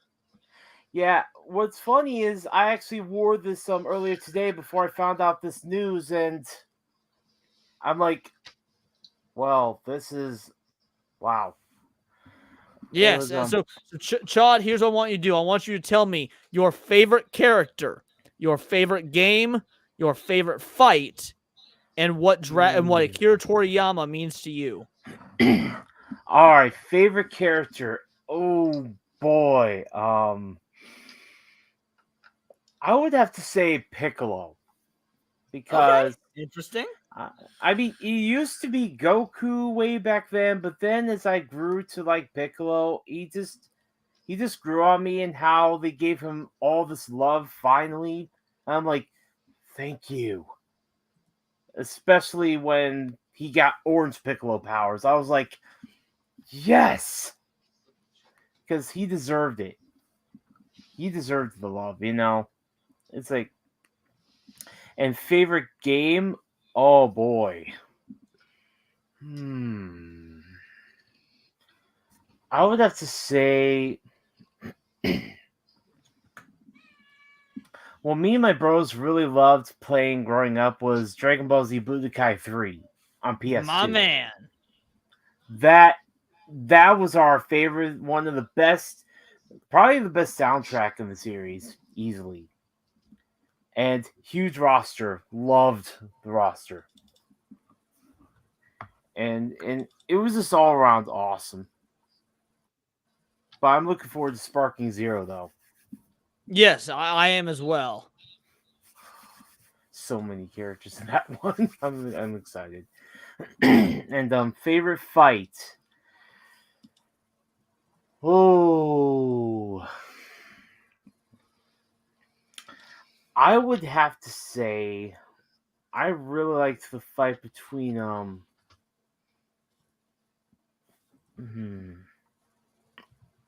would have to say I really liked the fight between Goku and Cell in the Cell games. All right, that's a good answer. That was mine as well. Because that fight was downright epic. It was just like it's like they were on even levels just the whole time, and I just loved watching that fight. And last but not least, what does Akira Toriyama mean to you? Well, Mr. Toriyama, he was an inspiration for me actually, because when I started watching Dragon Ball Z like 25 years ago with my buddies, we decided that we wanted to start drawing because of watching DBZ, and that's how we created our characters back then. We saw like Goku, Piccolo, and all them, and thought, hey, why don't we make our own characters or something? And that's how my character talk actually came to be. Is because watching Dragon Ball Z. And I found out a bunch of my other friends said, hey, same here. Oh, And Jim Harrison's favorite character is Bulma. Is that a hot take? What do you guys think? Is that a hot take? Oh no. She's the best female character in the entire series. I don't care I what disagree. anyone Android says. 18, but go on. Yeah, I mean 18. You I do would not actually... have to have a camera grounded Murakami, just so you know. If you want to come on voice only, that is fine. I just want people to share their love for Toriyama. So if you want to Yeah. come on, let me know the best way to reach you. I will send you the link. Yeah, Bulma is just... I'd say her and 18 are tied. And then when she like came in, I'm like, oh great, 3-way tie. Wonderful. Peter Toriyama. Vinkman's fan site. Peter Vinkman fan site. I sent you the link to your Vinkman's Girl Twitter, so you are more than welcome to come on. So yeah, no, Toriyama clearly means a lot to you. You said you did OCs. What was your OC's name, and how did you what did they look like? How did you come up with it? The whole nine. Well, creating my OC back then was my Chog character pretty much. That was that happened like when me and my bros were teens, and we ended up making our characters thinking, hey, why don't we just make our own? And we did that, and we thought, everybody else is doing the whole Saiyan thing. At first we wanted to make our characters like, half Saiyans. We want to do that back then, but then we thought, why don't we just be humans? Not enough human OCs back then. So we just went to humans, and we created the elemental powers after playing Tales of Symphonia. We thought, why don't we have our characters control different elements then? And so they said, hey, why don't you be the Earth Warrior? I'm like, okay. I'm like, big Earth Warrior, big guy, because I'm the biggest guy in our group. And they said, yeah, you gotta be the Earth Warrior, bud. And I said, fine by me. I love Earth elements. So, like, earthquakes and all that stuff. And and that's pretty much how my character Chog came to be. And then years later, after I hung out at a game shop for quite a long time, I decided to have him own his own game shop then. So this is a question to both of you guys, because I don't know about you, Anime Night. I also had a Dragon Ball OC. I named him. I don't remember what his name was. I remember it was Japanese for Pride. He was a human character. He wore a gi similar to Goku and crew, but it was green, and his undershirt was brown, so he had like very forest inspired colors. And did you, Anime Night, have any sort of Dragon Ball OC? There was a friend of mine who is an old friend of mine back in the day in elementary school, who unfortunately is no longer with us. He was a massive Dragon Ball Z fan. We talked about it on the daily, and he too did some like OC styles, and I requested one. Mine was in the yin yang style. Like my OC had like the colors, like the Goku getup and everything, but in the yin yang style, it had the symbol in the back, but it was like in the middle of the yin yang symbol. Like it was in the middle of it, completely lit up, like all vibrant colors, and it matches. He was also 6'11", bulky, and had major Fucking battle Broly up in scars. this bitch, 6'11". All right. Battle We got Dax scars. Nar on the stream. Dax Nar, same questions to you, man. I want to know your favorite character, your favorite fight, your favorite game, and what Toriyama means to you. Well, I can definitely tell you all that. Can everyone hear me okay? Yeah, Yes, you we can sound hear you. great.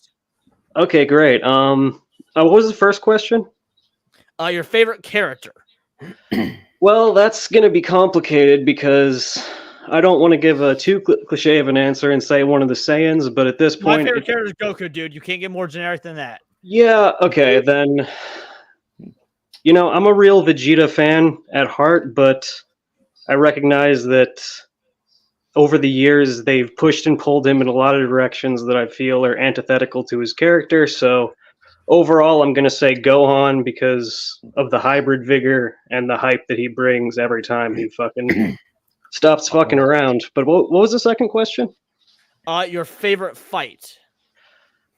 Okay, I think Goku versus Frieza is very hype, but in terms of choreography, it gets very muddled near the middle, and it's hard to really keep that initial explosion of the beginning of the fight all the way through 20 episodes. So, you said Goku versus Cell is your favorite, right, Audio Leon? quality is pretty decent.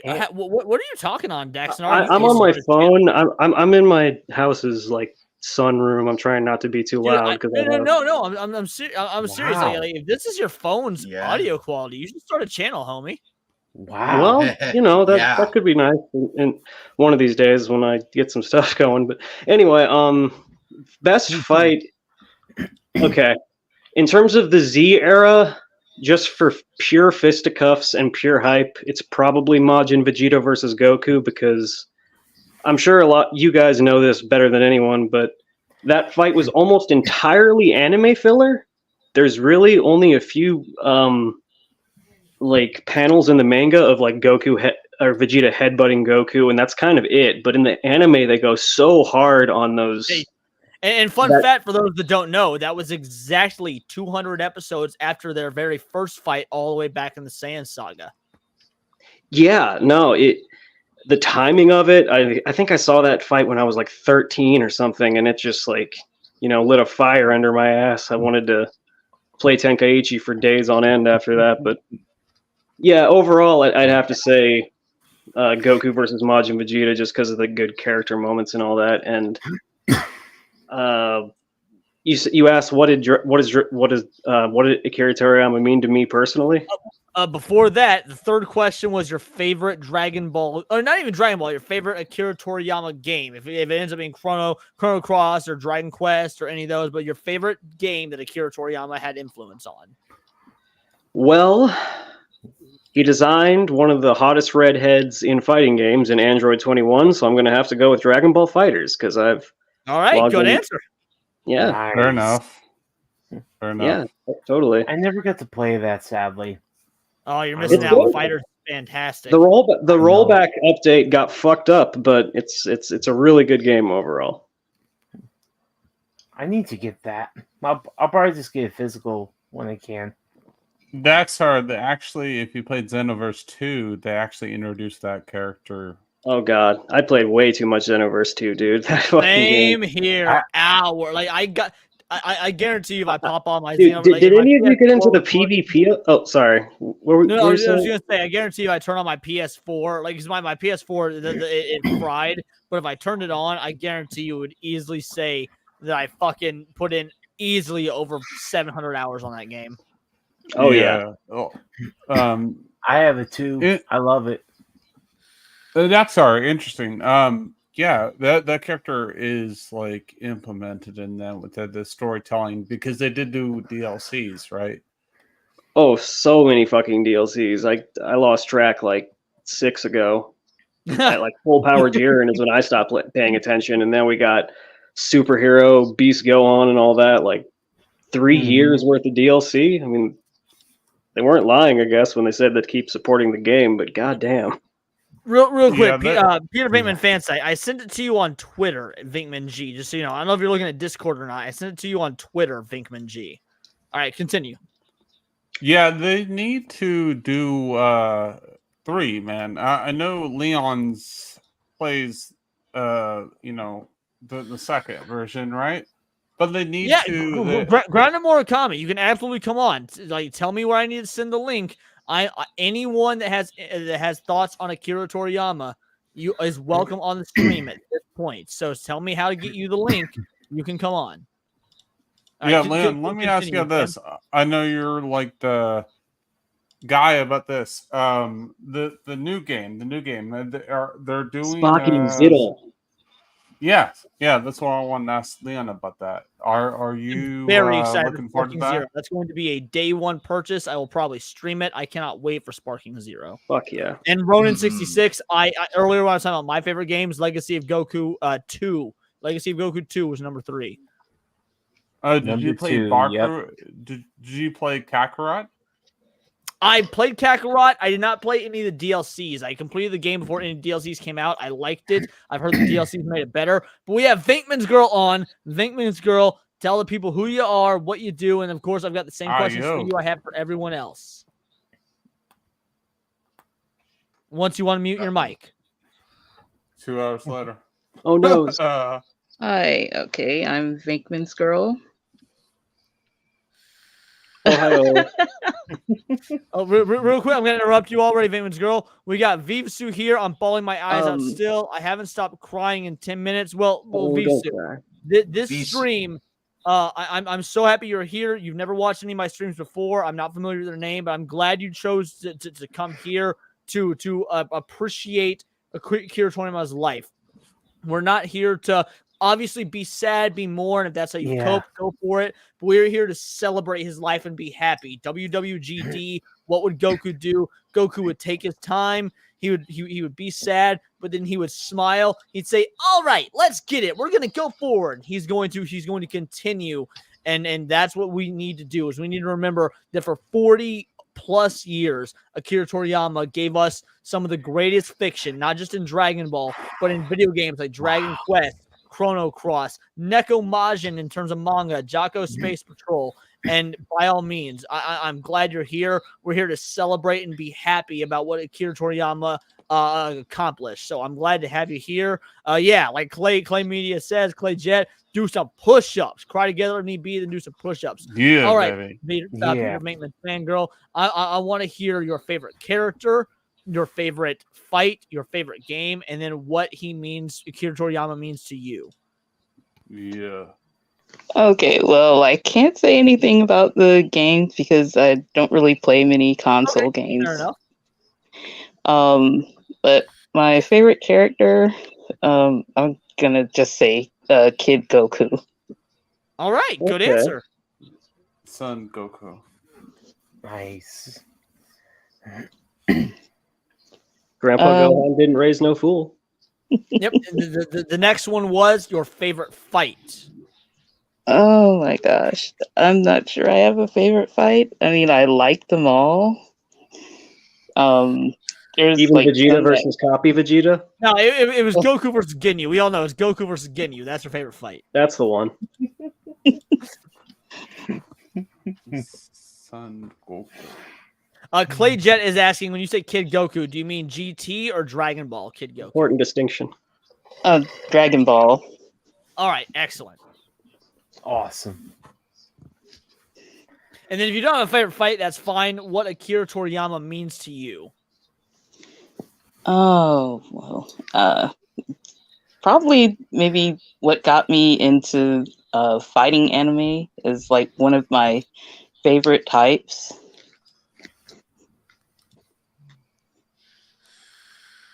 And the fact that Goku is just like, no matter how old he gets, he's this very kind of innocent, childlike character.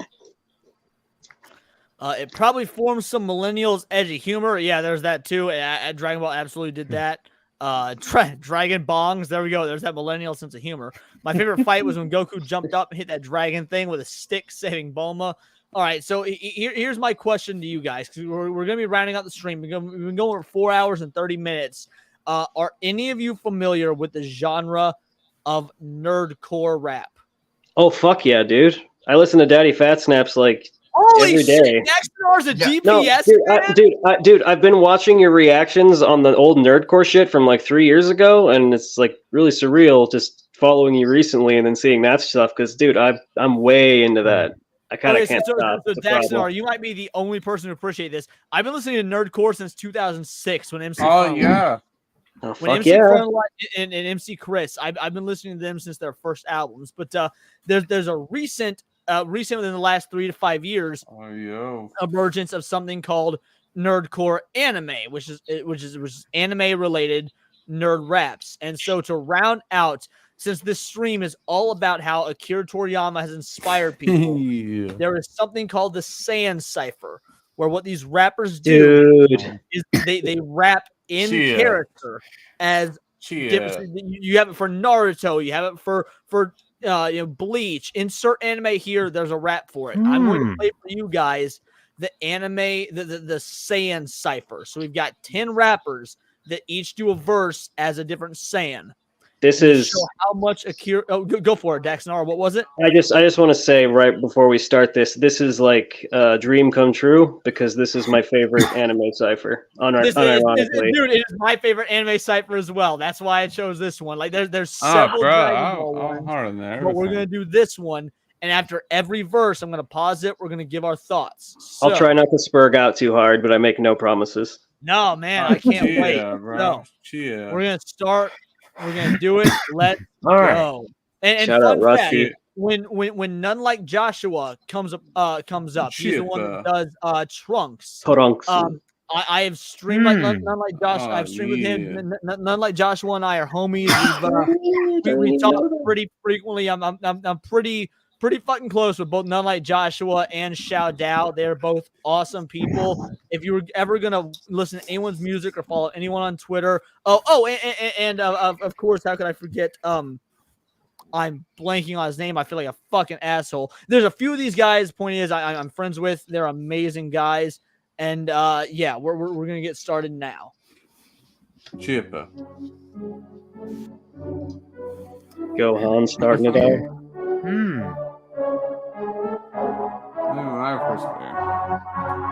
Hey yo, you know what's crazy? I learned that being that dude Gohan got a lot in common. Nada, all the haters that try me will be first to tell you that you won't get by me with a perfect sell. Cause I'm married to my goals like my goals Fidel. My father taught me how to win, but I learned to fail. And pick a low in my life, any low I've had was in the pick a low key, but the key was fight back. Even when I was a teen, I would know I'm bad. The way I killed a 16 with my Gohan snap. Look, legend in the making, can't stop my story. And if I sense you being a little hostile towards me, I'ma power up quick and deliver that fast pain. They say a man only as good as his last game. I heard you pack a punch, but I guess none landed, dummy. You should know I beat you one-handed. And if you mess with family, take a guess what we'll do. We won't want to fight you now, we'll want to kill you now. All right, so that was the Gohan verse. What do you guys think of the Gohan verse? Fucking killed it on the opening. I mean, people have pointed this out before, but the way Joey just goes in there and equates all of Gohan's biggest life experiences to his own. The way I killed a 16 will make Gohan snap. I think that's really what brings it together for me. Joey's unique in that he's the only one that instead of rapping in character, he just uses metaphors for Gohan to apply to his own life. So like pick a low of my life instead of like pick a low, but pick a low. Like that's a great wordplay. What I take it from is, dear God, we're fucked. What? Are we fucked? Why are we? If you take this as a way that you think it's nuanced, what the fuck are you even talking about? Like, wait, hold on, Tim. What the fuck are you talking about, dude? Like, holy shit! Look at Leon chugging this because he knows I'm right. But like, what the fuck are we talking about, dude? It's so fucking asinine. The verse itself, or just like the way it's constructed, or what do you mean specifically? I'm not like someone that's just like knows about rappers, but Okay. I'm saying the whole bullshit behind it. Like that's the people. This is the way the world works. It's just like, okay, let's call these people this and that. But if you look at the actual context of everything that they said, is fucking demonetizing. And it's something. Demonetizing? The fuck are you mean? I'm sorry, I didn't expect demonetizing to come into it. Yeah. So Dempsey says lots of wordplay and kill shot verses. He sets up and delivers punchlines, good candor and cadence. Absolutely, Joey absolutely kills that. Okay, well, look at what's actual said. Clay is asking Tim, "Are you fucked? I love you. Go to bed, bro." To answer the questions, favorite characters. All right, hey, fuckhead, go you. Why don't you go to bed, you fucking moron? You think you're a fucking stout? Go fuck yourself. Don't be attacking the audience, Tim. Go fuck yourself. No, if they can. So, favorite game is Supersonic Warriors. Love the what ifs. And answering next message words of paradise.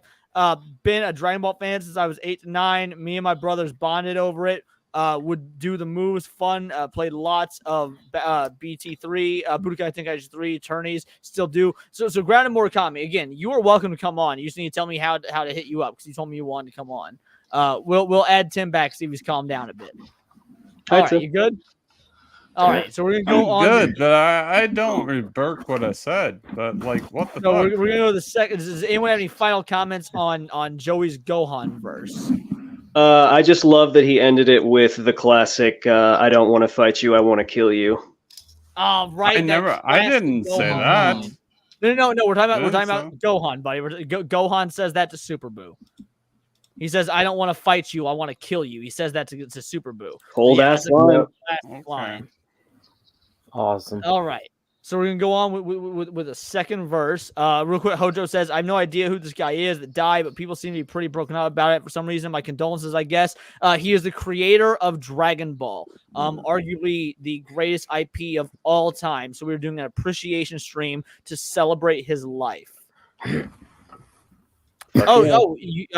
missed it. Let me scroll up and see, because you said you wanted to be on. I don't want to ruin that for you. Give me one moment. Can I come on, please? Are you sure you sent it? Because I'm not seeing your name in chat at all. So resend it, Grounded Murakami. I will happily send you on. Let me know what the best way to get a hold of you is and where I should send the message. And in the meantime, we're gonna go with the second verse, which is Bardock. Oh yeah. Leon, I forgot to put the video up. Give me one moment here. Leon, I forgot to mention. You were talking about Akira Toriyama games. Well, I would say instead of Budokai 3, I would say I really love Chrono Trigger because I didn't know it was all Toriyama games. You know. Yes. No. Chrono Trigger is incredible. I love it. All right, here we are. I wanna kill you now. See me walking in the public, sporting my green and black on my arm, bandana with the blood drip. I was considered low budget. Look at me now, fighting the crowd, take you all by the dozen. Touching my exterior, I'm raising my thermos. Thinking I'm inferior, making your soul furlough. Beat you down thorough, hoping you can manage my final spirit cannon hand, making blood curdle. Just the time to panic. When you see the go to head, even better damage, I give you the 1,000-yard stare. Not gonna be fair when I stop feeling my rhythm.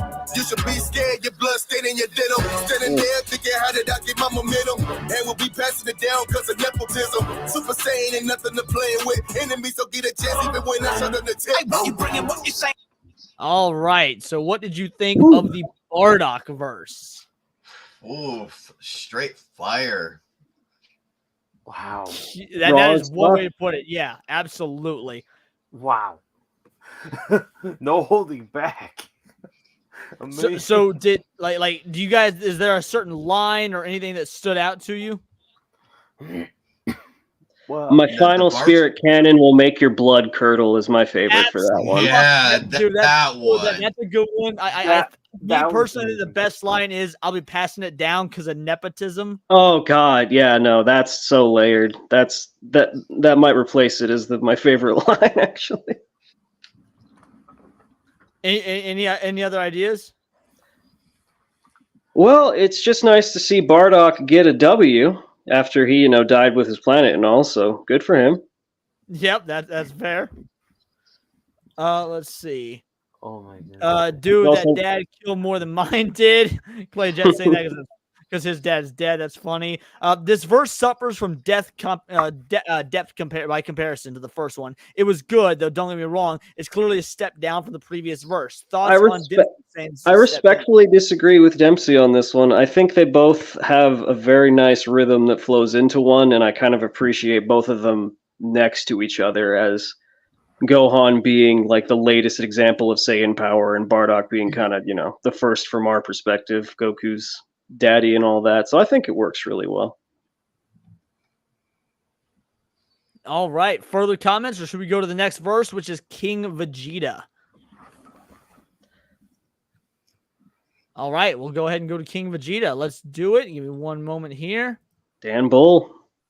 Dan Bull, for sure. Super Saiyan ain't nothing to play with. Enemies don't get a chance even when I try to attack. Hey, what you bringing, what you saying? I'm the king of the Saiyan. Someone from the southern USA would say I'm advanced. Solving the toughest puzzles. There must be toughos living in my brain. Still won't let my people already care what Fraser claims. King Vegeta stand like a fajita stain. Fire and execution beams and heaps of key and waves. I've seen regimes and seasons change. How could it be the same? You keep on feeding the flames. You're gonna free the same. Vegeta's ancestors stand the test of time. I guess it's down to diet, genes, and some exercise. Best alive till my son took the crown. Now I rest in the sky from the front looking down. There's a bright future ahead of him, like every parent hoping for. I might have met my descendants if I never had that broken jaw. There's so much lore that I could go through more than even Goku could hope to when it grows newborn. Boom. Wow. All right. Oh. Thoughts on Oh, the man. King Vegeta verse? Well, I want something to be known about Dan Bull specifically, is that he doesn't really watch a whole lot of anime. No, but, he doesn't. Also, but- Dempsey says best one yet. It's funny you say that, Yeah. Dempsey, because Dan Bull is like all these guys are rappers. That's what they do for a living. It's their job. But Dan Bull has been doing this a long time. He's been rapping since like 2004 or something. So, Wow. He's a really great talent, and I think it's just a testament to his skills at crafting these character specific raps that he doesn't even have the context that we do. He's like, looking stuff up on Dragon Ball Wiki, and he still comes out with a verse this good. I think that's a testament to his talent for sure. yeah, Jim Harrison says 20 years. Yeah. Dan Bull has been rapping for 20 years, and he comes in with a Dragon Ball rap, not being an anime fan, and drops a lore accurate King Vegeta verse. That is fucking insane.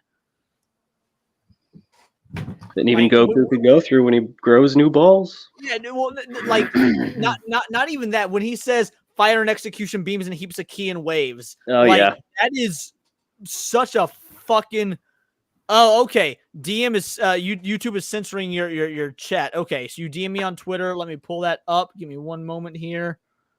I don't have a DM. I don't know who you sent it to, but oh, here it is. Okay, it just came through. Grounded Sheikah. I will accept this. All right, here it is. Boom. I just sent you the link. Grounded Shinikami. Go ahead and come on. We will review this with you. And we will we'll get your insights on the previous questions I asked everybody else, and we'll go from there. So yeah, go ahead, add yourself to the link. I would love to get your insights, and we will continue with this rap. Yeah. I think Vegito's next, but I can't remember. Close, but no cigar. Is it Gogeta? Yes. Okay, it's Gogeta, not Vegito. Okay, gotcha. Hell yeah. All right. Clay Jet says one last question. What bloodline is Yamoshi? Oh, the original Super Saiyan God. I think he's asking like is he like is Goku a descendant? Now I hope he's just a random Saiyan. I hope he has no connection to anyone else. That would be my hope too, yeah. Jim Harrison says, who is this King Veggies guy? He was the king of the Saiyan race. Since you've only seen like 5 episodes of Dragon Ball, you probably are unfamiliar. But King Vegeta is basically the catalyst for everything that happens in Dragon Ball. But yeah, Yamoshi. I want Yamoshi just to be a nobody, like what Rey should have been in Star Wars. I don't know if you guys have thoughts on that or not, but Well, I'm no, waiting. I in terms of Yamoshi, I mean, look, this is a character that Toriyama came up with on a napkin, so there really is no lore for him outside of just being the original Super Saiyan God. But if it were up to me, yeah, he's just a good boy Saiyan that got big red power up and punched a bunch of big monkeys.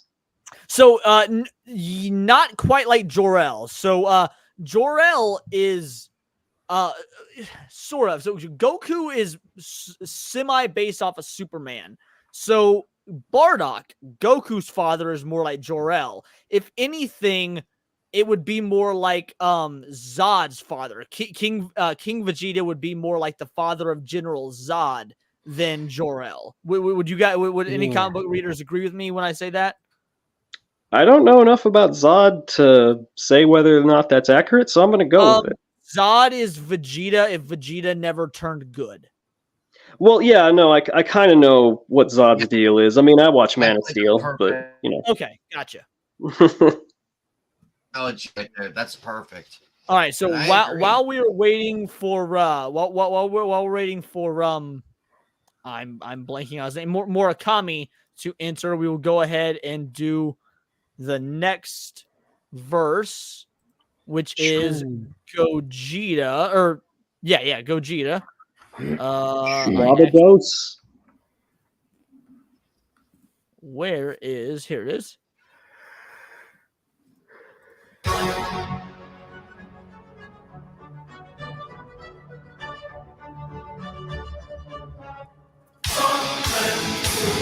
Yeah, I see you thought it was over, but then the future tango boosted power, roasting opponents, the coldest foes that I'm owning. The key is flowing in ocean. You had the nuts to step through one of us, but now you're facing both. But these thugs, people that keep being tossed, lethal with thinking you the dreams will beat us. Speed a position you can clear to TikToks. Crying to yourself cause you're weak and we're peerless. Second choice of feeling me a Gemini man. Don't need a smith, come and quick this one out. Gemini blast, double vision, they can see him kiss out. That's with a hand, put it to try, push him aside now. Standing in back, this dual personality, you would have thought it'd be a mismatch. Two beefy sandwich together, that's a big bag. One man, slick time, never skip, Jim Clark. Big bag, hobby, with a big bag with the man.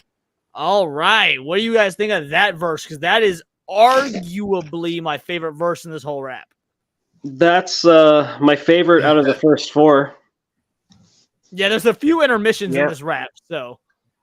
Yep, definitely. That Big Mac. Is there a line that stuck out to you guys? I got twice. What is it? I got twice the fight in me a Gemini Man. I just watched it and I can't fucking remember. But the Gemini Man line. Do you get what that's a reference to when he says that?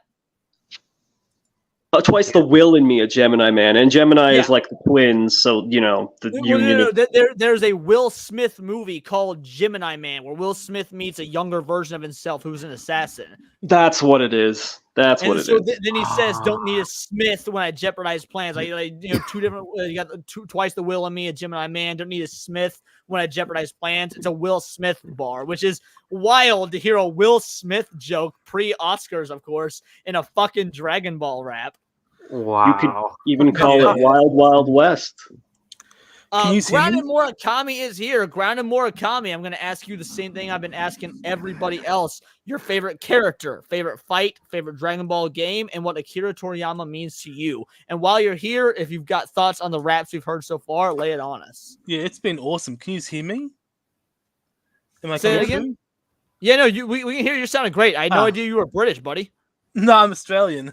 Oh, Australian, even fucking better. You're a fucking criminal or a descendant of criminals. I like that. That's so cool. Yeah, so my favorite character is probably going to have to. I'd say it's Frieza.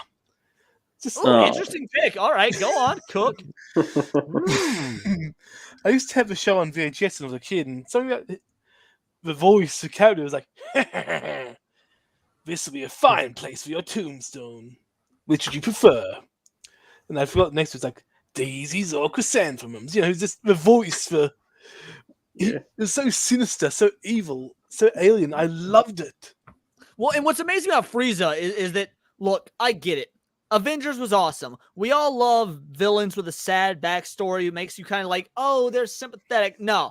I miss He's down villains evil. that are bad for the sake of being bad. We've all gone to the fucking convenience store and stolen a candy bar or something and been like, ooh, that was a rush. That's what Frieza is. Frieza exemplifies the villain that's just evil because fuck it. It's fun to be evil. And I miss that. I'm sick and tired of goddamn sympathetic villains. I like evil for the sake of being evil villains. I mean, Oh, what? You didn't like Cruella? Cruella had some brilliant set design. I'll give it that. No, I 100% agree with Leon. Seems like people are shying more and more away from villains just being fucking despicable, and Frieza embodies that. So, hail to the Emperor. Yes. I mean, Yeah, he does cause Jim mayhem Harrison's for right. viewers. Just like the Emperor, I assume he means from Star Wars. Yes, exactly. Or Sauron. Exactly. Sauron. Although Frieza would body Sauron, but you know. Oh, yeah. Oh, we're gonna go that route, are we? Frieza would use one finger and he would turn Mountain Doom into fucking, like just real estate for us to build some condos on. But could he destroy it more than Galadriel did? Because, I mean, she did a pretty good job of getting that fucking mountain blown up, so. Well, do you know why a rock sinks and a ship floats? Something about the sun shining or some shit. I don't know. Murakami, so your favorite character is Frieza. Do you have a favorite fight in all of Yes, Dragon I Ball? do. I'd probably say it's the Broly versus Gogeta from Dragon Ball Super Broly. Good fucking choice. The That's a music, great the one. choreography, it was all so good. And seeing it with my family and friends made it much better, you know? And then, Clay Jet says Sauron would blink Frieza out of existence. You are so fucking incorrect. Yeah, no. All right. Frieza would just use it a death begins. And really, Oh. Sauron is only one eye, so wouldn't it be winking, not blinking? All right. What about a favorite Dragon Ball game? It'd probably be on the. This is something I haven't mentioned. Supersonic Warriors for GBA and DS. You ever played those ones? Really? Fucking old school. I love the what ifs. Oh. Like Frieza gets immortality. Piccolo gets hit with that evil beam instead of Vegeta.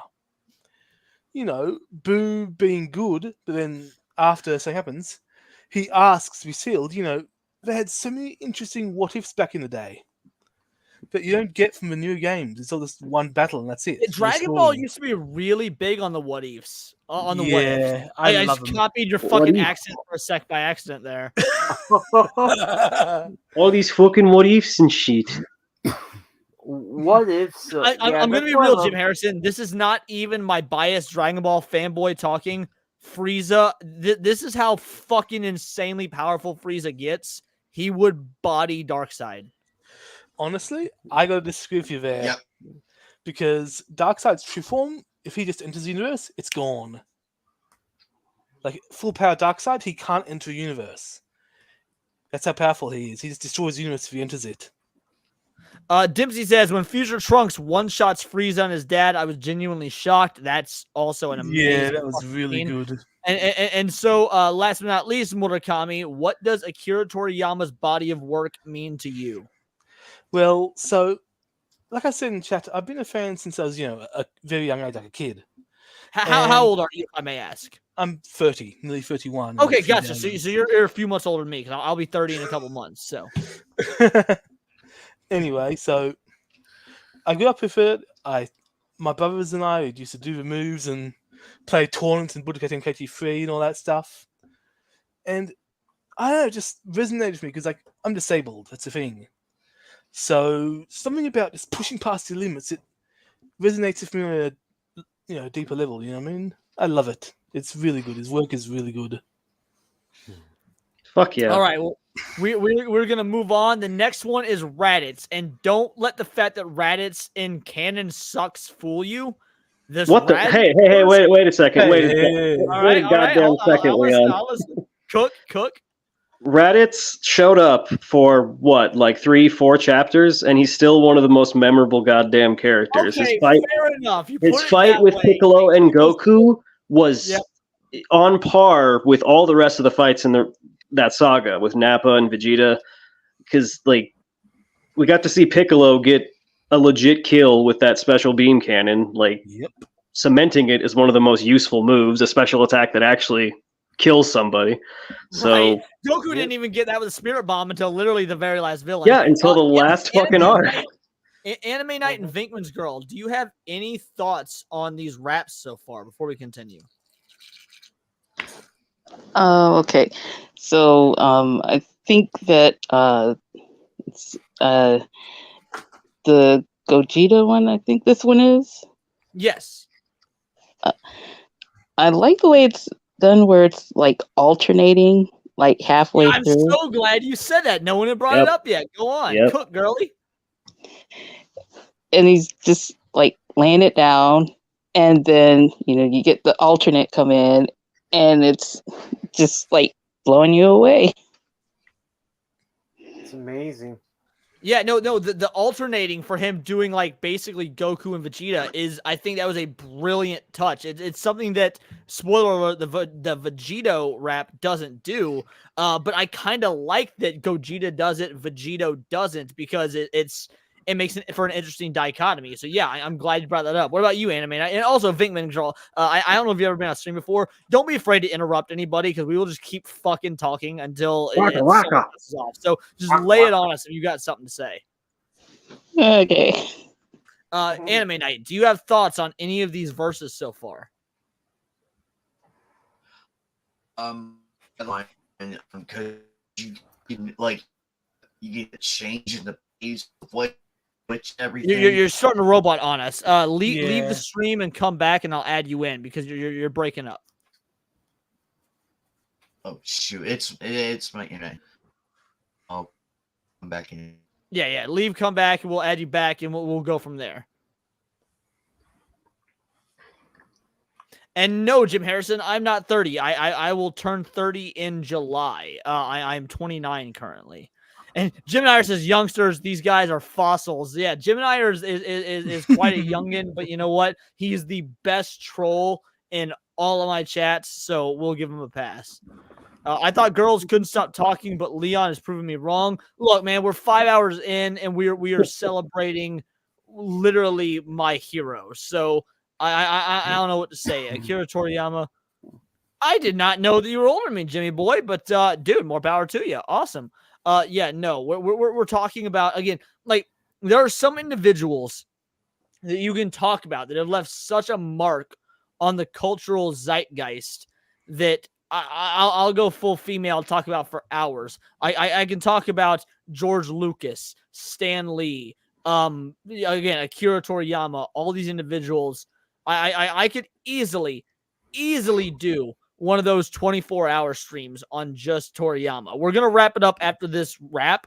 But again, that doesn't mean leave, because there's a very heartwarming exit I want you guys to see. But yeah, this is the wrap up for the stream. I want to hear people's thoughts on these raps, because again, Akira Toriyama is such an influence on the culture that he got people to make a 10-minute rap about his characters, and that cannot be understated. 424.94. So you're turning 30 literally next month. Well, happy early birthday. I cannot wait to celebrate with you, buddy. All right. Are you guys ready for the next Anime Night's back. Let's see if your internet's doing better.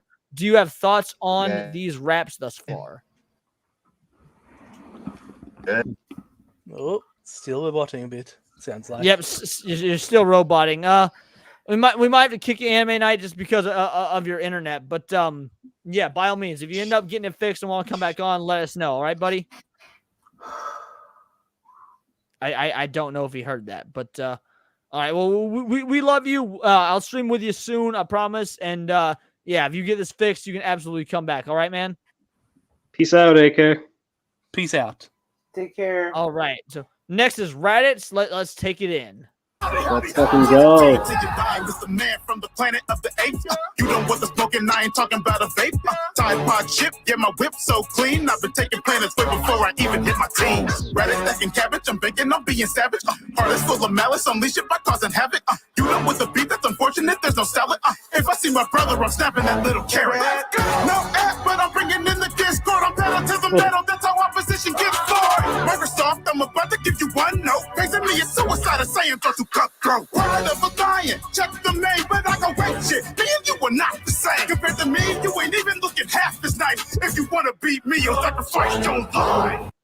All right, what did you think of Raditz? Loved Game Boy. Game Boy fucking Wow. killed it. Dude, Game Boy Jones is a fucking game changer. Yeah. Were there any was lines that stuck laughing. out to anybody in that particular verse? A lot of them, but I think the last one is what kind of seals it for me. If you want to beat me, you'll sacrifice your life. Kind of wrapping it back around to the whole. Good fucking line considering the lore of the show. Yeah, it's the hardest thing he could have possibly fucking said. So I think this one is in the top 5 of all the verses for me. I would literally agree. Absolutely. great. I also love the line Tide Pod ship. Yeah, my wit's so clean. Oh, because man, like yeah. that is such a good way to marry like rap vernacular with anime shit. Yeah, no, he went through like all of Raditz's best features, and then like just it's hard to articulate, but yeah, Game Boy fucking killed it with that one. Dipsy says this reminds him a lot of rap battle style, and that doesn't surprise me because like that's sort of how he wrote the verse, is on the attack, as if he's coming at you, the viewer, / coming at Goku / Piccolo. So the fact that it was written in a very rap battle style does in fact make sense. One of my favorite lines was snap that little carrot. Exactly. Yeah. What were you gonna say? I was gonna say one of my favorite lines from that verse. You don't want a beef? That's unfortunate. There's no salad. Yeah, right. Yeah, you don't want the beef. That's unfortunate. There's no salad. Like, I love because that. all Saiyans are named after vegetables. So again, Yeah, clever exactly. fucking writing. Not to mention Sadala, the planet. So. Oh Which is going shit! I've never vigorous. made that connection. You're right. Sadala, the planet. I won't lie. I've listened to this song fucking 500 times and never once thought of that. It's a banger, dude. Wow. Yeah. What Chad, Vinkman's girl? You have any thoughts on the Raditz verse? I think everyone covered it. Some respect on fucking Goku's bro's name. Yeah, everybody covered it. Oh boy, it's like Just the aggression, just the fucking raw aggression of it. it's So there's one more line then that no one's talked about that I'll cover real quick. He says, "Pride of a lion, check the mane," but I go ape shit. Me and you are not the same. So pride, Saiyans are known for their pride, but also I go ape shit because giant apes, because Saiyans in the moonlight. Yeah. Like that is two animal references that also work in terms of Dragon Ball lore. Yeah, it's Gypsy said right here. I go ape shit. We are not the same. Yeah, exactly. Like, so now. Next, we got Future Trunks, who is done by my boy None Like Joshua. I'm biased towards this being my favorite verse because LJ and I are we're actually friends, so I can't like in good conscience say this is the best verse without being biased. But this is a really good fucking verse. I don't know what else to say. So we're gonna rewind a bit and we'll do it from the top. Good boy. If you wanna beat me, you'll sacrifice your life. This is the Gohan, so long you robots. Krillin's own thought isn't even the most hot or that nice like I am when it comes to tough fights. So taking 20 episodes, I'm taking one slice. More humble than any Saiyan here on the track, cause I know when to attack and when to hold it back. Coming from the future, man, it's all out of whack, cause Goku's gotta live, so don't shoot. He's not Goku Black or Zamasu. What I've seen will haunt you. Travel to the past seems too paradoxical. What I got to, killing villains, saving my fam. Now my sword is shaving off years from your lifespan. Sipping for my chick, she's searching for my Dragon Balls. I don't need to make a wish, I can hurt the baddest god. Mortals underestimate me cause my dad's a loser. Maya's too young, so it's back to the future. All right, so I'm gonna go ahead and let Vinkman's girl and Chad speak first because we keep taking their lines. So Vinkman's girl, let me know what you think. Chad, let me know what you think, and the rest of us will chime in. Yeah. Oh boy. I think what stood out to me was when he said the line of saying what took Goku 20 episodes I did in one slice. Mm-hmm. Yep, that's a great line. I was like, wow. Ving Material, you got any thoughts on the on the future Trunks verse? Oh man.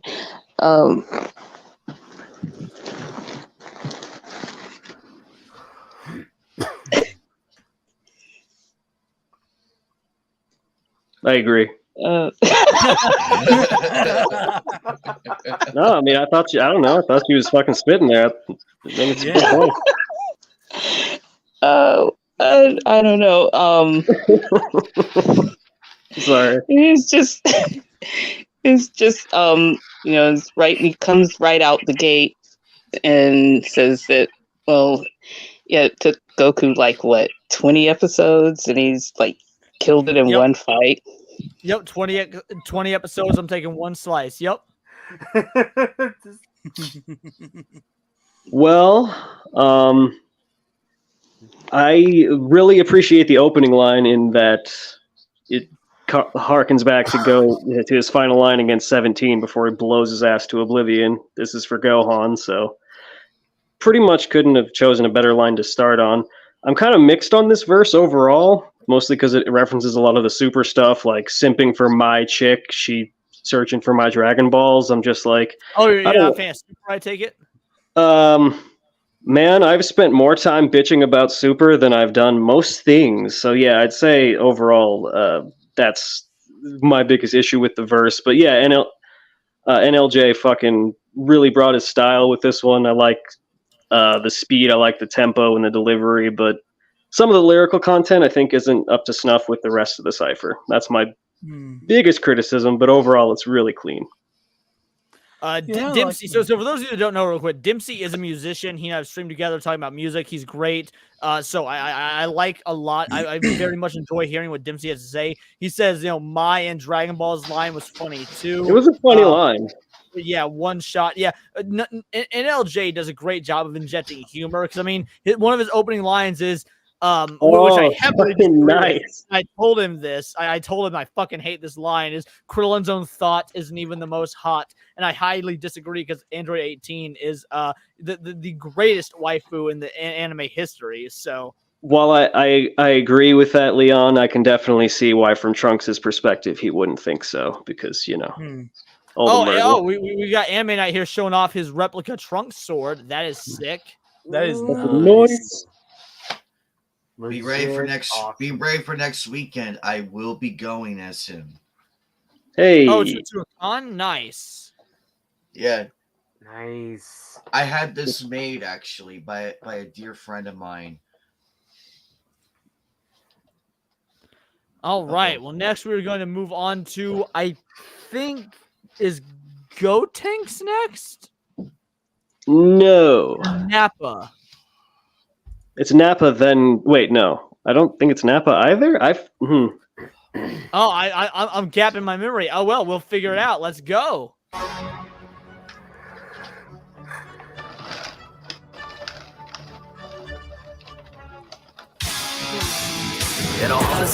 Right, so first of all, it is Nappa, but we're going to...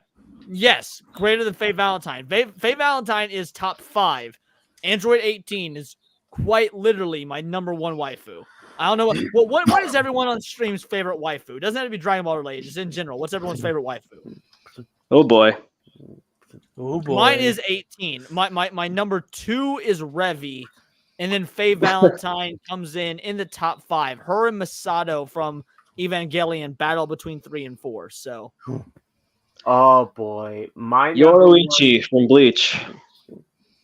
Oh, that's an interesting pick. 10 out of 10.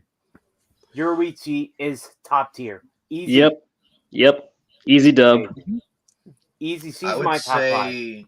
I would say Fire Ice Hilda. Okay. Grounded Murakami, you don't have to type in the chat. Yeah, you can just talk, man. You're in here with us. You can just say that was a good line, buddy.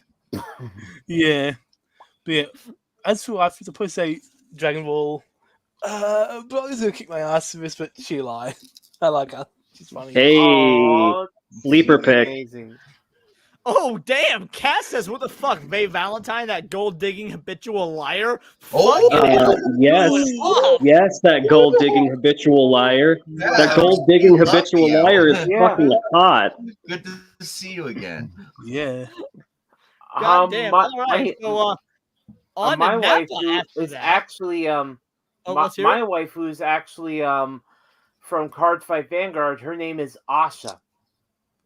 She's Cardfight Vanguard's got some waifus. Yeah, I've heard that. All yeah, right. I Let's actually go in for showed you her Napa. before. I showed them.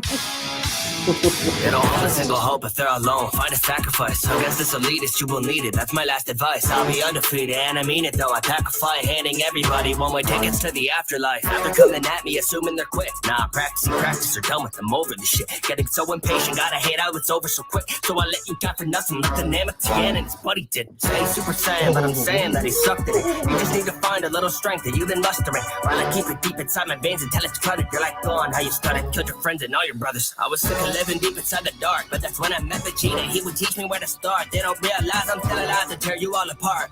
You call it destruction, I call it a pockmark. All right. Fucking cold. So I'm gonna be real. Zach Boucher is my favorite nerdcore rapper. That's a good Bar fucking none. choice, man. Like this is not, in my opinion, his best verse, not by a long shot, but he is my favorite overall rapper. So I want to hear your guys' thoughts on this verse. Well, I don't know. This might be the best embodiment of the character's attitude for the rapper they chose. I feel like Zach B fits that just like methodical, cold ass killer that Nappa is, and just kind of throwing some headcanon in there, I guess, about when I met Vegeta, because we don't really know when that meeting occurred. Yeah, we don't know. I mean, we But get a still, little bit of info about it in the Bardock, the father of Goku, but again, that's non-canon. So, But that being said, I really think like putting forth that idea of Vegeta being kind of the power that Nappa's striving for. Yeah, he's the only rapper in this whole verse that throws headcanon into his verse. yeah, but it's a type where you can tell he really cares about the character, and just they don't hold a single hope if they're alone, find a sacrifice. Just so many of these opening lines are so fucking good and set the tempo. I also want to give him props for using the term pockmark, because that's a real thing. Like pockmarks are divots in rock.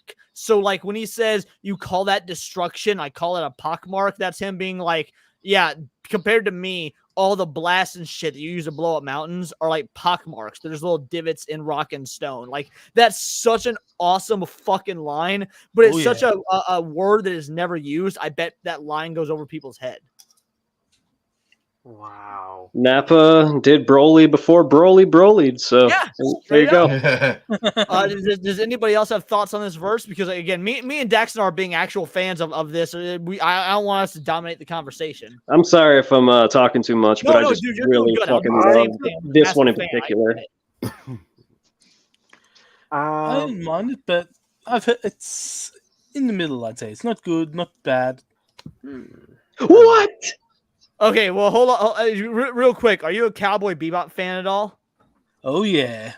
You'll have Zach. In my opinion, Zach's best song is a Cowboy Bebop rap, and you will have to link up and do a stream where we go over some nerdcore raps or whatnot. We could all do a stream together where we do that, because he's got a song that it's a Cowboy Bebop rap. It's the best thing he's ever fucking done. So I think you'll appreciate that.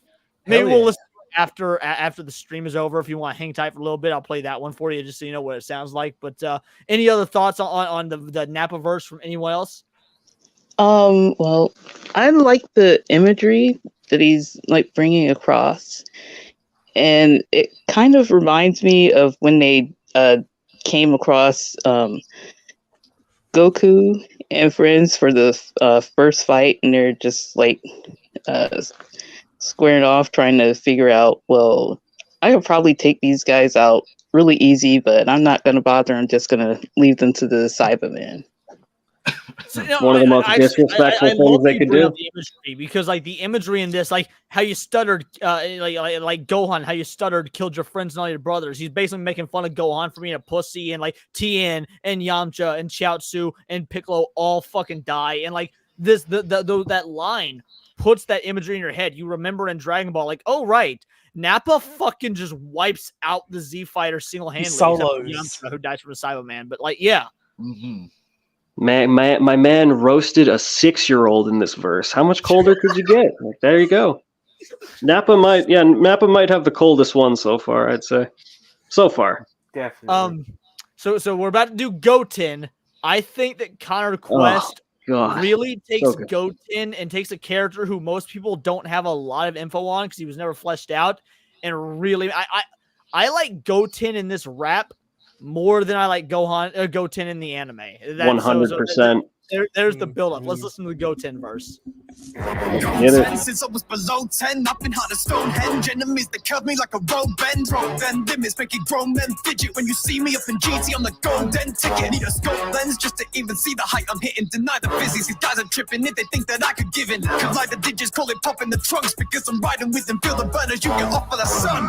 Flip rounds and attention high. No, these clowns ain't friends of mine. Count me how they hard, drop a body to the floor, get a strike to a vital just to end your life. Step with a rush on your neck, bust collarbone. This is how you make a hero, son. Fuck foreign zone. Key unlock, you can't fight with us. You'll be sweeping up the pieces of your teeth until you bite the dust. Whoa! Can I go first? Let's give Anime Night and Vinkman's Girl first, since Get again they're pretty quiet. So Vinkman's Girl and or Anime Night, whichever you answers first. What'd you think of the Goten verse?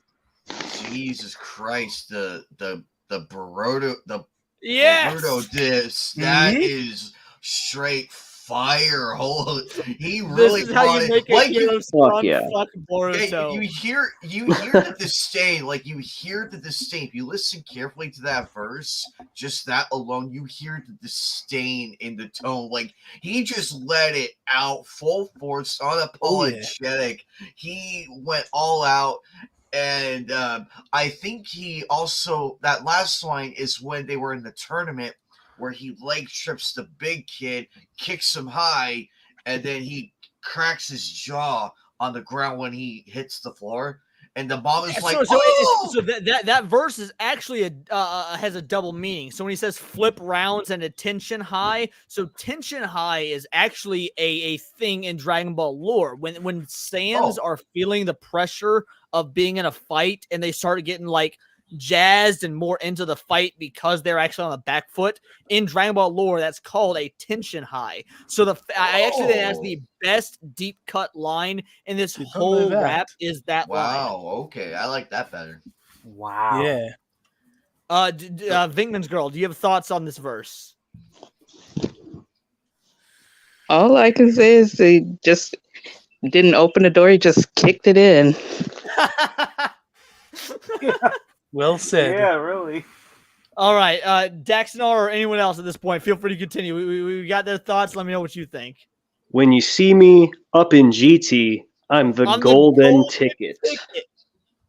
That line is so fucking stylish, and the wordplay between GT and golden ticket, like, yeah, no, that's my favorite of that verse. And yeah, like Leon said, this is the hardest Goten has ever, or probably will ever sound, and he needs to get this hard in canon. That's about it. Fucking fire verse. So we got real quick, Emperor _719. I'm not that big of a fan. What I know about Dragon Ball comes from Nerdcore Raps. Well, you picked a very good time to join the stream then, because how we're capping out the stream. The DVD set of GT I got watching Super Rip Toriyama. Well, first of all, I want to say I'm glad you're here, because this whole stream is an Akira Toriyama appreciation stream. The reason we're going over this rap is because the fact that Akira Toriyama left such an impact on culture, that rappers are doing entire songs dedicated to his characters, is just insane. So you picked a good rap, you picked a good part of the stream to join. You picked a good stream in general to join. I appreciate you being here. Let's celebrate Akira Toriyama's life. Thank you for showing up, Emperor719. Dim says, BRB, going to make some morning coffee. You go do that. I'm going to read your other chat in the interim. Yeah, I like the way he wraps his words into the next stanza. He makes the rhyme delay to light, so it starts the next line. Well written and delivered. He had great presence too. That's a Connor Quest thing in general. I mean, if you listen to any more of his songs, he's just there's this song called Goku, Goku, Goku, which is 3 different rappers. Oh, and yeah. he's part of it, and they do Young Goku, Z Goku. They do Dragon Ball Goku, Z Goku, and Super Goku. And he does the super version of Goku, and he does the exact same thing there, which is just it seamlessly flows. It's brilliant. And again, as a fellow musician, Dempsey, I know you get it. So all right, let's bat this up a bit. We're gonna do the Go Tanks verse. You can't fight with us. Go be sweeping other pieces of your team until you fight the dust. Looking for a hero, then it's us. Had to double up to maneuver when it's clutch. Give them big rounds. No for the dough, I go nuts. Tell them sit down. It's gonna bring thunder when I punch. Y'all talk too much. Enemies do the most. When I speak, leave them toast. When I spit, they go ghost. You not the real thing. I'm in a gang full of clones. They copy when I'm on. Now they hoping to explode. You can't copy me. If you do it sloppily. They just throwing shots at me, but I promise you ain't stopping me. So much potential, you can check my credentials. You don't know what you're in for. Greatness when I'm in for. All right, and that was Go Tanks. So fun fact about Dizzy 8, he's actually a Christian rapper who is also into nerdy stuff. And so he uses a lot of very uplifting Christian iconography in his anime raps. That explains so much. Did you not know that, really? No, I've been following Dizzy for a little bit now. Particularly like his Bat Family cipher, but holy shit. Dude, that's my favorite song by Dizzy, I swear to God. I knew it. Sorry, no. I'm a liar. Sorry, my favorite song by Disney is Gotham, his Bruce Wayne rap. Not Bat Family. I'm sorry. Favorite rap by Disney? Dizzy. His name is Dizzy. Sorry, I've been drinking all night on the stream. We're 5.5 hours in. You're gonna have to give me some swag. So have I, man. But Dizzy's the GOAT, and that makes a lot of sense. You can particularly the second half of that verse where has more of a singing aspect to it. Like, right. I'm getting choir vibes from that. Yeah, and again, and to me, like you listen to all of Dizzy's raps, and you realize I never realized this until I found out he was a Christian rapper. I was like, oh shit, he doesn't swear like ever, and it made sense as to why. So, do you guys have thoughts on the Go Tanks rap after hearing it? Anyone that's not me and Daxonar? Well, they've got the confidence aspect covered. Yeah, you can really hear it, and you kind of remember that that's like one of their biggest traits in that form is like the confidence. Is it ever? Oh yeah. Yeah, no, I think you hit the nail on the head. I mean, when he says the line "for the dough I go nuts," which is alludes to one of Go Tanks' moves, the galactic donuts. For the dough I go nuts. Like that's a very clever deep cut lore reference. Anyone else have thoughts? I particularly want to highlight the line. You win a gang full of ghosts, full of clones, you copy what I'm on, now you hoping to explode. Just that is such a good lore. That's that bangs harder than the actual Super Ghost Kamikaze attack, which still a pretty goated attack, I gotta say. Yeah. Real quick, there was an FY East. There's an FY East store out here. I recently went to. They did have a Go Tanks figure, complete with the Suicide Ghost. I nearly got it. Nice. I'm gonna go grab it if it's still there. Was he Super Saiyan 3? I actually got Super Saiyan 3. Like, do you guys remember the OG Dragon Ball figures from the early 2000s that came like the blue packaging and whatnot? I've got Super Saiyan 3 Go Tanks from that era. Nice. By the way, Daxnar, Diggs the Prophecy. Yeah? He's the other one I'm homies with. I've streamed with him a couple times. Oh, Diggs awesome. Too? God damn. I've so far I've gotten in contact and gotten to have very extensive, awesome streams and conversations with Xiao Dao, NLJ, and Diggs the Prophecy, which all three of them are amazing individuals. So God, so good. Let us continue. I'm going to spurg out if we talk too much about this. All right, the intermission. I think Vegeta. Oh no! or Well, my Vegeta favorite verse is next. is Vegeta or Vegeta next? Or am I misremembering? It is Vegeta-sama. Yeah, that's right. All right, so Vegeta is next. For all you Vegeta fans, we got actually the guy that plays Vegeta is the one that made this song. This is his song, and that's Fable, who is awesome. Shout out Fable. I have not met him, unfortunately. I've never met him, but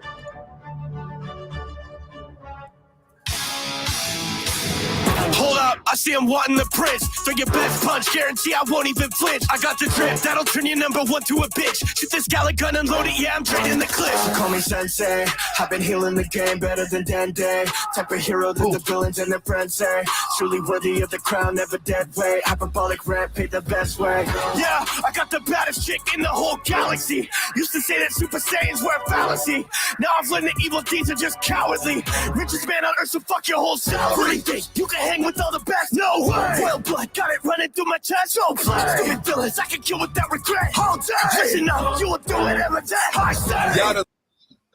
and that was Vegeta. Well, you got some thoughts. How did Akira Toriyama influence this rap?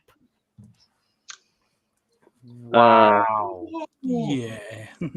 Wow. Everyone's in fucking I shock right now. I kind of don't want to go first because I got a lot of thoughts on this one. So if anyone else All right, wants no, to, yeah. Hold it till the end, then we'll let everyone else go. I will hold it till I'm the right end. there with you. Anyone else that's not me and him got thoughts? I think I will say what stuck out to me is the where he says I got the Very strong baddest voice, chick in the whole galaxy. And I'm Yes. like, Yes. yeah, that he does. I'm Yeah, like richest I man like on that. earth, so fuck your whole salary, which he is the richest man on earth. Granted, it's because he married Yep. into the richest Yeah. woman on earth, but it's still factually accurate. Yes. Vinkman's girl, you got any thoughts on the Vegeta verse? Well, it's from a different point of view than I was expecting because it's more like a flip of his personality. So I was expecting it to go from like old evil Vegeta to like new Vegeta. Instead, it's like new Vegeta just talking about how he used to do things, and I don't know. No, you're 100% right. He's rapping from like a post-Cell game sort of boot era vision of Vegeta, like kind of looking back on like, man, I used to be a fucking asshole. Like, no, you hit the nail on the head. There's definitely a transitionary part in the verse to represent that character change, but Yeah, it's not even that whole 100% ego driven as it used to be. It's a little bit more humble, but it's still got the ego in it. You're totally correct. Like while there is that ego there, so much of this is like from the perception of I've found a new calling. That calling's my family. Like richest man on earth, or I got the baddest chick in the whole galaxy. Like he's rapping about how much he fucking Bulma is there, and that keeps him grounded. So do you have thoughts on this one, Murakami? No, it's pretty good. I like it. Nothing specific, to be honest. All right, and Daxonar, lay it on us. What you got? all right. Well, the initial line of "throw your best punch, guarantee I won't even flinch." I can't help but think that's a direct reference to the Broly trailer. Dude, you and me both. Yeah, that has to be what the imagery he's going for there. And call me sensei. I've been healing the game better than Dende. That is, again. So Dempsey says that turn your number one to a bitch line was good. Well, yeah, that's. Emperor says Toriyama inspiring these fire raps and fan-made Dragon Ball stories, many versions of his influences everywhere. And that's why I wanted to sort of round out the stream with this, because I could be wrong, but like if you grew up in the 70s, the 80s, like the biggest genre of music was rock. Whether it be hair metal, whether it be rock and roll, whether it be whatever version it was. And then the 90s came along, and the 90s sort of changed the game. and Tupac and Biggie and all these individuals. I'm a musician. I'm a massive rap fan. I'm a massive metalhead. I love rock and roll. Like I listen to pretty much everything but country. And so like I have a mad appreciation for hip hop, but modern hip hop doesn't do it for me. I love early 90s to about mid 2000s hip hop and rap. And then I listen to this nerdcore, and it takes me back to what rap meant in the 80s and 90s, which is just like rapping. Like in the 80s and 90s, rap was all about just, being real. And what do a bunch of white guys, I say a bunch of white guys, half these guys are black as well. But what do a bunch of nerds rap about if you're a nerd? What is real to you? Well, you rap where you came from. And you came from the position of, growing up loving anime or not being able to get laid or whatever it may be. So like that's when you hear these individuals, this would be the equivalent of like in the 90s, Three Doors Down released that song Kryptonite, which was about Superman. My Kryptonite. What was that? No, I remember that song for sure. Yeah, and for the record, they're assholes. I used to work in the music. Oh yeah, no, I used to work in the music industry. I've met a lot of musicians because I used to be a booking agent, and I never met Three Doors Down, but I have a friend who did. You saw on the stream earlier, Clay Media. Clay Media worked with Three Doors Down, and according to him, they were absolute assholes. But the point is, they had that song Kryptonite. And when you become a rapper and you do this music for a living, and you decide, hey, I want to rap about Dragon Ball, you have breached the cultural zeitgeist into the most recognizable and famous medium and genre of music available. That means you've done something. So like Toriyama's lore and life and legacy live on in the most popular of genre of modern music. Most certainly. Modern country sucks. Modern country sucks. Pop on some Dolly Parton, I'm all there. I love me some Dolly, but modern country is blasphemy. Well, my final thoughts on this verse in particular is I think it's my favorite, not only because of my Vegeta nostalgia, but the way he embodies that intensity is talking about Fable's Fable's fucking voice, right? Like he sounds like Vegeta. Like he could dub it, and I would buy him as Vegeta. Absolutely. But I think I hope I don't mess this up, but the best line in there is no, not the Gallic gun. I won't lie. My favorite line is get this Gallic gun unloaded now. I'm draining I was just thinking that one. Because again, in hip hop culture, gun violence is a thing, but in Dragon Ball, you shoot these beams. So Gallic gun unloaded, I'm draining the clip mixes hip hop culture of like gun violence with fucking Dragon Ball, and that's brilliant. Also, real quick, Dempsey says 80s started the modern pop music boy band formula with New Kids and New Edition. Don't forget Duran Duran. My very first record, my very first vinyl of all time was actually Rio. Just throwing that out there. Nice. Kentucky Headhunters and Randy Travis, Tennessee Whiskey, Nitty Gritty Dirt Band. What is modern country to you, Leon? Because you think any anime past 2005 is modern. It's funny you say that because most country past like 1999 is modern for me. So I'm old compared to a few people in the chat. Don't forget, apparently. All right. Next we go into Vegito. Listen up, you will do it every day. Y'all done screwed up. I acquired the jewels and now I'm fused up. You about to get bruised up. Best of both worlds, I use superior strategy. You're not even half the man that used to be half of me. You choosing defeat.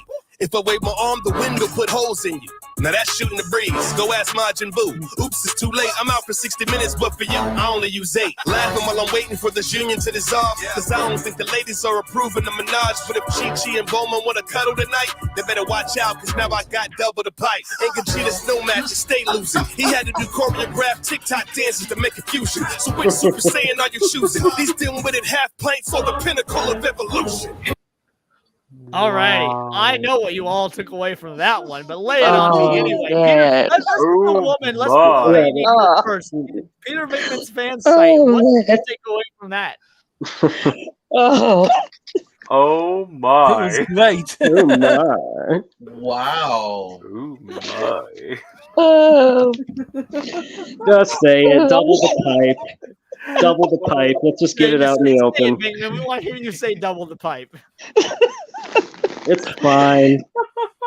All fine. Oh my gosh. That was just brutal. Wow. Yeah. It went in my man Vegito like that. Wow. I won't lie. Like aside from the double the pipeline, there's a few really good ones in here. Like, The TikTok dance and everything. Yes, TikTok dances to make a few. Like, That's just wrong.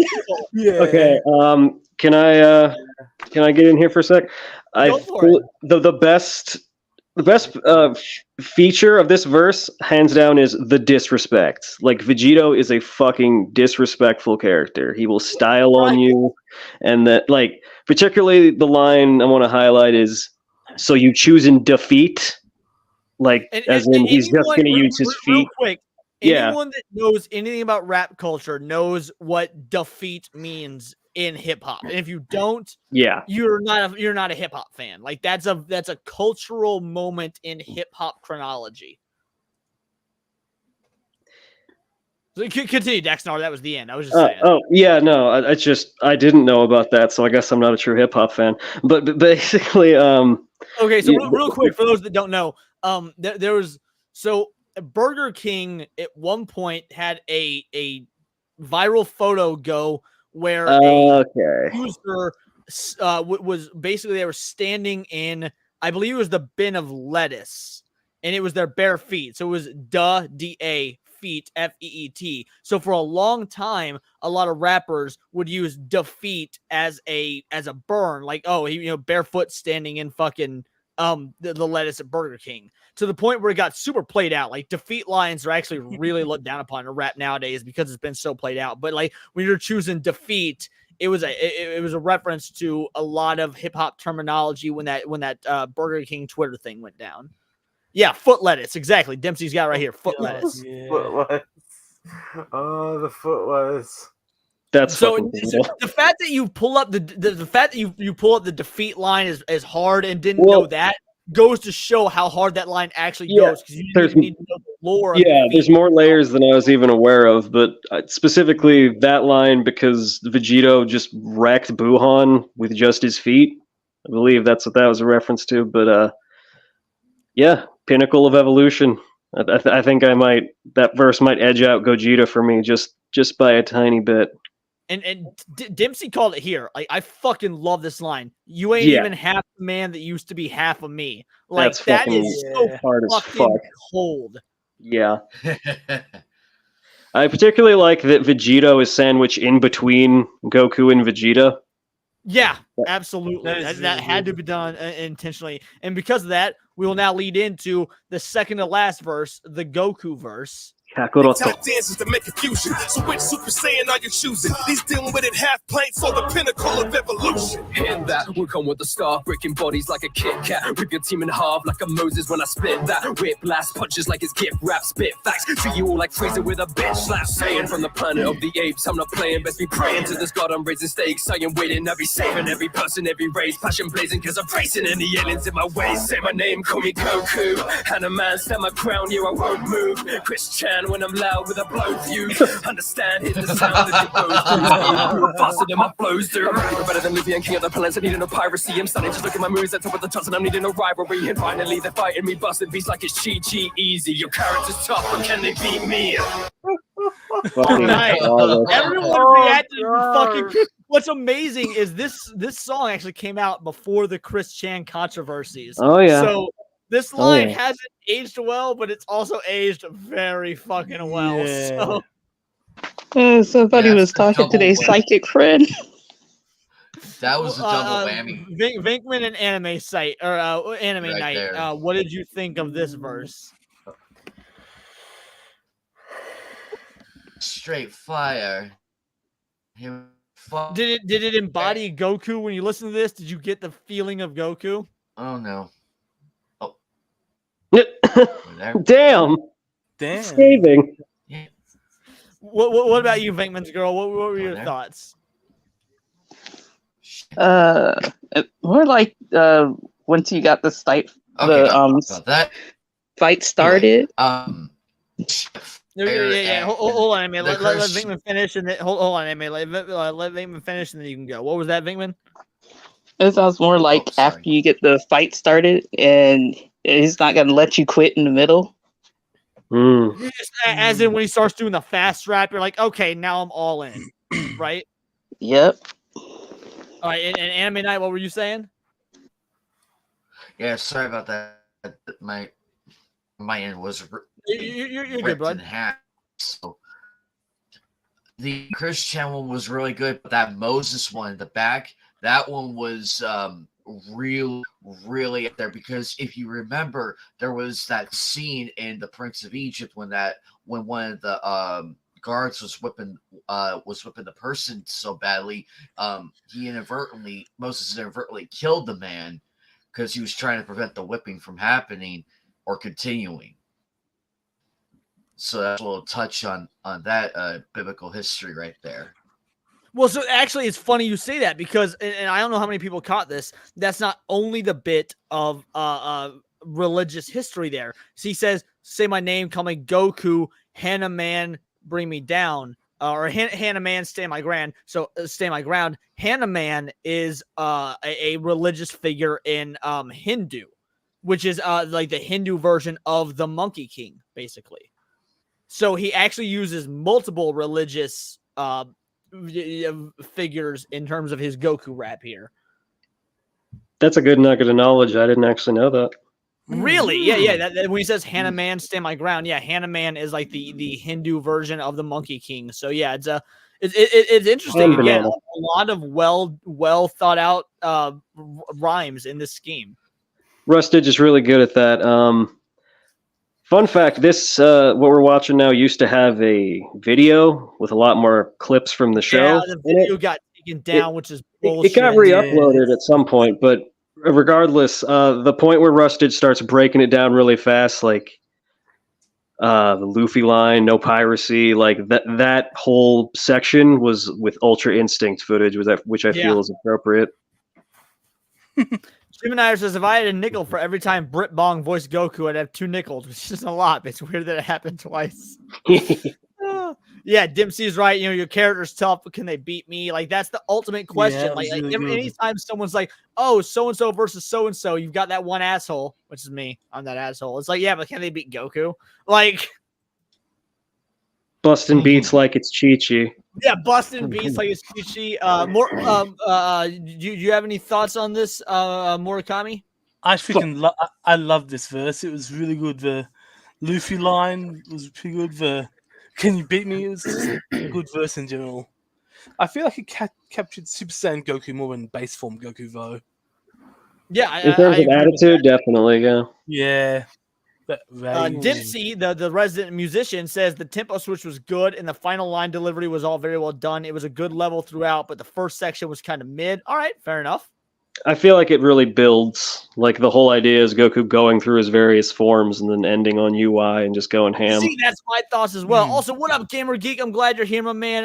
If you gotta go to bed, you can't stick around, I appreciate it, but thank you so much for dropping by, leaving a like or whatever it is you did. Thank you so much for being here. A monkey, but better than Luffy. LOL, shots fired. Yeah, a monkey better than Luffy. Need no piracy. Gonna be like king of the planets instead of like king of the pirates or whatever. Like whatever the line was. Like I won't lie. I can do this whole rap except for Goku's. That's the part I'm still trying to learn. So Rustage's flow is hard to keep up with even on rewatches. So I feel that. Yeah. Rustage is insane. He's apparently my most listened to artist on Spotify, which is kind of crazy considering he's actually not very high up on my list of the nerdcore artists. Nice. His son, right, you heard his son Wukong rap? I heard his mythological figures rap. If Son Wukong was a part of that, I heard that, but I've not heard one that's just on Wukong. No. Yeah, he made a one specifically for Wukong, and it's pretty fire. But yeah. I'll give you that. His Spider-Man rap is fucking awesome. I love his Spider-Man rap. Yes. All right, final verse. We got Broly. Oh, go, yeah. Broly, go. This far, go. Now you with me. Somebody hold me back, I'm going berserk. And at the rate I'm going, bro, I'm about to blow up the earth. This first time, each and every punch, I'm knowing it hurts. Your pride, legendary, saying I was chosen and perfect. I'm the truth, cause I always been the hardest, I'm a bad bitch. Had to work to get to where I started so savage. Had the Super Saiyan God saying no damn it. He's so mad, bitch, he breaking up the whole planet. Well, if it's gonna go, and I got something that should get on my chest. And I ain't talking about the X, see you sipping the flex. I got these little green bitches out here gripping my pecs. I'm ill, turn you green bitches, then you're hitting the deck. I'm a goddamn god of you body, your mind is strange. Look at the scenarios, you die every time. Murder you without a trace, cheater brought me to lime. You get body, not your body, if you body with mine. DPS. Wow. Wow. DPS, baby. All right. What were your thoughts on Broly to round this out? Millions of scenarios, you die every time on some Doctor Strange energy. Yeah, that line goes so hard. Anime Night, you got you got thoughts? The distorts like the legendaries and everything, that the distorts Vegeta, like please, that was a lot. That was a hilarious dist. Vegeta hates it when you insult him in the same way he hates it, and came in there with that verse. I felt Vegeta just like stopped, like hopping mad at that verse. Yeah. So Dempsey says that was probably the best written one of the lot to me. All right, here's what we're gonna do, Dempsey. You're gonna come on a stream with me and with Daxonar and with Murakami. Sorry, buddy. More true? It's so good. Sorry. And we are going to do just a whole stream where we analyze anime raps, because if you thought that was the best verse, that was DPS going light, like Daxnar. Was that not DPS being like, yeah, sure, I'll throw together. Honestly, in terms of a DPS verse, that one's like a solid 7.5. It's really fucking good, but if you hear his solo stuff, I think he shines way more there than he does on any cipher, and that's not a diss to that track or any of the cipher tracks. But show you how good DPS is. The dude is a fucking madman. He's I think he's the GOAT. As far as it being the best written of the lot, I kind of disagree, but it's top 5, maybe top 3, and bodied out your body if you rowdy with mine. Like, what the fuck? That's fucking wild. Yeah, DPS is fucking insane. And again, this isn't even close to his best work. In fact, the man's an actual Super Saiyan. My opinion is probably he's got this Shigaraki rap from yes, My Hero Academia, and that's probably my favorite by him. But yeah, all in all, like, does anybody have any final thoughts on this rap before we close out the stream for the night? It's my favorite anime cipher. I feel like each verse, each character, each of it all builds towards the final cap off that is Broly. And I mean, obviously it doesn't go in purely linear in terms of power level, but just like character impact and like just all the lore drops, all the wordplay. It's infinitely rewatchable, and I've been really privileged to be able to watch it with you guys. So thank you for that, Leon. Dude, I was happy. I like I said, I had no idea that you were a fan of those Daxnar. I pulled that up because I'm a fan. So the fact that I was wondering that I was going to be the only one here that was interested in that, but I was like, I feel like there'll be some people who are planets align, man. Serendipity.